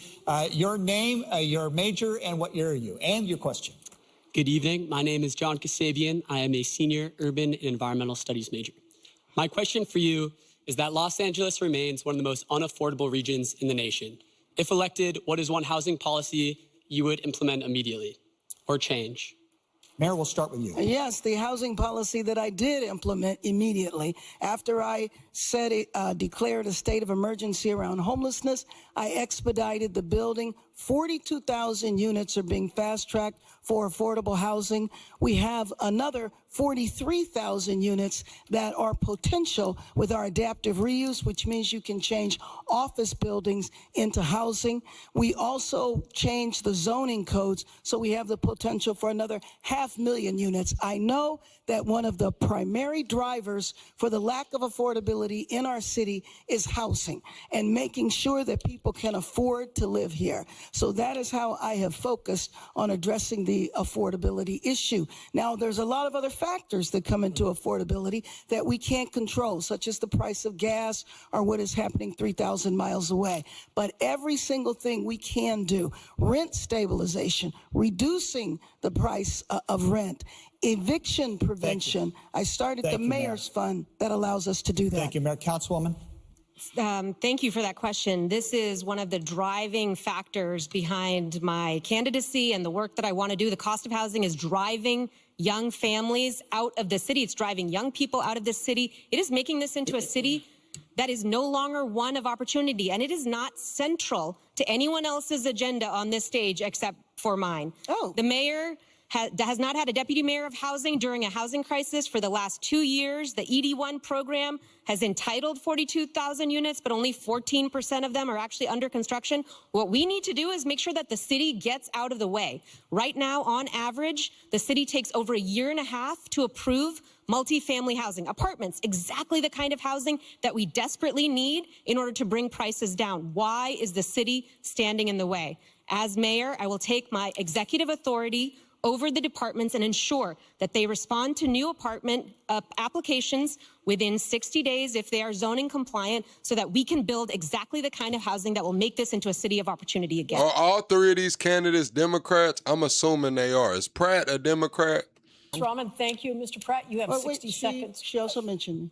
She did. I heard it. See how nice they are being to each other? He's a nice person, actually. That's good Go to ahead, know. Mayor. What's going on here? Well, first of all, I disagree in terms of how much time it takes to go through the process. We have cut red tape so you can go through much quicker. Good night, Shirley. I hope you have a good night. And we'll see you on the next one. Than that, the 42,000 units of housing that are being fast-tracked, 6,000 of those units are actively under construction, but there are... Man, you came in here with a telephone number as your YouTube name, talking about vote for me and I'll set you free, man. Your name is 1941-392, man. What the hell is going on? Definitely other factors that have weighed into that. And some of the factors are the price of construction materials, just the general economy, and we are doing everything we can to make sure that we are able to fast-track that housing. We want to see people move in right now, Mayor? which is why we've come up with a variety of ways in addition to that. Thank you very much. Mr. Pratt, are you ready? I am. Thank you All so right, much. you have a minute to respond. Well, the good news is when I enforce the law and clear the street of the drug addicts that have taken over. Yeah, that sounds too much like some damn liquor. 1941 for president, 1941-392. Yeah, that sounds too much like some damn liquor, man. Some damn 1942, man. Hell no, I ain't. Over 40 blocks of downtown LA, abandoned buildings that have drug addicts just lighting them on fire every other day. I will have potentially 20,000 units available to build. And thankfully, I spent a lot of time in a town that has a lot of builders, and I see all the new 3D printing and the potential of how fast we can do it. And with this ED1 that Mayor Bass is talking about, I met with the developer this week, Carlos, and he said, yes, she did an initiative where she fast-tracked it 6 months. It's been 2.5 years, and he hasn't been able to get his permits. The best part is some of these developers that are taking all of our tax money are charging $750 a square foot for stuff that should be costing $250. And Councilwoman Rahman, this plan that she's going to build all these units, guess what? She's going to sue all the people that actually rents to the tenants, and then they're not going to even want to rent to anybody because she wants people to squat in there for a year and not pay. So I don't know how her plan's going to work. Councilmember Rahman, you have 30 seconds to respond. And then Conan has a question that coincides with all of this. Please. Great. I mean, I'm not sure how to respond to that vision of Los Angeles. This is a MAGA Republicans' idea of what Los Angeles looks like. This is really not this is really not the city that I love so much. You moved we in need to 2013. I'm actually from LA. we need to make this city so much better. Yeah. We have to work so hard Making to kids ensure safe. that this city works for everyone who lives in it. And crucial moms to that, you fight is actually ensuring. I'm sorry, I was still speaking. Okay, no, continue. time's up. Continue, Council. Okay. bonus time. Okay, so if you don't mind, the governor the other day expressed frustration, Mayor, with you. It appears the city has delayed the implementation of Senate Bill 79, that is high density along transit lines. Yeah. Wow, they just let him cut her off during her whole time talking and then just kept it pushing. Like, they didn't say, hey, damn, don't cut her off. They didn't say nothing, bro. They just kept that shit pushing, moved on to Karen. Yeah, I know that you wanted him to veto that law. He didn't. I know, Councilwoman, you supported that law. Mr. Pratt, I'd like you to weigh in. I don't know if we need a minute for all of this, but can you just tell us, with regard to building transit, a lot of neighborhoods are concerned about this, high density, up to 9 stories at transit lines. Why did you want to delay that, Mayor? What, did I want to delay it? Right. Well, first of all, I don't support Sacramento.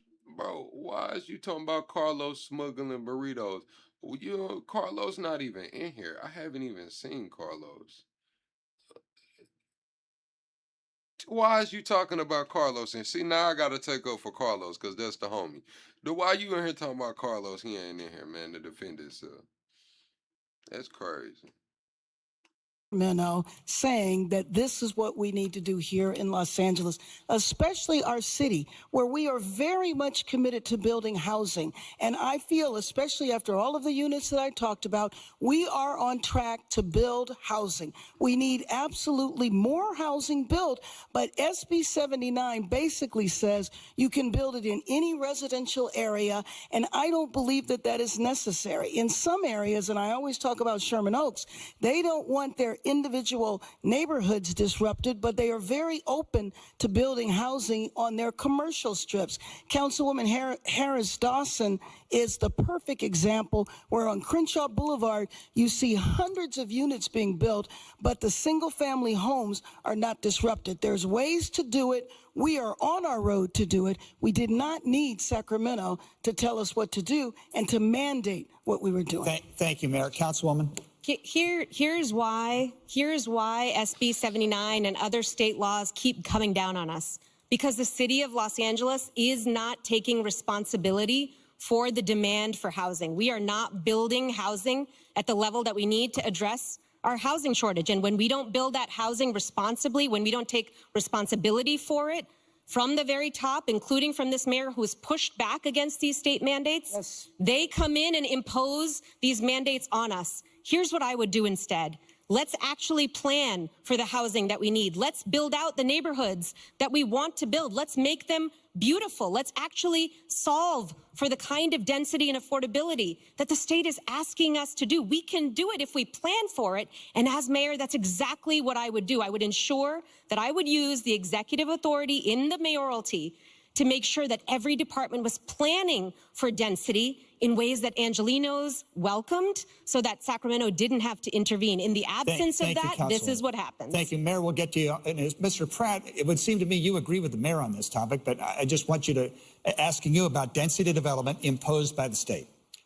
Yeah, to be clear, I just said I'm going to have 40 blocks when I get rid of all the drug addicts that are sleeping on the sides of all these empty buildings. So we will have so much high density. I'll have so many bike lanes for Mayor, or excuse me, Councilwoman Rahman to have all her bike lanes. We're going to have all that. We have plenty of places to build. We don't need to put a 7-story cement structure in a single family neighborhood with no parking. I actually lived the consequences of high density on small streets, and it's people can burn alive in an emergency or in an earthquake or any type of evacuation situation. Adding these high density buildings onto these teeny tiny streets doesn't make sense. Of course, I'm fine with building where they make sense. I love building. I think it's great. I think they should look a little better than what Councilwoman Rahman wants, like prison-like boxes, but I think they should have some style. Not to mention the fact that Councilwoman Rahman is fighting Mayor Bass on Sacramento, where she just was telling me, this is LA, this is LA. Where's her LA pride? Okay, Mr. Pratt. Listen, you can answer this next question because it relates to it.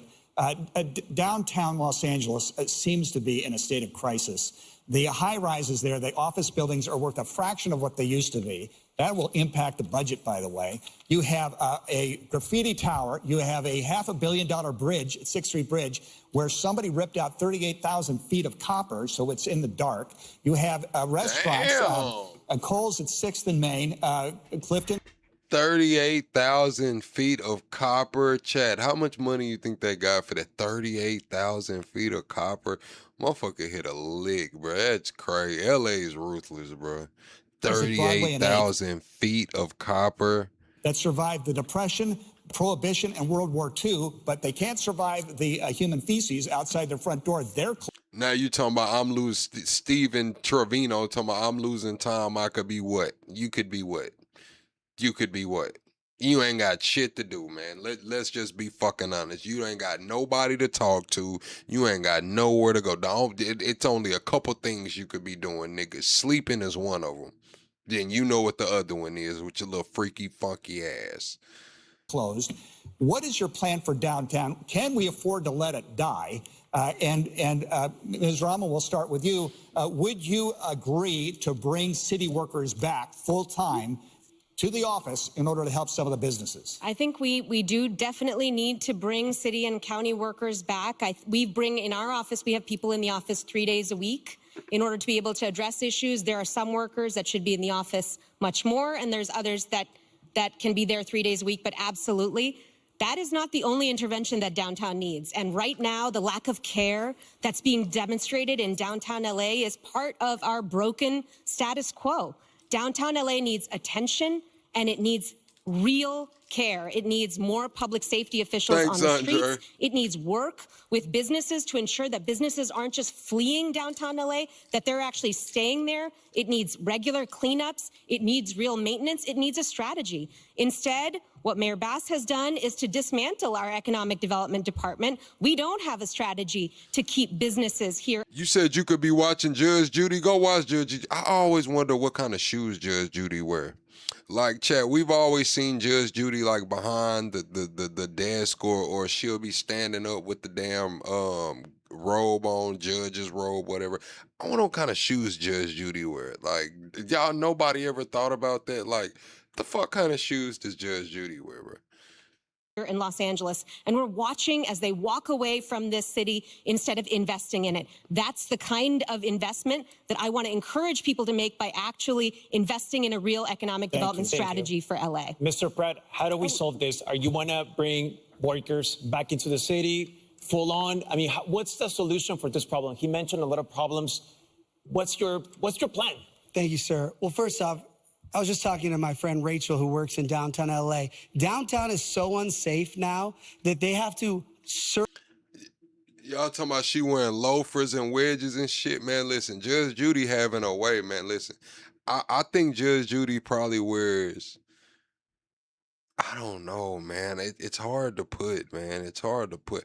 I would say Asics, man, but right about now, she's probably got some Hokas on, man. Judge Judy's probably sporting them damn Hokas, man. She probably has a couple New Balances in her bag, man. Judge Judy's, she's probably wearing them Hokas, man. She ain't got time to be playing. She got places to go, man. serve the food. All the employees have to eat inside. They can't risk going out. That's why all these beautiful restaurants are closing, because it's so unsafe. So before we require city workers to go back into any buildings, we need to enforce the laws on the street. Councilwoman Rahman is talking about safety, yet when animal rescue activist Rebecca Corey came in and said the dogs are being tortured and abused on the streets of downtown, she walked out of the hearing. Oh, they taped Judge Judy in L.A.? Yeah, I want to ask her, like, hey, Judy, what kind of shoes do you wear? I don't know, man. What kind of shoes do you wear? I would imagine they would be comfortable, though. Like, I don't think Judge Judy is wearing heels. I think I did see a picture of Judge Judy in some heels. Was that a fake photo? Have I seen Judge Judy in some heels? She doesn't care about safety. She doesn't care about anything she's talking about. At least Mayor Bass pretends to care. Mayor Bass, can we afford, and you've got a minute to answer this question, can we afford to let downtown LA die, as Kona No, we pointed out. absolutely cannot But afford. it's in a crisis situation at this point. Absolutely. It And seems so- to be going the wrong way. So let me just tell you that we absolutely cannot. Downtown is the center of our city, and it is an economic engine that absolutely needs to be attended to. We have a strategy that is working. We are working with the downtown business associations. We are increasing public safety there. That's why I did the adaptive reuse ordinance, which allows for the office buildings that are vacant to be converted into housing. Yeah, I think Judge Mathis wear Air Force Ones. I think Judge Joe Brown wear Timberlands. What's the other judge's name, Chad? Yeah. Judge Joe Brown definitely. He got damn Timberland energy. He's definitely got some Timberlands on. Yeah, Judge Mathis, you know, he kind of player. He probably got some all white forces on. And those conversions are taking place right now. That is why we have to deal with the street homelessness that is there. There needs to be massive intervention there. And then, of course, there is the convention center. And the convention center is a long-term investment that we have to make in our city, because the more people you have downtown, whether it's a convention or people coming downtown for concerts, is the way to make the city more safe and downtown more safe. And my number one obligation is to keep our city safe. So downtown is... You said who cares about what shoes they... I do. I've never seen any one of them people fucking feet, man. Like, I want to know what the hell they got on their feet. They be up there all damn day, man. What if they got a bunion or a corn and that shit hurts, man? So I think Judge Judy got them hokas on, man. You mean who cares? I do, man. Shit. I want to know. It's absolutely critical. Thank you. All right, moving to our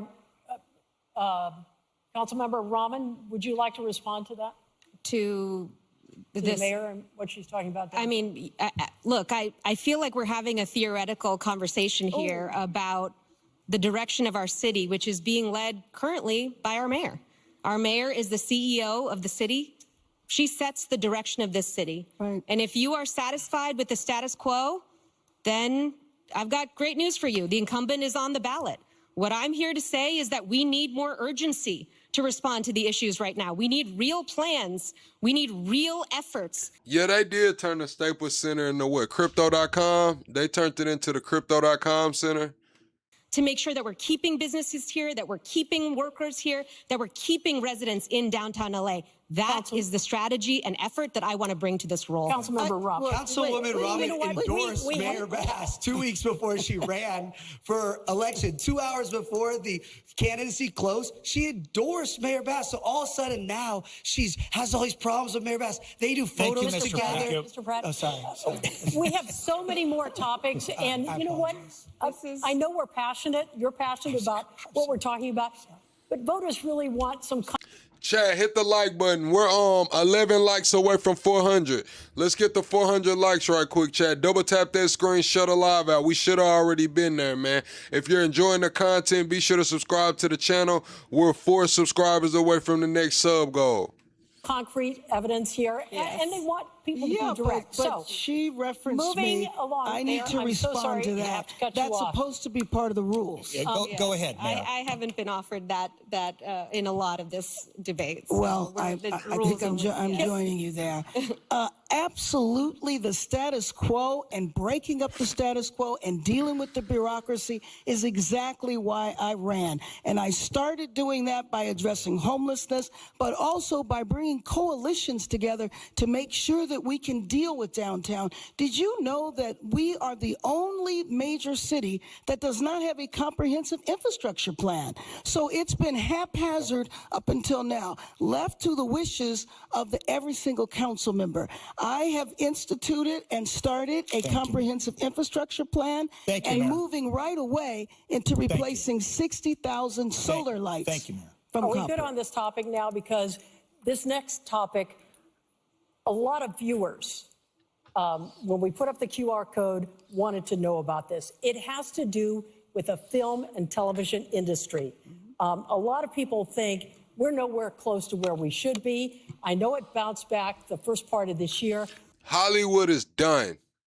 Hollywood is finished. If it wasn't Michael Jackson's movie, is gonna save Hollywood and kick the can down the road. Hollywood's finished. Finito.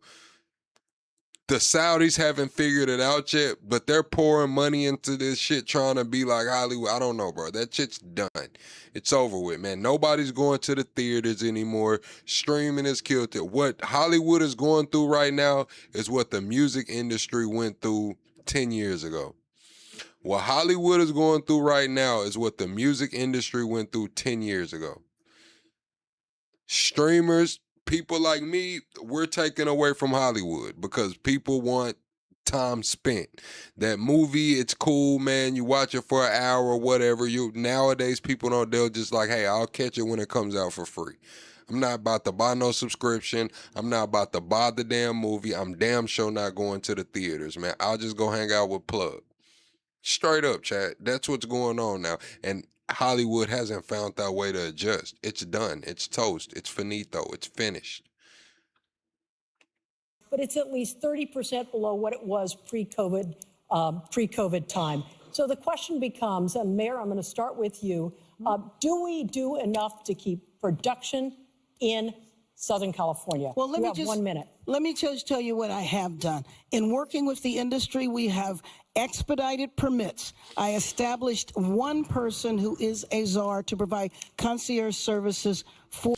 Nah, Hollywood's done, bro. I just seen the Saudis spent like $500 million, and I think they got like $400,000 return. And I think they had, what's the guy that plays what's the black guy, not Captain America, but the Falcon guy? What's him? They had him in the movie and everything, bro. They spent $500 million on it. That shit brought like $400,000 in at box office. I'm telling you, this Michael Jackson movie, bro, is saving Hollywood for the year, bro. It's done.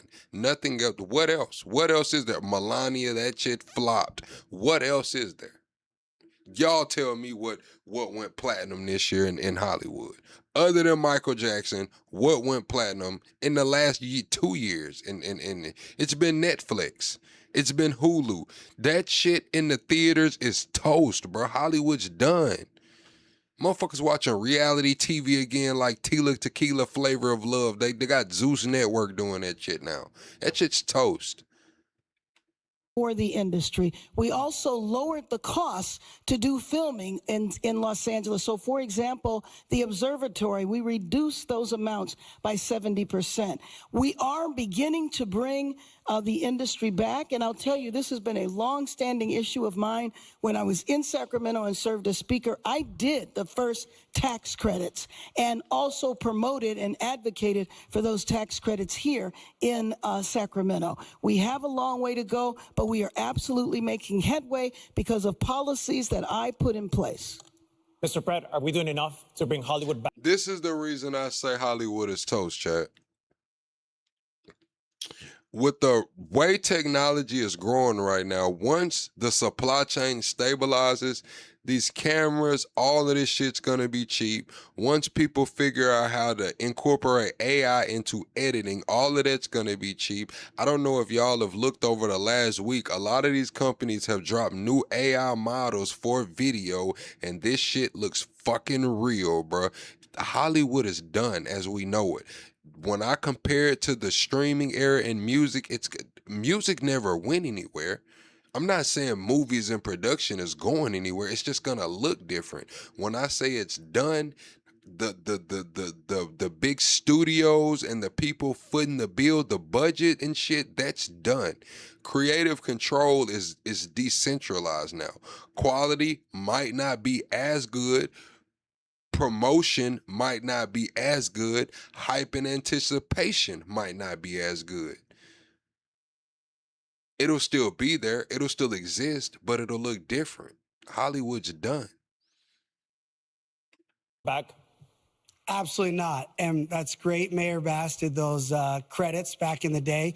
But we don't have tax credits that even Massachusetts has better tax credits than Hollywood. We needed a mayor 3 years ago that was going to Sacramento and fighting the governor to get uncapped tax credits. We need post-production tax credits. And Councilwoman Rahman will tell you, my husband's a producer, blah, blah, blah. The reality is she's been in power for 5 years. Now, all of a sudden, she has these tweets and these posts, and she's doing Substacks. Both of these people have been the reason why there's no more Hollywood. Not to mention, even if they do, these things, we're still going to have drug addicts all over the street because they're treatment first, open beds, not mandatory treatment. Do you know I talk to producers? They have to pay gang members right now to keep the streets safe. Steve, you sound just like those people in the music industry did. You sound just like Ebro. You sound just like what's DJ Envy and all of those people who said the same thing in music. Have your opinion. I beg to disagree. You're saying that even the AI is controlling Hollywood. What I'm saying is the models that are dropping now that people have access to on regular home laptops are getting better, and they're here, and it's no going back. These independent filmmakers, Steve, you're in Austin. You've been to South by Southwest. Now, next year, I'll meet y'all at South by Southwest for the film festival part, and I want to see how far it's come, because it's crazy already, bro. South by Southwest is going to tell you that Hollywood's done. Watch it next year.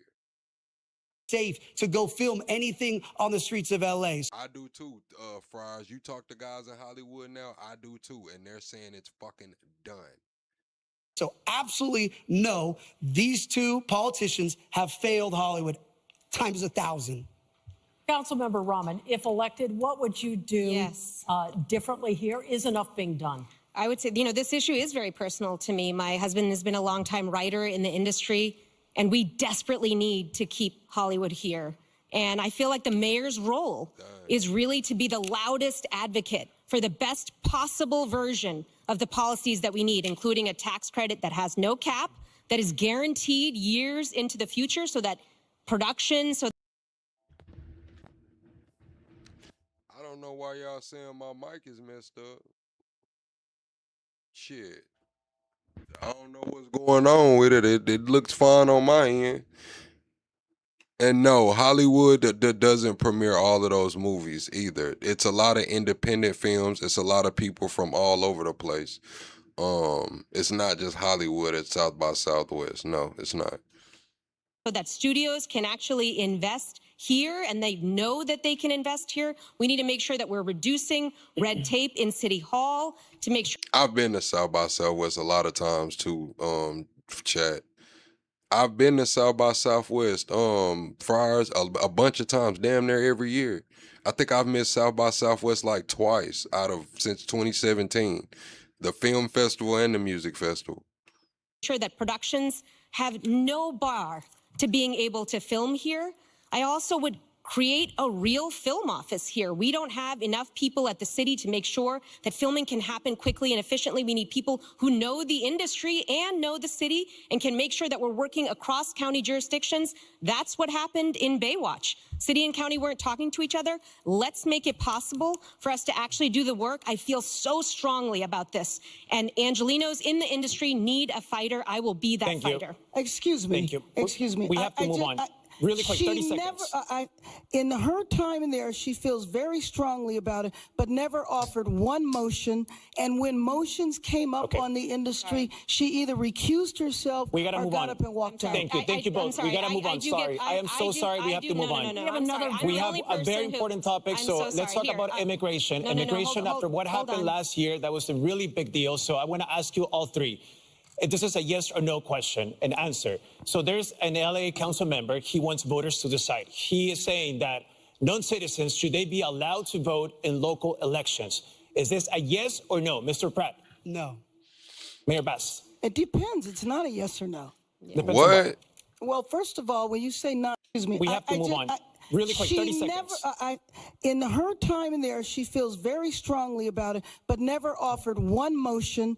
And when motions came up on the industry, she either recused herself or got up and walked out. Thank you. Thank you both. We got to move on. Sorry. I am so sorry. We have to move on. We have a very important topic. So let's talk about immigration. Immigration after what happened last year, that was a really big deal. So I want to ask you all three. This is a yes or no question and answer. So there's an LA council member. He wants voters to decide. He is saying that non-citizens, should they be allowed to vote in local elections? Is this a yes or no? Mr. Pratt? No. Mayor Bass? It depends. It's not a yes or no.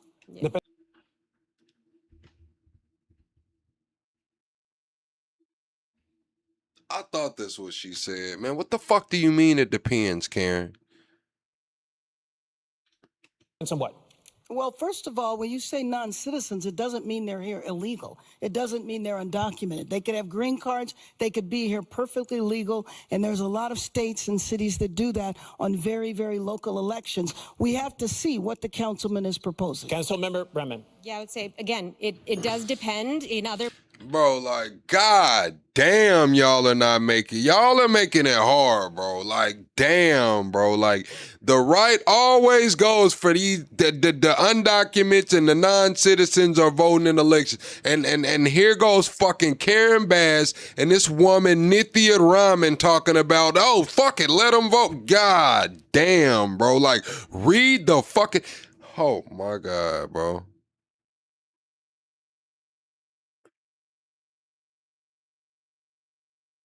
Oh my God, bro.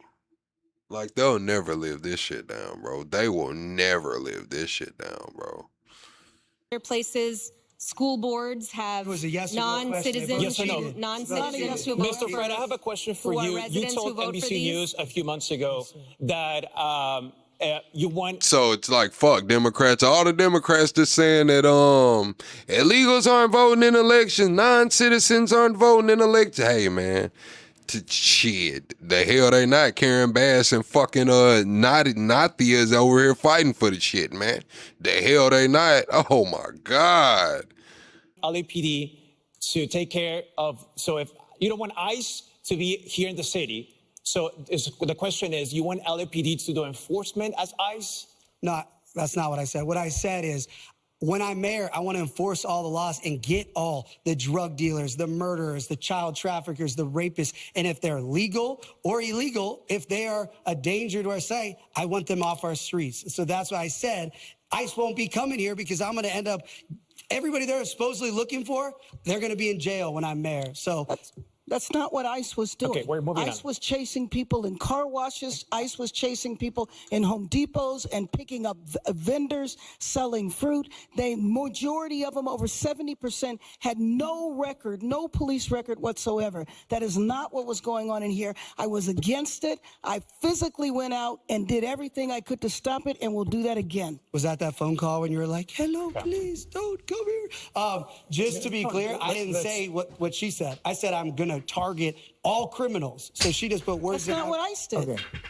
He asked me what I said. Final question for all three of us. See, this is the thing, though. Motherfuckers in Arkansas know how to read the room. They're not finna go out here campaigning, talking about letting green card holders vote in local elections, state elections, or federal.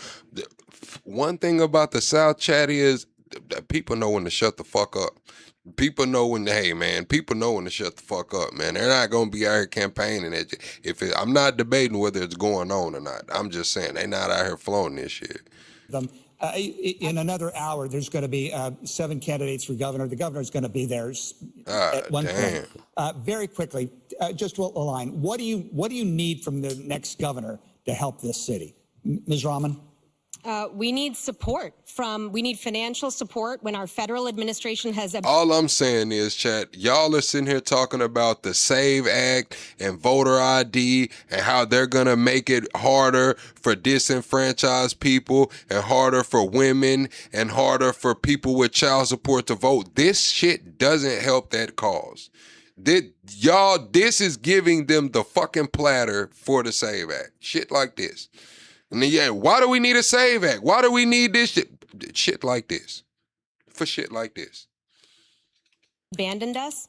We need to make sure that we are able to fund the programs that we need. We need to be able to make sure that we can ensure that the city is vibrant into the future. We absolutely need a governor who is going to fund that full film tax credit that we need. We need the support in the absence of support from the federal government. Mr. Pratt? What do we need from the next governor? What do you need from that person? Personally, the governor needs to clear all his dead fuels around our community so more communities don't burn down. All the dead brush surrounding Sunland, Tahunga, Bel Air, Brentwood, the Valley. So there's a lot of dead fuels that they leave because they care more about plants over people. So I would start with there. Second, we need to make sure this home key, this homeless billions that's laundered through these NGOs, we need to have where you require treatment. Right now, they make it so someone like Mayor Bass has to fight, even if she wanted to require treatment, they have to fight Mayor Bass because they say, no, you can do drugs inside of these $1 million rooms. So I would say we got to stop the money laundering. Mayor Bass. We need cooperation from the governor. For example, we need the governor to support us in cleaning up our highways, doing the landscaping. It looks a mess. We need the graffiti removed. We need the governor to restore the money for homelessness that was cut by 50%. We need the governor to front fund the money for FEMA because while we're waiting for it to come from D.C., we need to do undergrounding in the Pacific Palisades. And there's a lot of things that we need from Sacramento. It is fortunate that I served there. I know how to work in Sacramento. I know how to make it work for us. I've had to change laws to help us here. I've also had to do the same thing in Washington, D.C. Need them to advocate for the insurance industry and the banking industry so that people can rebuild in the Pacific Palisades. All right. Thank you so much. Time flies. Special thanks to our candidates tonight, our partners at LMU, and of course the Skirball Cultural Center. Ballots for the second primary have been mailed out. You can submit your vote now, and we want to hear from you as well. Scan the QR code that you see on your screen.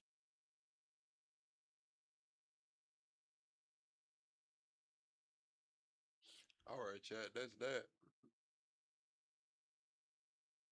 That's that, chat, man. Pretty much watched all we gonna watch tonight, man. Guess I'll hang out with y'all for a minute, read some chat, man. Chop it up.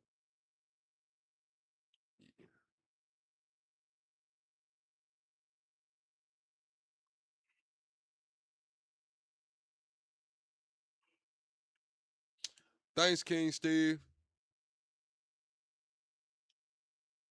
Yeah, I don't know what's gonna happen with the LA mayoral debate. Somebody said look up the Memphis debate. We're not gonna watch it, but if they got it, then we might watch it tomorrow. Memphis mayor debate.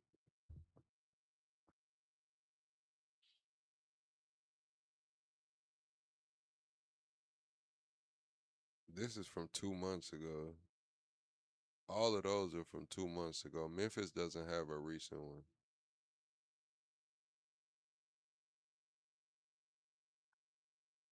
They had the Democratic candidate face off a couple months ago, but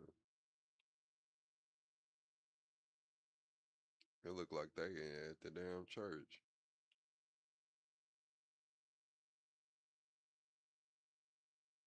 Well, buy me a new one then, since my mic is ass. Buy me a new one then, since my mic is ass, chat. I got my my shit turned down, man. This is a $500 mic. I don't know if y'all know what the fuck this is. Boy, this is a Shure microphone. Boy, this bad boy is not cheap. This is a $500 microphone. I just got it turned down a little bit because I don't want to, because sometimes I get the yelling and shit.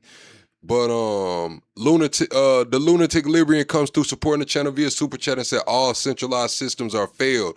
Rebuild, replace all legacy systems with new. Build our communities. Nah, that's exactly right, man. That's exactly right, man. I don't trust anything that's going on right now. We gotta be able to get our shit together. We gotta be able to get our shit together. Most definitely.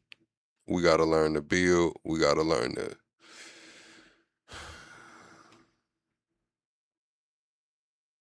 figure this shit out. Figure out what we want from our local, our state, and our federal officials. We gotta understand what we want. Gotta stand on business about it. Fuck what party wants. Fuck what the Republicans want. Fuck what the Democrats want, man. What do we want? What does the people want?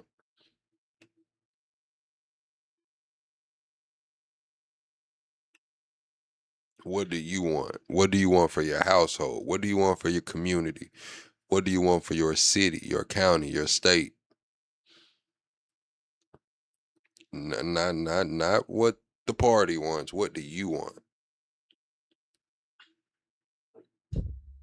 Because some of y'all will go on along with some straight up bullshit that you know is bullshit just because you want to go along with something. You want to be in the club.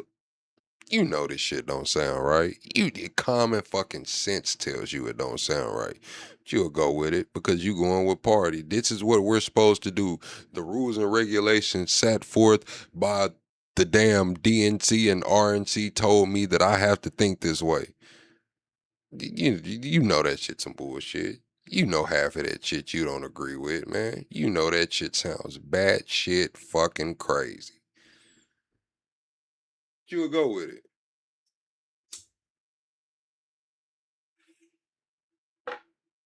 Crazy.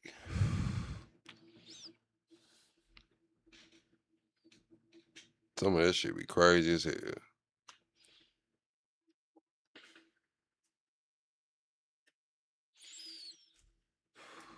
Crazy.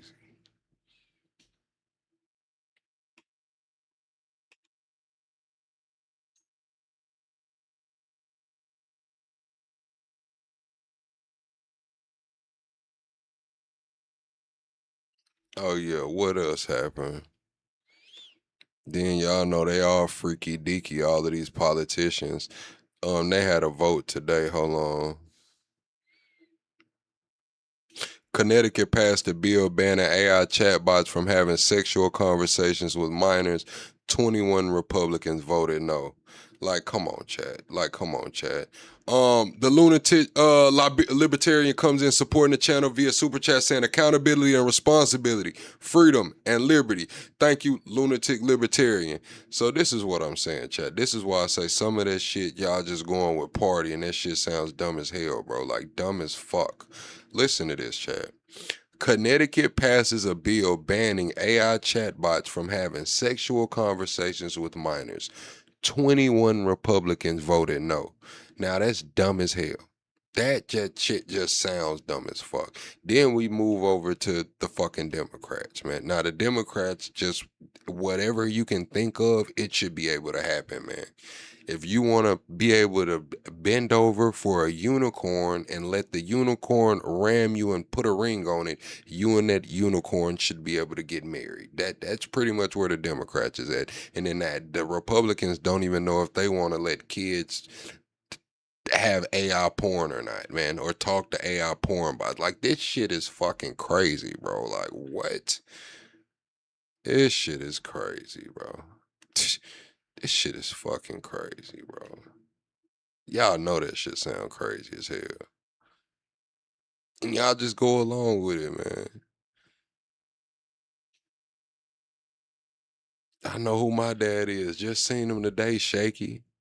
Hope your dad's doing well. Just seen mine today, Shaky. The fuck is you talking about? At least we know who our dads are. Nigga, the fuck are you talking about? I had both my parents. I don't know about you, nigga. That I know my mom is too. Had both of them. Grew up in the same house. Ate dinner together and shit. Used to drop me off at practice. What are you talking about, nigga?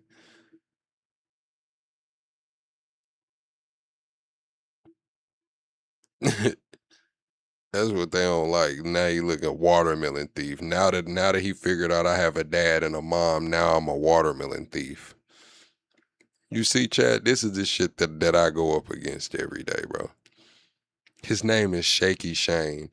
His whole life has been a shaky situation. He's never had stability. He doesn't know what he's gonna do tomorrow, doesn't know what he ate earlier today. His whole life is shaky. He's on the rocks, Chad. Spare him. Spare him. He has one marble left and he loses that bitch, man. He's just gonna black out.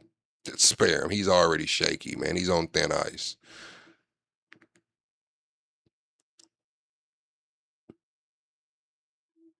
He's already shaky, man.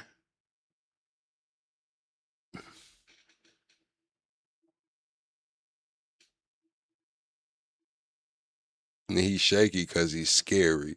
He comes in here and throws out insults and shit because he would never do that in real life, chat. See, he's not a Chud the Builder kind of guy. He wouldn't go out there and say that shit to nobody in real life. So he comes in chat rooms and does it. He whispers it behind people's back at work. You know, he probably shares the little memes and shit, but he'll never say it to nobody in real life because he know he's pussy. He's pussy. He'll get smacked the fuck around, ragdolled, you know, pushed down.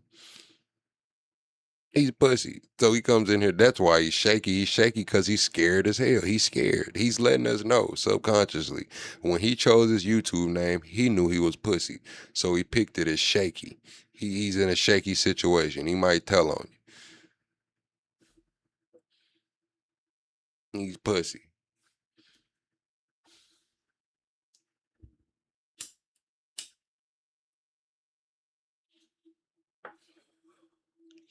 And that's how a lot of these people be, chat. They never cut their camera on the internet. They have so much to say. They're in everybody's chat room just talking and shit. But when they wake up in the morning, their life is shit. No one cares about them. Their opinion doesn't matter at work, doesn't matter at home, didn't matter in school.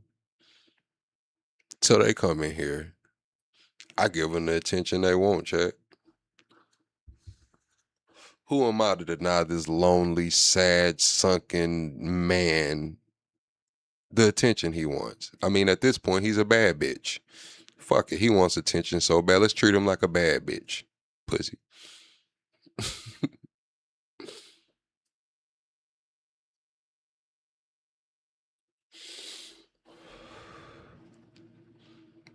Straight up. That's how I go when they come over here, Blue. They don't realize I'm the truth, bro. Like when it comes to this entertaining and being witty and responding to trolls and shit, bro, I'm the truth, bro. I'm the truth, bro.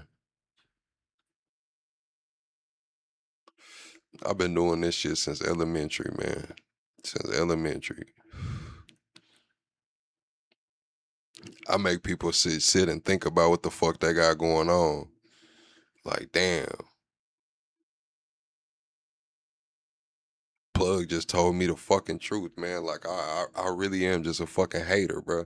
I wake up every morning with hate in my heart. I just want to just go piss some people off. I just don't like them. Just hate them. Do you really hate us, man?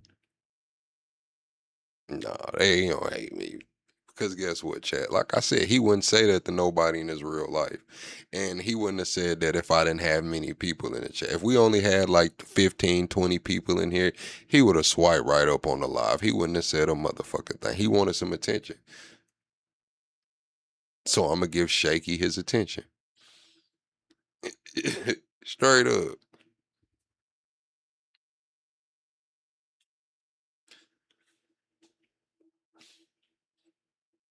See, he not even in here no more, chat. We ran on up out of here, man. He not even in here no more. Ran him up out of here. I got the hood of putting belt the ass. Thank you, Purple. I got the putting belt the ass. He got on up out of here, man. He got on up out of here, man. Got the putting belt the ass, man. He got real little, chat. That's what we call it in the South, chat. We call it getting little. Because you know the further something gets away from you, the smaller it gets, right? So we call that shit getting little. He got real little. Real little. Got the fuck on.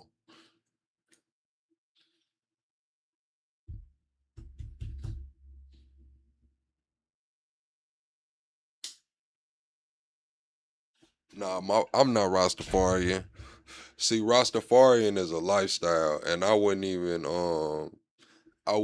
disrespect them by saying I'm Rastafarian. I got a Rastafarian partner, and him and his dad are Rastafarian, and it's really a lifestyle. So I wouldn't even disrespect them by saying I'm Rastafarian because they actually live that Rastafarian lifestyle.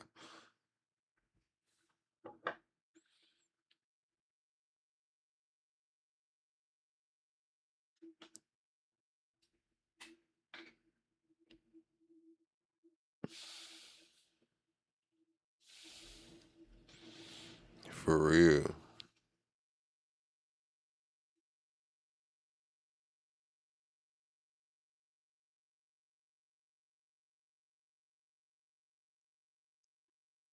You said what is that? A Rastafarian lifestyle? They pretty much just believe in like being peaceful and taking care of the environment. It's like an actual culture built around it. Like, and for me, because I have locks, damn, why am I lagging?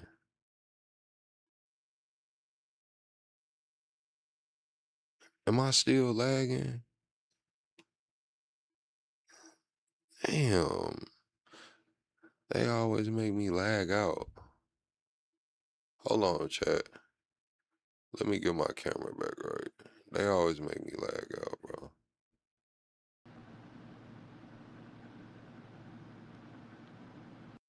Damn. All right. But yeah, like I was saying though,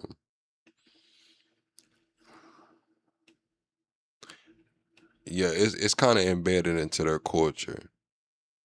It's embedded into their culture. Let's look it up. Rastafarian beliefs. Yes. Rastafarianism is a spiritual and cultural movement that emphasizes the divinity of Hail Selassie, African repatriation, living naturally, and resisting oppression. Core beliefs is Jah, which is God, and Haile Selassie. Rastafarians believe in a single God called Jah, who resides within all people.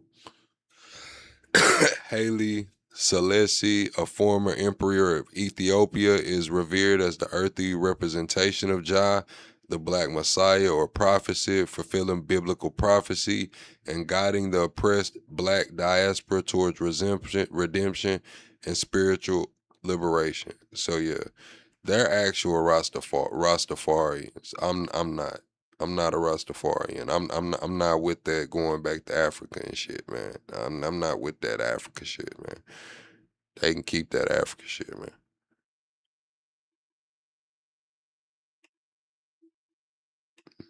I don't know about that religion and shit, but I ain't with that. I ain't the religion. I'm not gonna disrespect their religion. I don't believe in that. But as far as that moving back to Africa, and I ain't with that shit, man. I ain't with that shit. You said why plug? Because, man, we the indigenous blacks, man. Well, I can't say we because I don't know what the fuck you is, Max. But me and Lala, we the indigenous blacks, man.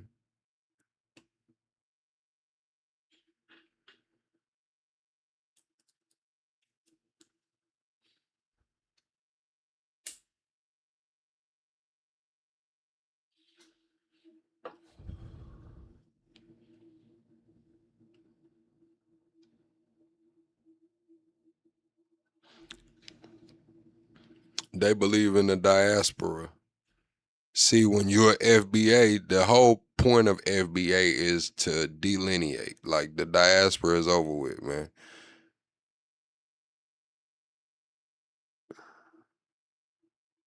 African repatriation.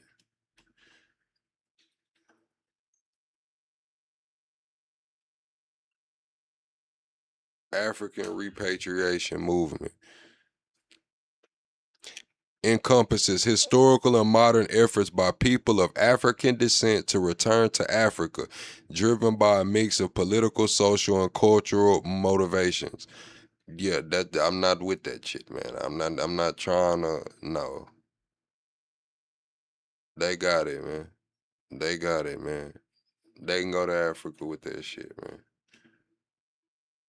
And this is the thing, chat. It's like when you go look at the indigenous blacks from even South America. When you go look at the indigenous blacks in South America and the Caribbeans, like they're blacks, man. They're saying they're indigenous. They're not saying they're from Africa. They're indigenous. So why when it's black Americans, FBAs, they say they're indigenous, the world just stops like, what the fuck? No, the fuck you're not. You came on this but when it comes to the niggas that look damn near just like us saying they're indigenous from the Caribbean, y'all believe that. So black people just spawned in the Caribbean and spawned in Africa, but they didn't spawn here.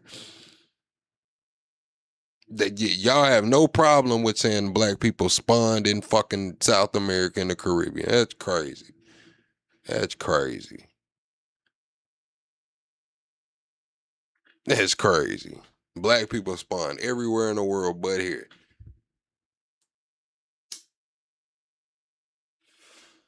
Yeah, of course the races mixed over time. The races did mix. Like the races did mix over time. I'm not debating races mixing over time, but people flat out deny indigenous blacks in North America. They say there were no indigenous blacks in North America. Crazy. Crazy as a motherfucker. But they was in the islands. They was right there in the islands, but they wasn't here. Crazy. Crazy as hell.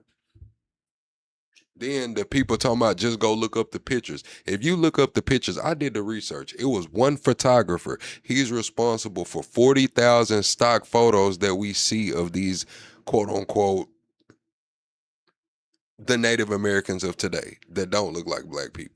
And a lot of those photos were staged. That's why you see them sitting perfectly, or they're on the horse in the mountain holding their damn whatever they got perfectly, because these were a set. He staged these photos. When you do the research, it was a guy, I forgot his damn name.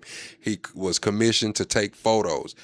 They rewrote the history, nigga. That I don't know another way to say it. That's how you change a narrative. If you go look at these pictures, most of these pictures say stock photos. They're stock photos. He took 40,000 of these stock photos that were staged, meaning he set the stage to make the picture look how he sees fit, nigga. That's what people not realizing. So because of that, that's where you get people discrediting indigenous blacks.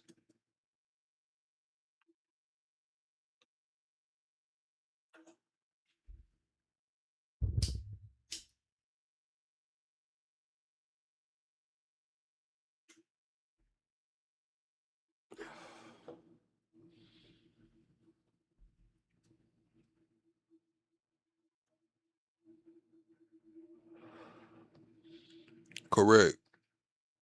It is about owning the land and the money.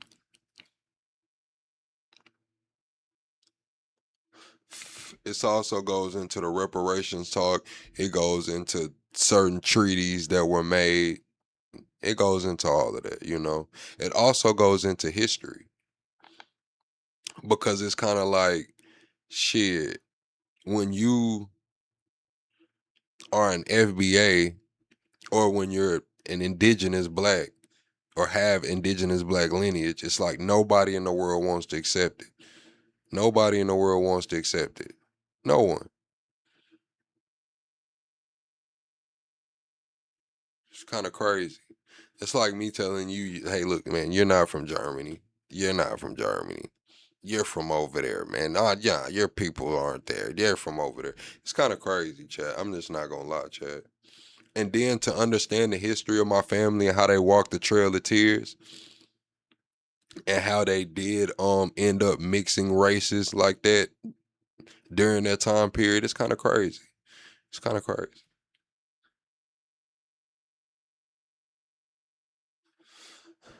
Like when you go do the lineage and you figure out like how my family got to where it is positioned in the South, like it goes all the way back.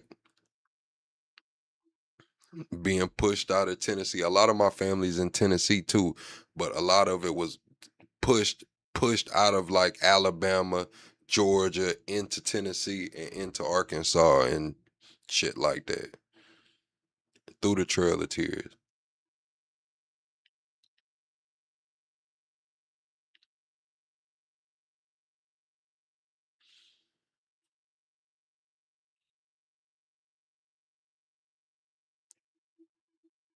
Like Chad, I wish I couldn't. Like I wish some of y'all wasn't so weird. I would let y'all see pictures of my family members. Like I would let y'all see pictures of my mom. Like if y'all see my mom, you gonna be like, oh shit, plug ain't fucking lying. If y'all see my aunties and grandma and shit, like y'all would be like, oh shit, this nigga plug might be on to something.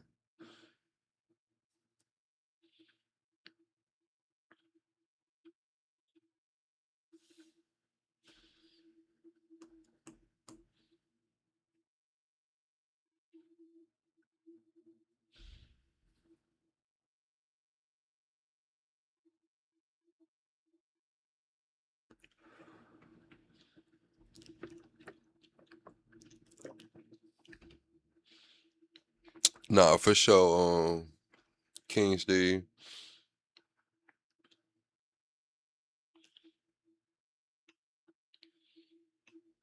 Yeah, but even if you go into look into the history of California, they talk about indigenous blacks in California.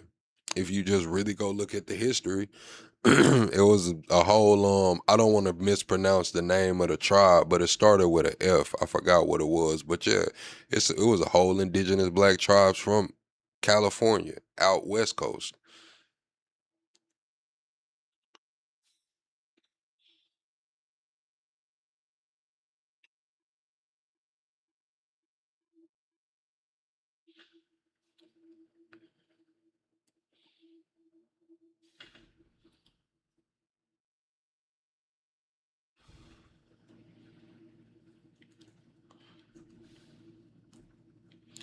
Appreciate that not unalived yet. No, I don't think it was Pico. It started with an F. I remember it started with an F. Think them Hotep niggas used to talk about it all the time in the when they used to do all of those religious and spiritual debates. Um them Hotep. Matter of fact, it might have been Young Pharaoh that had done a lecture over it. It might have been Young Pharaoh that done the lecture over it, and then I went and done my research after that. It was one of them Hotep niggas.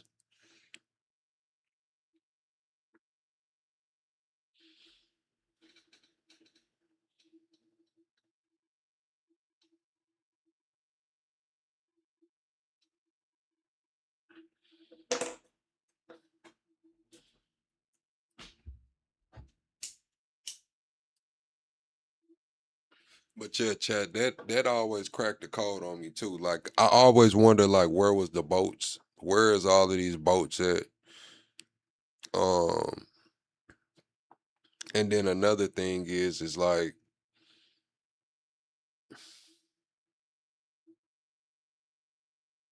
I don't know how to explain it, Chad. I don't know how to explain it, Chad. It's just a lot of Once I figured out that dude took all of those pictures, bro, and when you go click on them, like when you look up um the indigenous, like when you see that they're all stock photos and they're all accredited to the same guy, like 40,000 of them, and you see in his own writing and the documentation that these were staged photos, it's kind of like, okay, now you kind of see what's going on. Like, okay, why would he stage the photos? Why not take the photos naturally? Why is this one guy attributed to 40,000? He got to pick and choose what he took pictures of. He got to paint the narrative. This whole indigenous narrative is pretty much painted by this man. When it comes to photos and photo documentation, the whole narrative is painted by one man.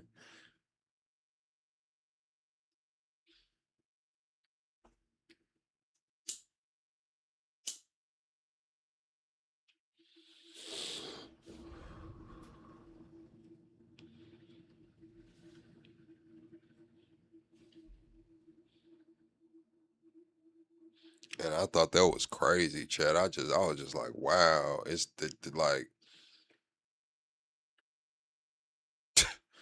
I don't know.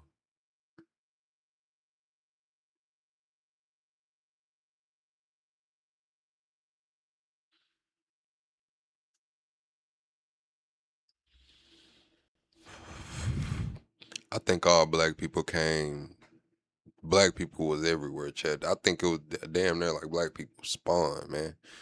After God did his thing, man, black people just started spawning, man, everywhere, man. All them damn kids, man. Then Chad, some people believe in like people were bigger a long time ago, like all of those thousands of years ago. Some people believe people was just bigger back then and used to live long as hell, living 700, 800 years, man.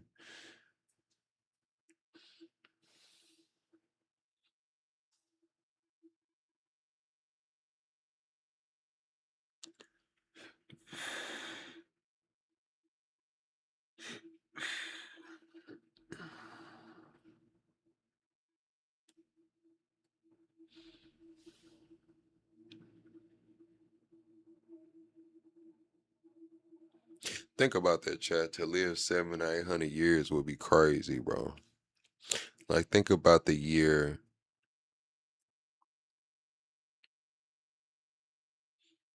Damn, 700 years from now, bro. It's just now 2026. That should be like 2750. Think about the year 2750. I don't even know if it'll be an Earth body in chat. I don't even know if this shit's still here. I'm just gonna be honest with you, chat. 2750, bro. I don't even know if the Earth is gonna be here, bro.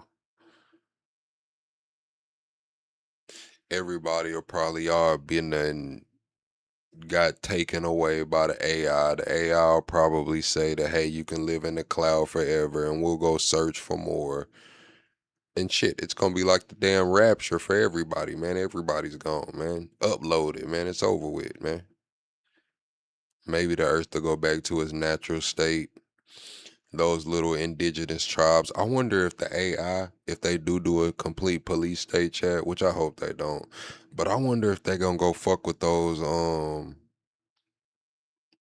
little remote tribes. You know the tribes I'm talking about, Chad? The ones that be out there painting and all red and shit with the blood on them, with the spears on the beach. Y'all know what tribe I'm talking about. I wonder if they gonna go to fuck with them people.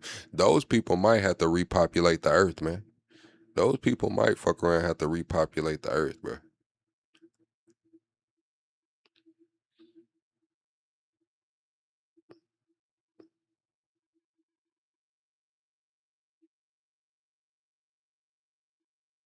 Yeah, man, those people might have to repopulate this bad boy, man. After everybody in 50 uploads to the system, man, they gonna be the only people left, man. They gonna be the only people left, man.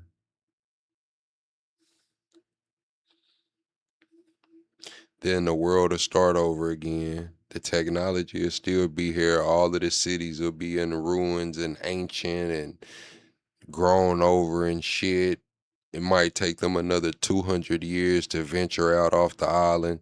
So by the time 2750 gets here, they're just now starting to repopulate the other places of the earth. And now they're finding all of these relics and buried cities with ancient technology that they don't understand and can't recreate. But they know it's a really advanced system. And that they got all of these legends, cause you know we send the drones over there to record them and shit. Like, yeah, they telling all these legends about the airplanes that they've never seen and the damn drones that used to come around. And I don't know, Chad, this shit's kind of crazy, bro. This shit's kind of crazy, bro. What if they gotta save humanity, man? The remote village people gotta save humanity.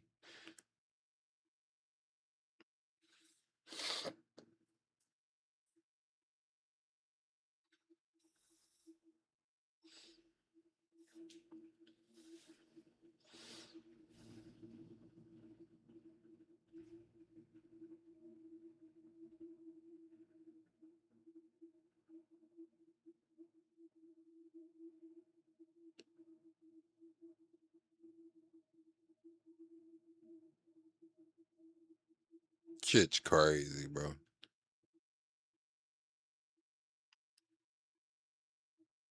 Yeah, that's what I'm saying. Like you can even go to like India and Pakistan and you see motherfuckers that look like damn like dark as niggas, bro. Like they actually call them niggas over there, bro. They call them niggas over there. It's like niggas was everywhere, bro, but America. That's the crazy part. They think black people was everywhere but America. That shit is wild to me, man. You said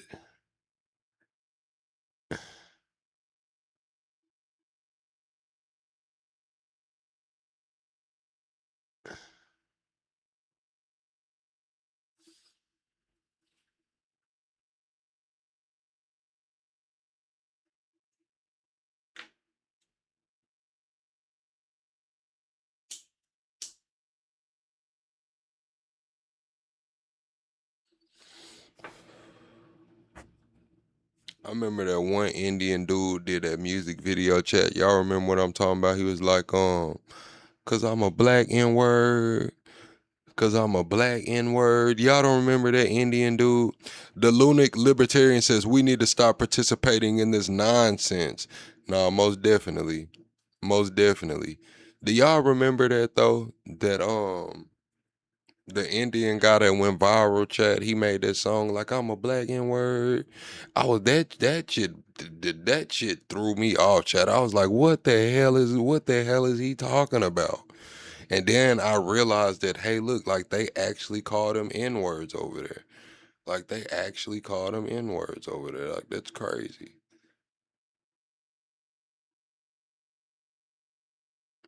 Mike, we just finna roll you up out of here, Mike. How about that? You can sit and watch from the bleachers, Mike. Y'all see how I put Mike to the side right quick, just pushed his ass out the way. Like, look, Mike, nobody even knows you in here, man. You coming in here spamming the chat, talking like, just watch out, little bro. Watch out, little bro. You know how you do your little brother sometimes. He coming in, getting in your nerves. He can't even come with you. Like, watch out, little bro. Just push his ass to the side, man. You ain't gonna get him too much.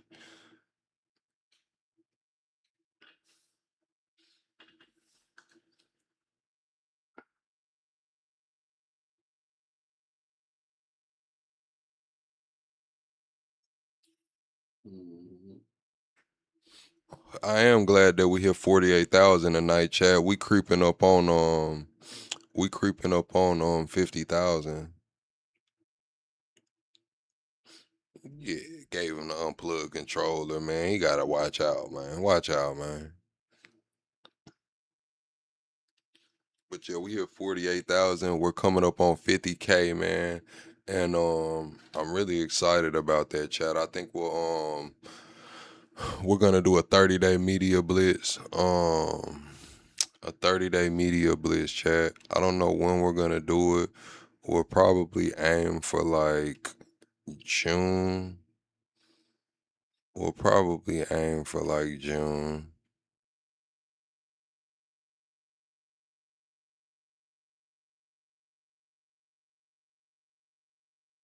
Yeah. We'll push for like June. We'll do the 30-day media run while I do some collabs with other people. We'll really try to grow the Discord. Sometimes I do Kick. I think I've done Kick like twice, or Twitch twice. I do Bigo as well. I'm on Bigo. But for the most part I only do YouTube. Trying to get this YouTube to 100K. I got a goal. We trying to get to 100K. Um but yeah, like I said, we're gonna do the 30-day media blitz. We're gonna pretty much flood this space with us, bro. We're gonna flood this space with us. We're gonna do collabs. We're gonna do streams. We're gonna grow the Discord. We're gonna do giveaways. Um,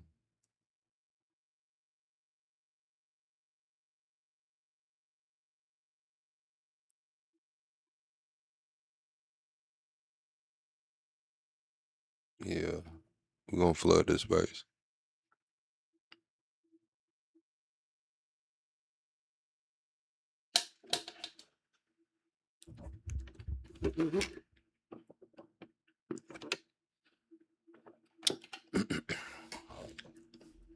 I've been wanting to do it, but I told y'all that I got a new artist that I'm managing as well. So we're doing him a 30-day media blitz. Well, actually, I'm getting it prepared right now to do his 30-day media blitz probably in July. So I'll probably try to do mine in June, do his in July.